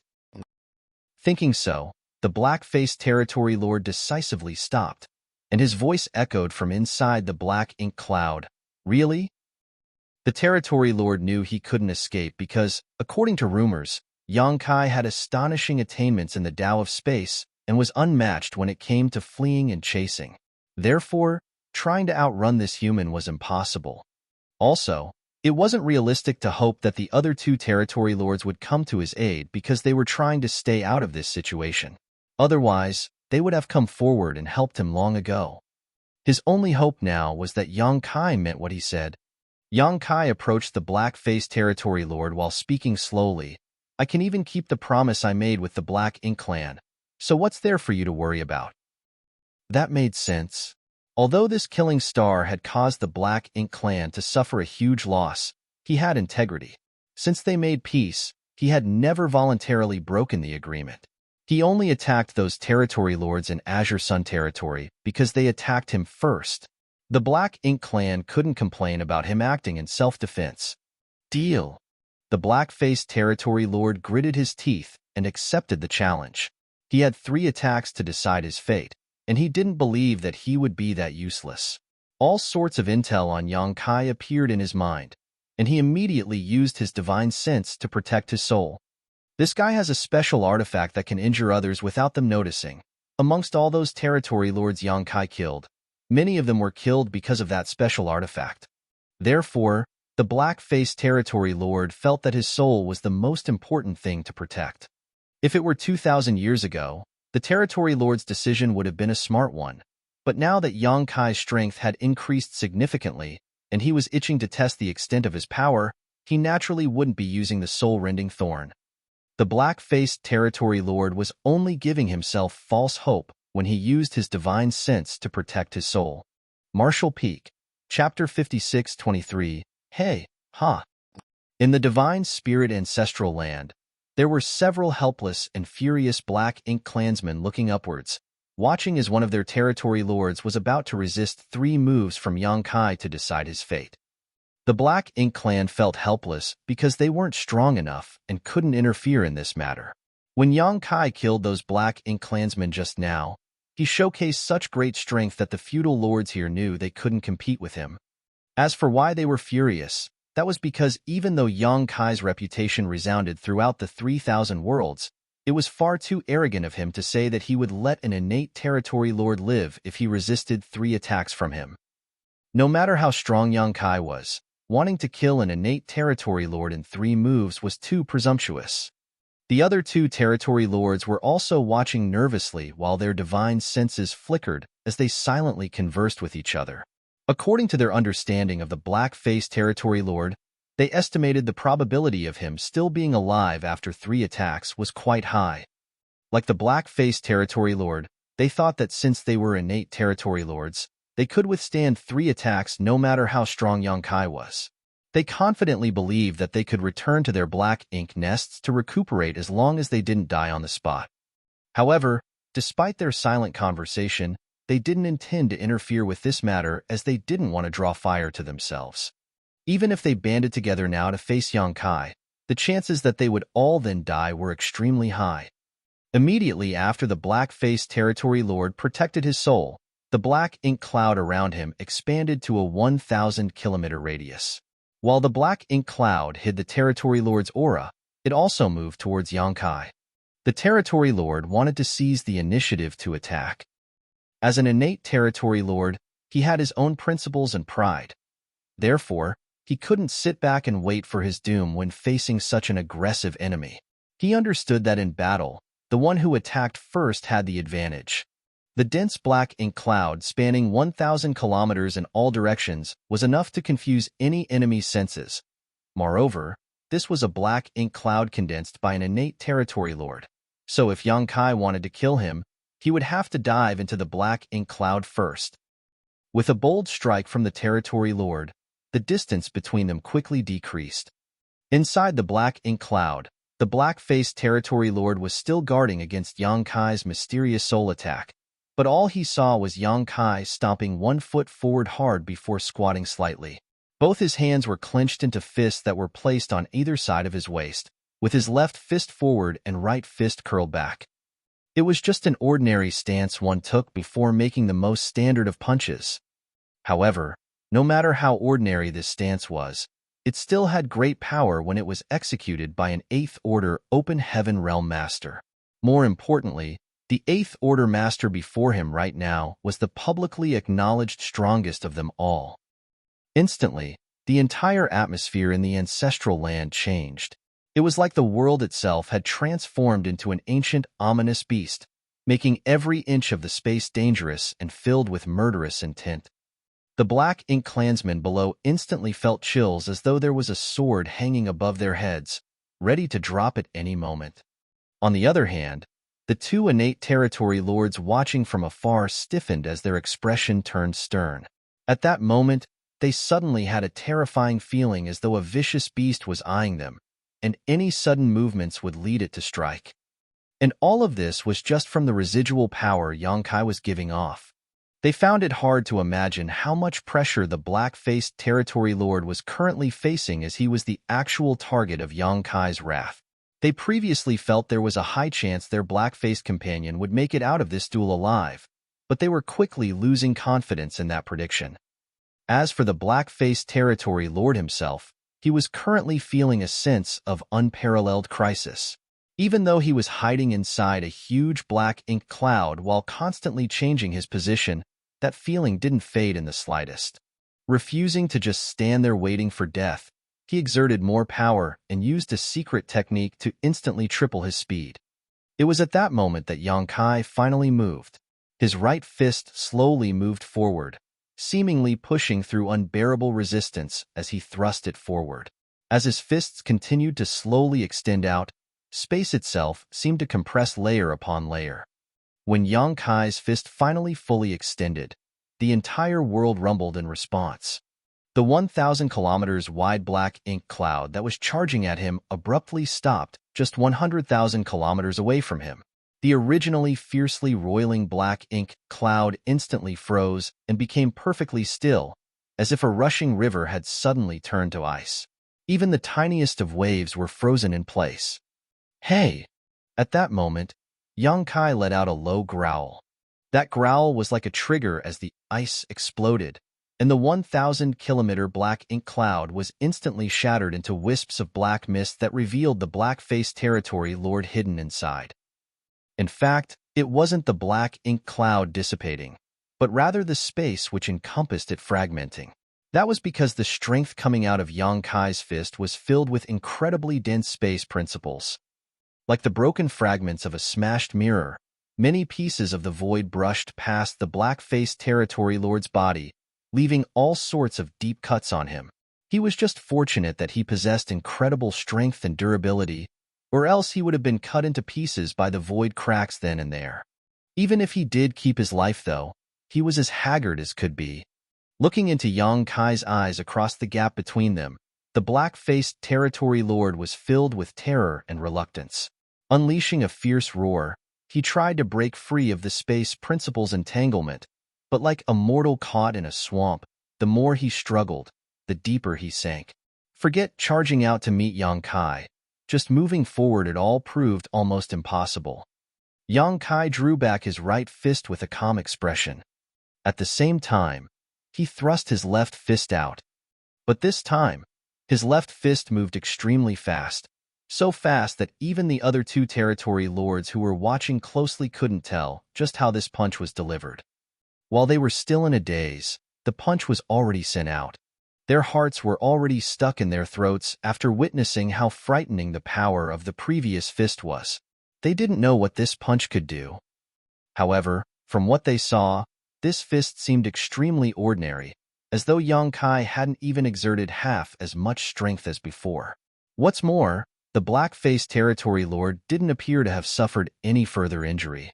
But soon, they discovered something was wrong.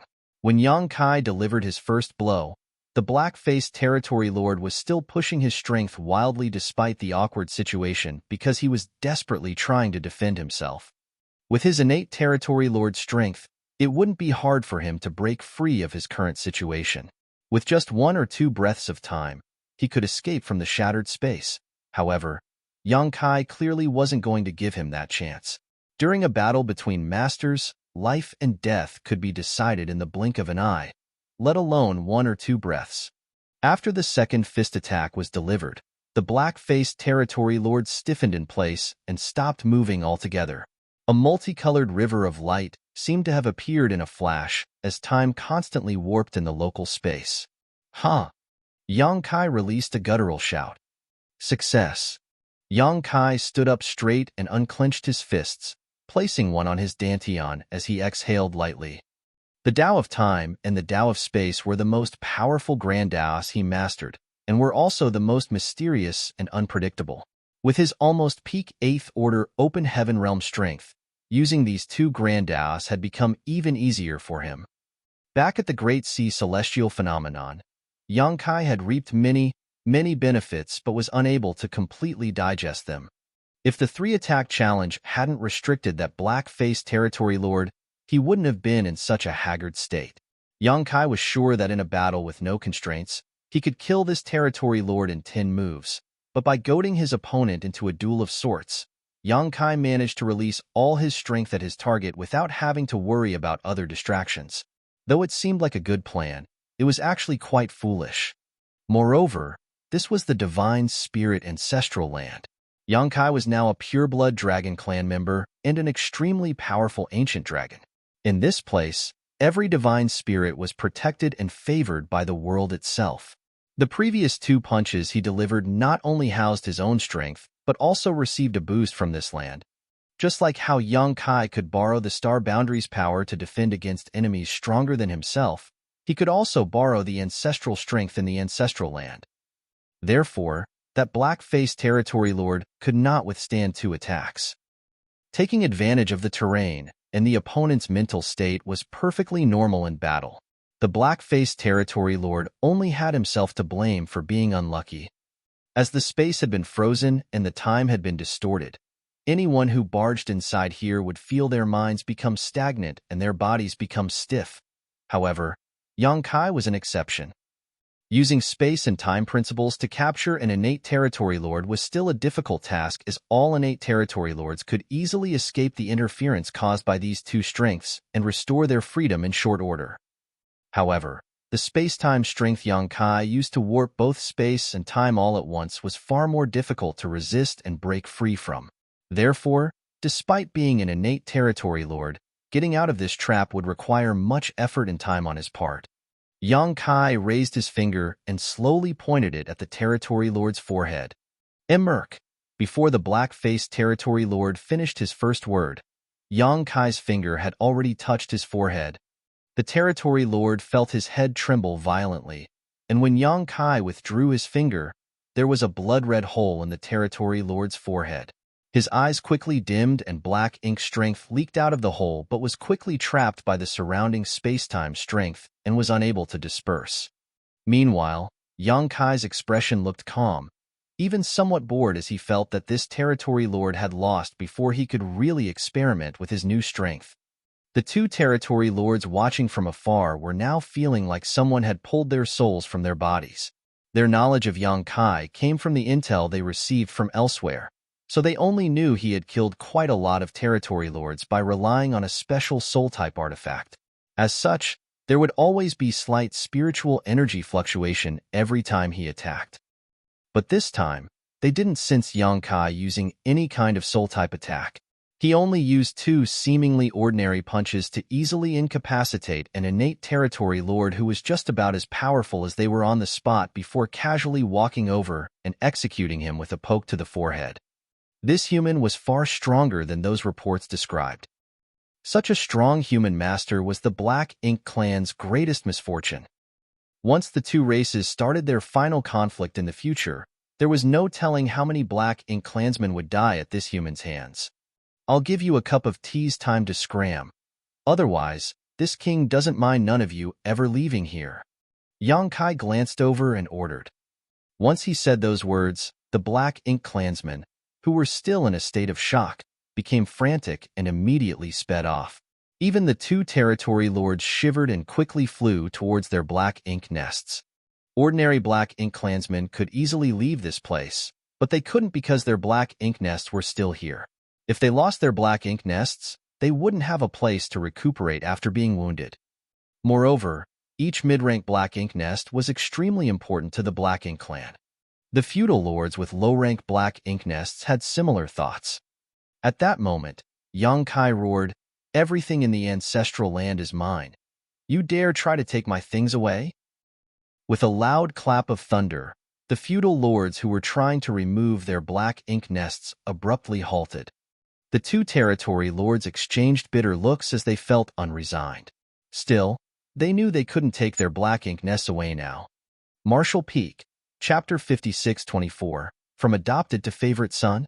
Soon, all the Black Ink clansmen in the ancestral land had curried away, leaving only their Black Ink nests of various sizes behind. Even after leaving the ancestral land, the Black Ink clan didn't dare to stop as they were afraid the killing star might suddenly chase after and slaughter them ruthlessly. Under the two innate territory lords' lead, the Black Ink clansmen ran for their lives. In the meantime, Yang Kai floated above the ancestral land, silently feeling the land's slight changes.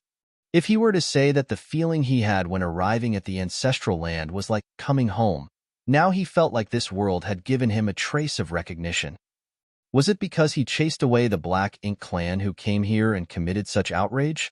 Yang Kai didn't know the answer, but the feeling of being recognized by the ancestral land didn't seem false.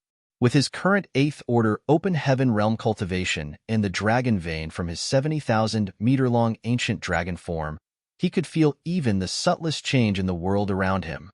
Suppose that the ancestral land was a matriarch, and all the divine spirits were her children. This land had nurtured generation after generation of divine spirits from the primordial era to now. Therefore, the ancestral land had many, many children. When the Black Ink clan invaded the 3,000 worlds, even the ancestral land couldn't escape their grasp, so the divine spirits were forced out, leaving the ancestral land, their matriarch, alone and without anyone to rely on. The Black Ink clan, who moved into the ancestral land, were the ruthless invaders of this land. They hatched numerous Black Ink nests here, trying to turn this place that had been here since ancient times into their territory. Perhaps they could even crack the secret behind why the divine spirits could resist Black Ink's strength and find a solution in time. As the old and lonely matriarch couldn't stop them on her own, she could only silently resist. That was until Yang Kai came and chased all the Black Ink clan away. Like any universe world, the ancestral land had its own will and acknowledged Yang Kai's actions. Yang Kai wasn't a true pureblood. He started out as an ordinary human, but was lucky to gain the Golden Divine Dragon Source through an opportunity in his youth. Coincidentally, that Golden Divine Dragon Source originally belonged to the third-generation Dragon Emperor. After so many years of constantly refining his bloodline and cultivating in the dragon pool, Yang Kai had managed to purify his bloodline and become a real member of the dragon clan. Now, he also had the right to enter his name in the dragon tome. However, Yang Kai was still nothing more than an adopted son to the ancestral land. In comparison to her biological children, Yang Kai naturally wouldn't be given as much attention and favor. It was the same with humans. Even if their children were good for nothing, they were still their blood-related children. What Yang Kai did today successfully helped him move closer towards the biological sun level from the adopted sun level. This period was when the ancestral land was at its loneliest and most helpless. Even the divine spirits found it hard to do anything, but Yang Kai, the adopted son, came and chased away all the invaders.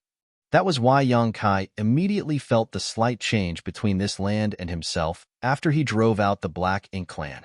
He felt as though this land was more affectionate to him, and there was even the feeling of the omnipresent ancestral strength entering his body. Such a feeling made Yang Kai raise an eyebrow. The one who nurtured numerous divine spirits. I guess matriarch would be a fitting way to address it. I wonder if she really exists.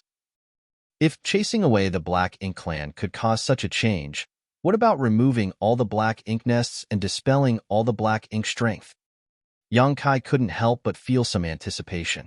So, he didn't hesitate as playing tricks with the world's will was unnecessary.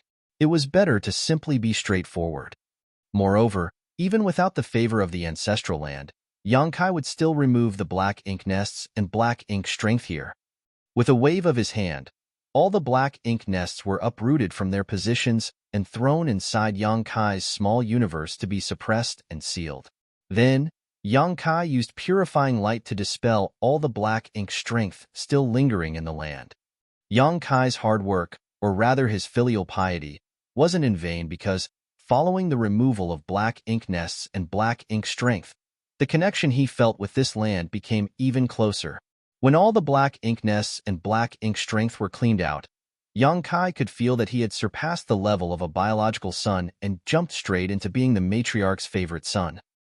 It was as if what was left was for the ancestral land to reveal its kind smile and compliment Yang Kai for being a good boy. The sky cleared as ancestral strength flowed into Yang Kai's body from all directions, making his dragon veins stir to life. This made Yang Kai feel elated because he felt all his efforts weren't in vain. At first, he was thinking about finding an opportunity to visit the dragon pool someday to continue refining his dragon vein. But now it seemed like he didn't have to go through that trouble because it seemed that cultivating in the ancestral land would have a similar effect. The ancestral strength inside the ancestral land was the most primitive divine spirit power that any divine spirit could absorb and refine, just like how any cultivator could refine world energy. That was also why those divine spirits scattered outside instinctually wanted to return to the ancestral land. While being here, they could greatly improve their strength and bloodline. It was especially so for young divine spirits because living in the ancestral land could greatly shorten their growth period. Yang Kai wasn't in a hurry to cultivate, though, because the aim of his journey here wasn't to refine his dragon vein but to find clues about the primordial light. Now that he was here, he still didn't have any idea about how to find those clues. Worse, looking around probably wouldn't be of much use because the clues about the primordial light couldn't be seen. After 1 month, Yang Kai had almost circled the entire ancestral land, but still couldn't find anything. But that was reasonable because, if there were any unique clues, it was impossible for those divine spirits living here not to know about them. Yang Kai couldn't help but feel defeated and wondered if his approach was all wrong. While strolling around, Yang Kai suddenly came to a huge empty area. This was where the ancestral strength was the strongest, seeming to be the center of the entire ancestral land. It wasn't the geological center, but rather the core of its power. Also, this was the exact place where the third-generation Dragon Emperor and Phoenix Empress sealed that black ink giant spirit god. They had even sacrificed half of the ancestral land's territory and used the sacred treasures from 16 of the divine spirit clans to form a grand array to transform this place into one giant seal. This place continuously extracted ancestral strength to grind away the black ink giant spirit god's black ink strength. Therefore, This place was considered the center of the ancestral land, making it the optimal location to suppress the black ink giant spirit god. Yang Kai sat down cross-legged, thinking of whether it was plausible to put his hopes on the primordial light to defeat the Black Ink clan. According to what he knew, the burning light and serene glimmer certainly had a high possibility of being forces separated from the primordial light. The divine spirits might also have a connection to the primordial light, but Yang Kai had no clue about what that connection was. The primordial light no longer had the same appearance as before, and no one knew what was left of it after separating the burning light and serene glimmer. Yang Kai estimated that he had to find something like a medicinal catalyst to help Big Brother Huang and Big Sister Lan fuse together and rebuild the primordial light. Without even mentioning whether he could find a catalyst he had no clue about, even if he did somehow accomplish that, would he really be able to use that to fuse Big Brother Huang and Big Sister Lan back together? And if he was, would Big Brother Huang and Big Sister Lan still exist in this world? That thought had been on his mind since he left the chaotic, dead territory. Big Brother Huang and Big Sister Lan had been nothing but good to him. Purifying light was something essential for the humans to defend against the Black Ink clan, and the small stone ray soldiers nurtured by the two of them had provided the humans enormous help during many instances. In the humans' eyes, even though those two had been living in the chaotic, dead territory all this time and never descended the mountain to directly help them, they had still made massive, irreplaceable contributions to the war effort. If wiping out Mo required sacrificing Big Brother Huang and Big Sister Lan's lives, Yang Kai would never agree to it, no matter the reason.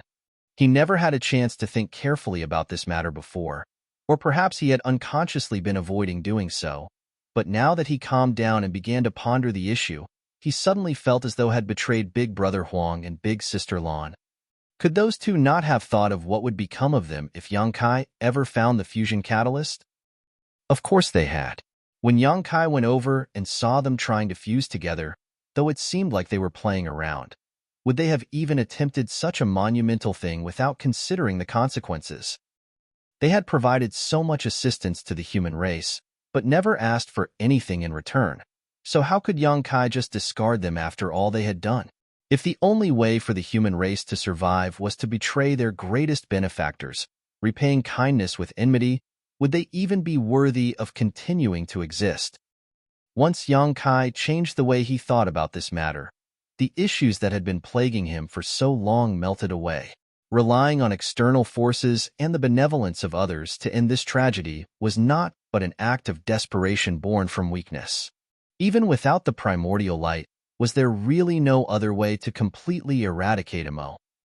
Song and the others could use the primordial heaven's source grand restriction to seal Mo, which meant that Mo wasn't omnipotent.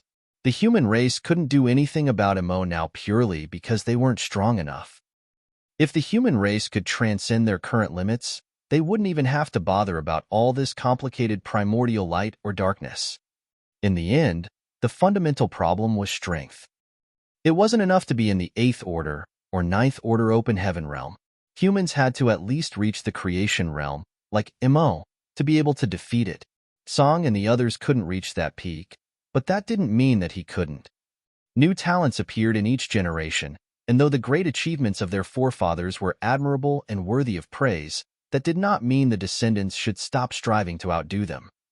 Perhaps the ancestral land felt her favorite son's strong desire for power, or maybe realizing it could not escape unscathed from a disaster that threatened her whole family, the matriarch who had always been fair to every divine spirit, finally revealed her doting side to Yang Kai.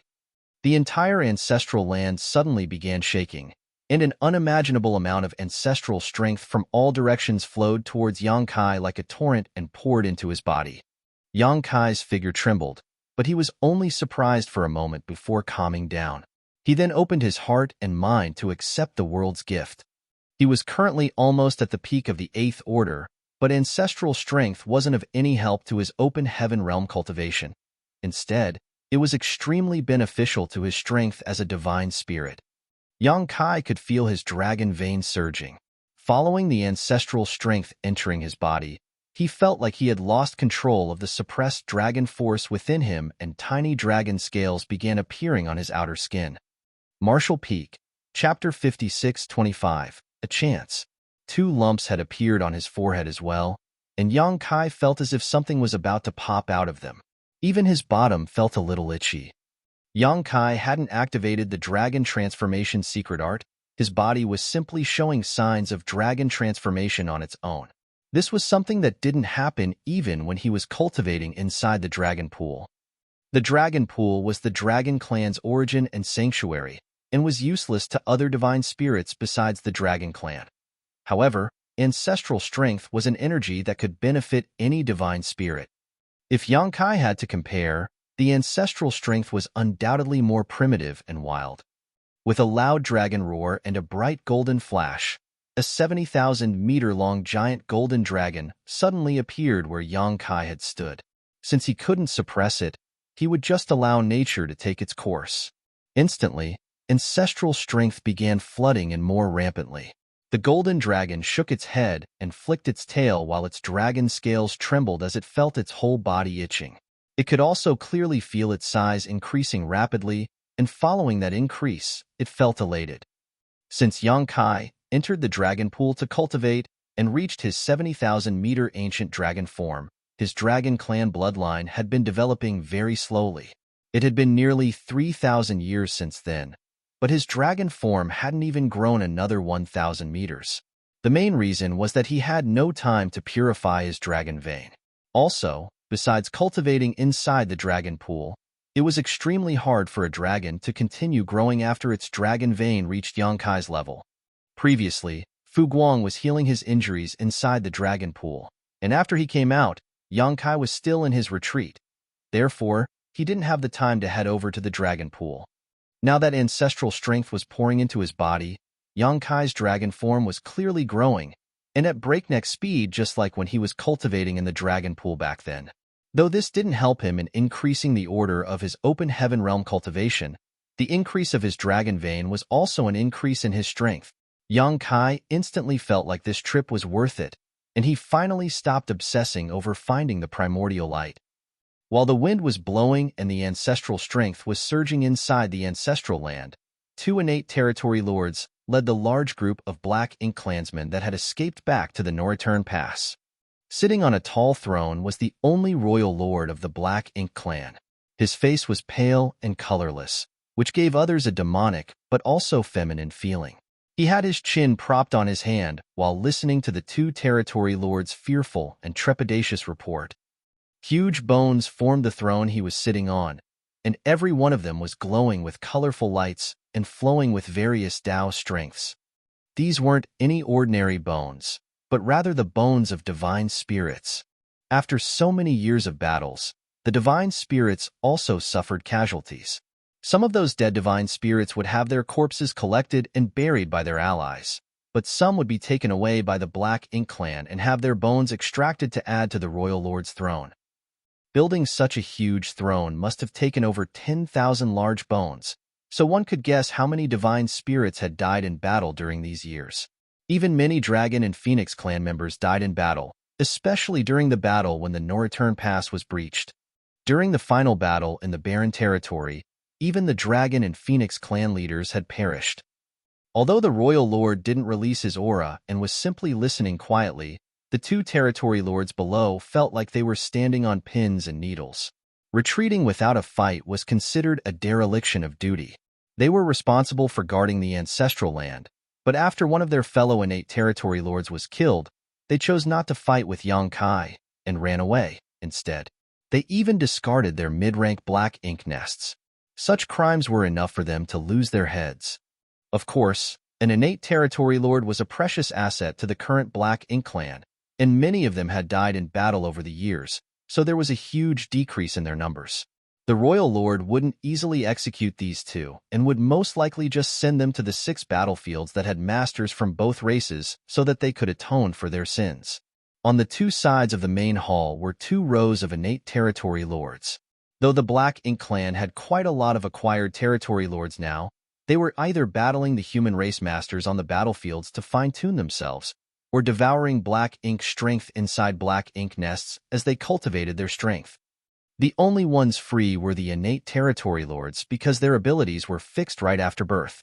At this moment, Most of those territory lords had sympathetic expressions on their faces.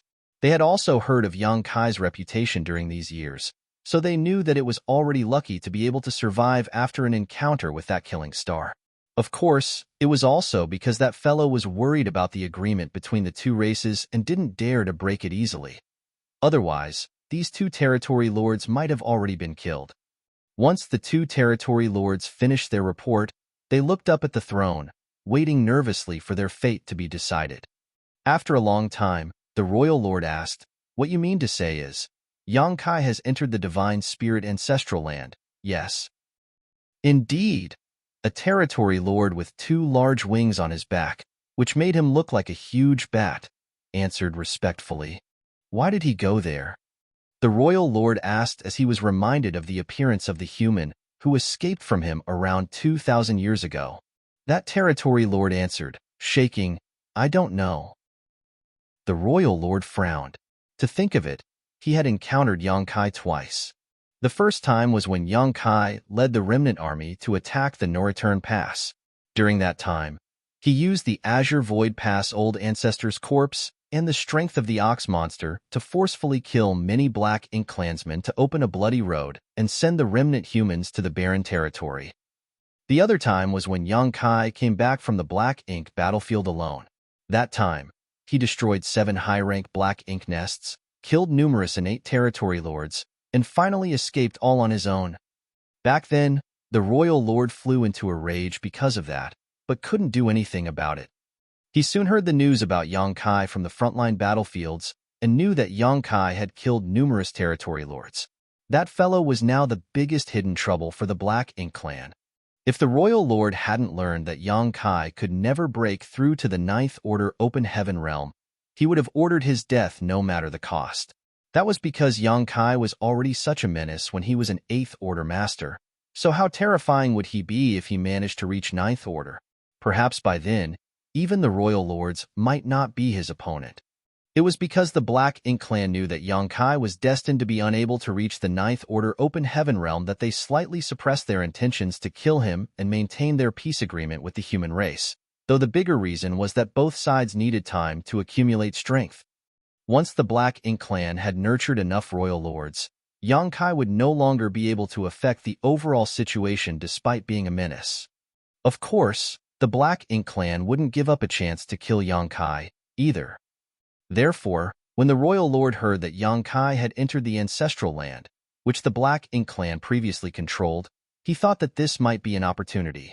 During these recent years, Yang Kai seemed to be searching for something which had brought him from one great territory to another.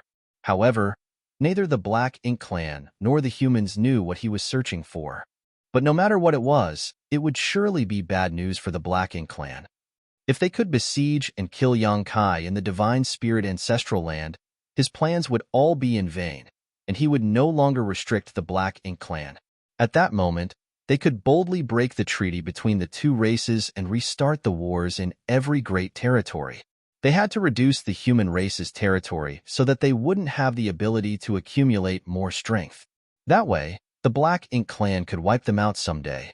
No matter how strong that 8th Order Open Heaven Realm Master was, he couldn't defeat a royal lord. Unfortunately, Yang Kai was proficient in the Tao of Space and was unmatched when it came to escaping. He would run away when he knew he couldn't win, which made others unable to do anything to him. That was how he escaped from the royal lord. When dealing with such a person, the royal lord understood the need for a heaven-sealing-earth locking technique to block all escape routes before going for the kill. Suddenly, the royal lord thought of something and looked down at the two territory lords before ordering, "Return there and see what he's up to." The two innate territory lords felt bitter hearing this order, but although they were frightened, they didn't dare to disobey the royal lord's command, so they could only master up their courage and head back the way they came. 1 month later, the two territory lords appeared outside the ancestral land. They had bitter expressions as they hesitated, secretly hoping that Yang Kai had left. Otherwise, they didn't know how to explain their appearance if they bumped into him. They couldn't say that they were here to visit him, right? Even though they were nervous, they weren't too afraid because if Yang Kai wanted to maintain the agreement between the two races, he wouldn't openly attack them. Therefore, this trip might be dangerous, but it wasn't life-threatening. Carefully approaching the ancestral land, the two territory lords soon sensed something strange. The divine spirit ancestral land seemed to have changed drastically from how it was when they were last here. An inexplicable energy was surging and permeating the entire world, and even the wind and clouds were churning. At first, they were carefully hiding their bodies and aura lest they be exposed. But after looking at the current state of the ancestral land, they became bolder. Then, they released their divine senses to look around and gradually discovered what was happening. All that energy seemed to be moving in one direction. There was a vague golden light shining in that direction and a huge being hibernating amidst the clouds. When they looked through the clouds, they could vaguely make out a figure of a curled-up dragon clan member. It was Yang Kai. With all the intel the Black Ink clan had gathered, the fact that Yang Kai could transform into a true dragon was no longer a secret. After all, there were many Black Ink disciples who were loyal to the Black Ink clan hiding in the dark now. Those two territory lords looked at each other and revealed ecstatic expressions. They suddenly realized why the royal lord wanted them to return here. Silently retreating, they hurried back to the no-return pass. This time, it didn't take them a whole month to reach the no-return pass. When they got back, they once again bowed down before the royal lord's throne of bones and reported everything they saw and heard to him. The royal lord sneered, "As I had expected." When he first heard that Yang Kai went to the divine spirit ancestral land, he made several guesses. Now, it seemed like he had gone there to cultivate. According to what he heard, it was said that the power inside the divine spirit ancestral land was very beneficial to divine spirits. "Did you two expose yourselves?" the royal lord asked. The Batwing territory lord shook his head. No. Yang Kai was entirely immersed in his cultivation and didn't sense anything. Very good. The royal lord nodded in satisfaction while tapping his fingers on the back of his throne while looking down at the two. Qing Fu, Mu Yu. Don't complain that this king didn't give you a chance to make up for your crimes. The two of you are to immediately enter the Black Ink nest together for source fusion. Once those words were said, all the territory lords became pale. The two territory lords, Qing Fu and Mu Yu, shivered as they looked up at the royal lord with terrified eyes. Mu Yu even screamed frightenedly, "Sir, please have mercy." It was as though the so-called source fusion was a death sentence. Even though Qing Fu didn't say anything, he had a depressed and desperate look on his face. However, the royal lord didn't show any change in expression. Instead, he looked at them calmly before declaring, "If you live, that is your good fortune. If you die, that is your fate. Go." Marshall Peak, Chapter 56-26, Source Fusion Technique. The humans had many sayings for when one returned home, each describing it as something glorious after enduring difficulties or achieving something astonishing that brought honor to the family. However, source fusion in the Black Ink clan had nothing to do with returning with honor. The only similarity with those sayings was that it was somewhat related to going home. To the humans, one's homeland was their place of birth. In that sense, the Black Ink Nest were the Black Ink clan's homeland because they nurtured all Black Ink clansmen. To the Black Ink clan, source fusion was both punishment and glory. Moreover, only territory lords could perform source fusion. Technically speaking, source fusion was a type of secret technique that only the Black Ink clan could use, and to use it, they must have a high-rank Black Ink Nest. A territory lord would enter the high-rank Black Ink Nest and use the source fusion technique to fuse their body and essence with the Black Ink Nest. Though any territory lord could easily perform the technique, it had never been used since ancient times. That was because when the territory lord fused their body with the Black Ink Nest, there was a huge possibility that they would be devoured by the Black Ink Nest and cease to exist. Despite the fact that there were quite a lot of territory lords in the Black Ink clan, they were all pillars of the various battlefields, so it wasn't easy to sacrifice any of them. Of course, with such a high risk, the reward naturally wouldn't be small. If the territory lord who performed the source fusion technique could withstand the Black Ink Nest's devouring and instead assimilate the Black Ink Nest, they would achieve earth-shattering changes. Simply put, the relationship between the territory lord using the source fusion technique and the Black Ink Nest was that they had to devour each other. Only one between them would survive. Since the day of their birth, an innate territory lord's abilities were fixed and had no way of increasing. This limitation, however, wasn't completely impossible to overcome, as they could have a chance to greatly increase their strength by performing the source fusion technique, even though the chances of success weren't high. High-rank black ink nests were derived directly from Mo. Therefore, one could see the Black Ink clan as Mo's creations. If the creation devoured the source chi from their creator, they would gain unimaginable benefits. By using the source fusion technique, an innate territory lord would have the chance to become a royal lord. Of course, such a royal lord would inevitably be weaker than an ordinary royal lord and could only be called pseudo-royal lord. Such a secret technique needed the Black Ink clan to sacrifice many territory lords to succeed, and even if they did, they would lose a high-rank Black Ink nest. Each high-rank Black Ink nest was connected to dozens, if not over 100 mid-rank Black Ink nests, and thousands of low-rank Black Ink nests which birthed and served massive Black Ink clan armies. Back when Yang Kai destroyed a few high-rank Black Ink nests in the Norreturn Pass, the Black Ink clan had been distressed about it for many years. Additionally, that incident thwarted several plans the Black Ink clan had for some great territories. In short, the Black Ink clan was loath to lose any high-rank Black Ink nests. These were the reasons why no territory lord had even performed this secret technique and why the humans had no idea about it despite having waged war against the Black Ink clan for so many millennia. If it weren't for the importance of killing Yang Kai, the royal lord would never have been willing to make such a sacrifice. However, that killing star had now become a dangerous obstacle to the Black Ink clan's plans, so if they could remove him, the situation between the two races would change entirely. At the very least, the Black Ink clan would no longer have to obey the so-called peace deal between the two races. It would be best if one of these two territory lords could succeed, but it didn't matter if they didn't because their failure would contribute to the next territory lord's chances of success. When it came to the source fusion technique, the more territory lords that failed to consume the high-rank nest, the greater the chances the following territory lords who performed the secret technique would have of succeeding. Therefore, as long as the Black Ink clan was willing to make enough sacrifices, they would eventually succeed. However, the Black Ink clan weren't sure what the odds of success were because there had never been a territory lord who had used this technique.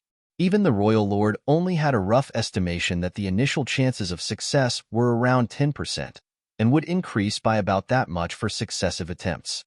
In other words, even if things went smoothly, they still had to sacrifice around a dozen territory lords before a pseudo-royal lord could be born. Of course, those estimations didn't account for the amount of territory lords, feudal lords, and ordinary Black Ink clansmen that the destruction of a high-rank Black Ink nest would implicate. Such a huge sacrifice for such a small reward was obviously not cost-effective for the Black Ink clan outside of extremely special circumstances. However, sending territory lords was no longer a viable method to deal with Yang Kai, so a royal lord was required. Unfortunately, there was only one royal lord in the entire Black Ink clan currently, and he had to oversee the Norreturn Pass and couldn't leave at will. The royal lord clearly remembered the incident where a pure white dragon clan member boldly barged into the Norreturn Pass roughly 1,000 years ago. According to the intelligence they possessed, the Black Ink clan naturally knew that this divine dragon was stronger than any Ninth Order Open Heaven Realm Master. Luckily for them, that white divine dragon didn't attack the Norreturn Pass and seemed to just be passing by as he dashed off into the depths of the Black Ink battlefield. That dragon clan member disappeared and hadn't returned since then, and no one knew what he was up to. However, the mere existence of this kind of master made it impossible for the Black Ink clan to leave the Norreturn Pass undefended. A pseudo-royal lord was also a royal lord. Therefore, no matter what price they had to pay, the Black Ink clan had to kill Yang Kai in the Divine Spirit Ancestral Land. Qing Fu and Mu Yu felt devastated as they left. Though they were reluctant to die in such a way, it was in the Black Ink clan's nature to obey those superior to them. Since the royal lord had given the order, they could only abide. After finding a high-rank Black Ink nest, the two innate territory lords looked at each other and saw the despair in each other's eyes. They smiled bitterly at each other before flying into the Black Ink nest. When they arrived at the innermost part of the black ink nest, the two territory lords sat cross-legged and began performing the source fusion technique. At that instant, the fleshy walls of the black ink nest squirmed as the two territory lords' bodies gradually sank downwards as if they were in a swamp. Their figures disappeared in a few short breaths as the black ink nest completely devoured them. Only their auras remained, trying to resist the black ink nest from within. As time passed, the two territory lords' auras weakened before finally disappearing. Back inside the main hall, the royal lord and many territory lords were monitoring the situation. When they were certain that the two territory lords' auras had completely disappeared, many of the innate territory lords sighed. It seemed like the source fusion technique really wasn't something that could be easily used. But the sacrifice these two made was destined to not be wasted, as they soon heard the royal lord asking, "Is there any of you who is willing to perform source fusion with this black ink nest?" It was almost like asking if any of them would be willing to die. Having witnessed Qing Fu and Mu Yu's end, none of the innate territory lords below dared to volunteer to perform source fusion with the black ink nest. Therefore, it was complete silence after the royal lord asked his question. Finally, after a long time, a territory lord came forward and declared, "Sir, I am willing to try." Coming forward while everyone was silent made this territory lord stand out greatly, and many gazes of all sorts landed on him. The royal lord sitting above them revealed a gratified expression. Although many black ink clansmen were afraid of death because of the personality they were born with, there were still some who were willing to sacrifice themselves for the greater good of their race. Nodding, the royal lord said, "If that's what you wish, Di Wu, I'll give you a chance." Yes. The territory lord called Di Wu cupped his fist and waited to receive further orders. "Is there anyone else?" The royal lord turned to look around, but didn't get any response, so he was a little frustrated and began calling out a few territory lords' names with no trace of politeness.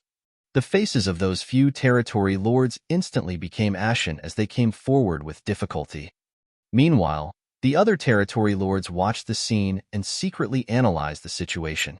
Then, they realized that those territory lords had either lost to human race masters or made blunders on the battlefield that harmed the Black Ink clan. It seemed like the names the royal lord called out weren't at random, which made a few territory lords feel relieved. Diwu stays behind while the rest of you go ahead. Black Ink Eternal. Though the few territory lords couldn't put their feelings into words, their expressions still became stern as they yelled, "Black Ink Eternal." After that, they turned around and set off. Moments later, the auras of the chosen innate territory lords disappeared one after another inside the high-rank Black Ink nest, obviously indicating that they had failed. Although it all failed, those auras were hung on for longer and longer, which meant that the source fusion technique was getting closer to success. At that moment, the desire in those innate territory lords still on the scene were ignited. An innate territory lord was indeed strong, and ordinary 8th Order masters weren't their opponents, but it had always been a point of frustration that their abilities were fixed with no way of increasing in the future. Right now, the innate territory lords could still occupy a pivotal place in the war against the human race, but once the final battle between the two races began, there would surely be quite a lot of royal lords and 9th Order masters. By that time, what was the use of being an innate territory lord when they couldn't even save themselves from danger? They also wanted to have greater power and become royal lords, even if they were only pseudo-royal lords. In the meantime, 6 territory lords had gone through source fusion with the Black Ink nest, which meant the chances for succeeding was growing increasingly higher. Perhaps one of them might be able to devour the Black Ink nest, break through their innate shackles, and transcend to the next level. While they feared death, they also craved power. If the innate territory lords in the hall could be said to be avoiding the source fusion technique before, they were now feeling a little excited. After the 8th territory lord had fallen, the royal lord asked again, "Who else is willing to give it a try?" The territory lords were now far more enthusiastic than before. Of course, the royal lord knew what they were thinking, but he still nodded lightly while looking at them with a gratified expression. However, he didn't let the territory lords take action together this time. The ones before were to build a foundation, and now that it had been built, it was time to carefully collect his harvest. Under the royal lord's command, the first territory lord in line entered the black ink nest and performed the source fusion technique. Half a day later, his aura disappeared. Following that was the second territory lord, then a third. Each territory lord was able to last much longer than the previous one, which meant they were creeping closer to success. However, it wasn't until the 13th territory lord failed to return that the other territory lords below the throne began looking at the royal lord with burning gazes. Anyone could see that success was near. Perhaps it would be the next one, or the one after that. Since the royal lord hadn't said anything, none of them dared to move, and those whose names were called out were looking at the royal lord with anticipation filling their eyes. You're tuning in to the Warrior Lore YouTube channel. Don't forget to subscribe and join us on this journey to catch the most captivating stories.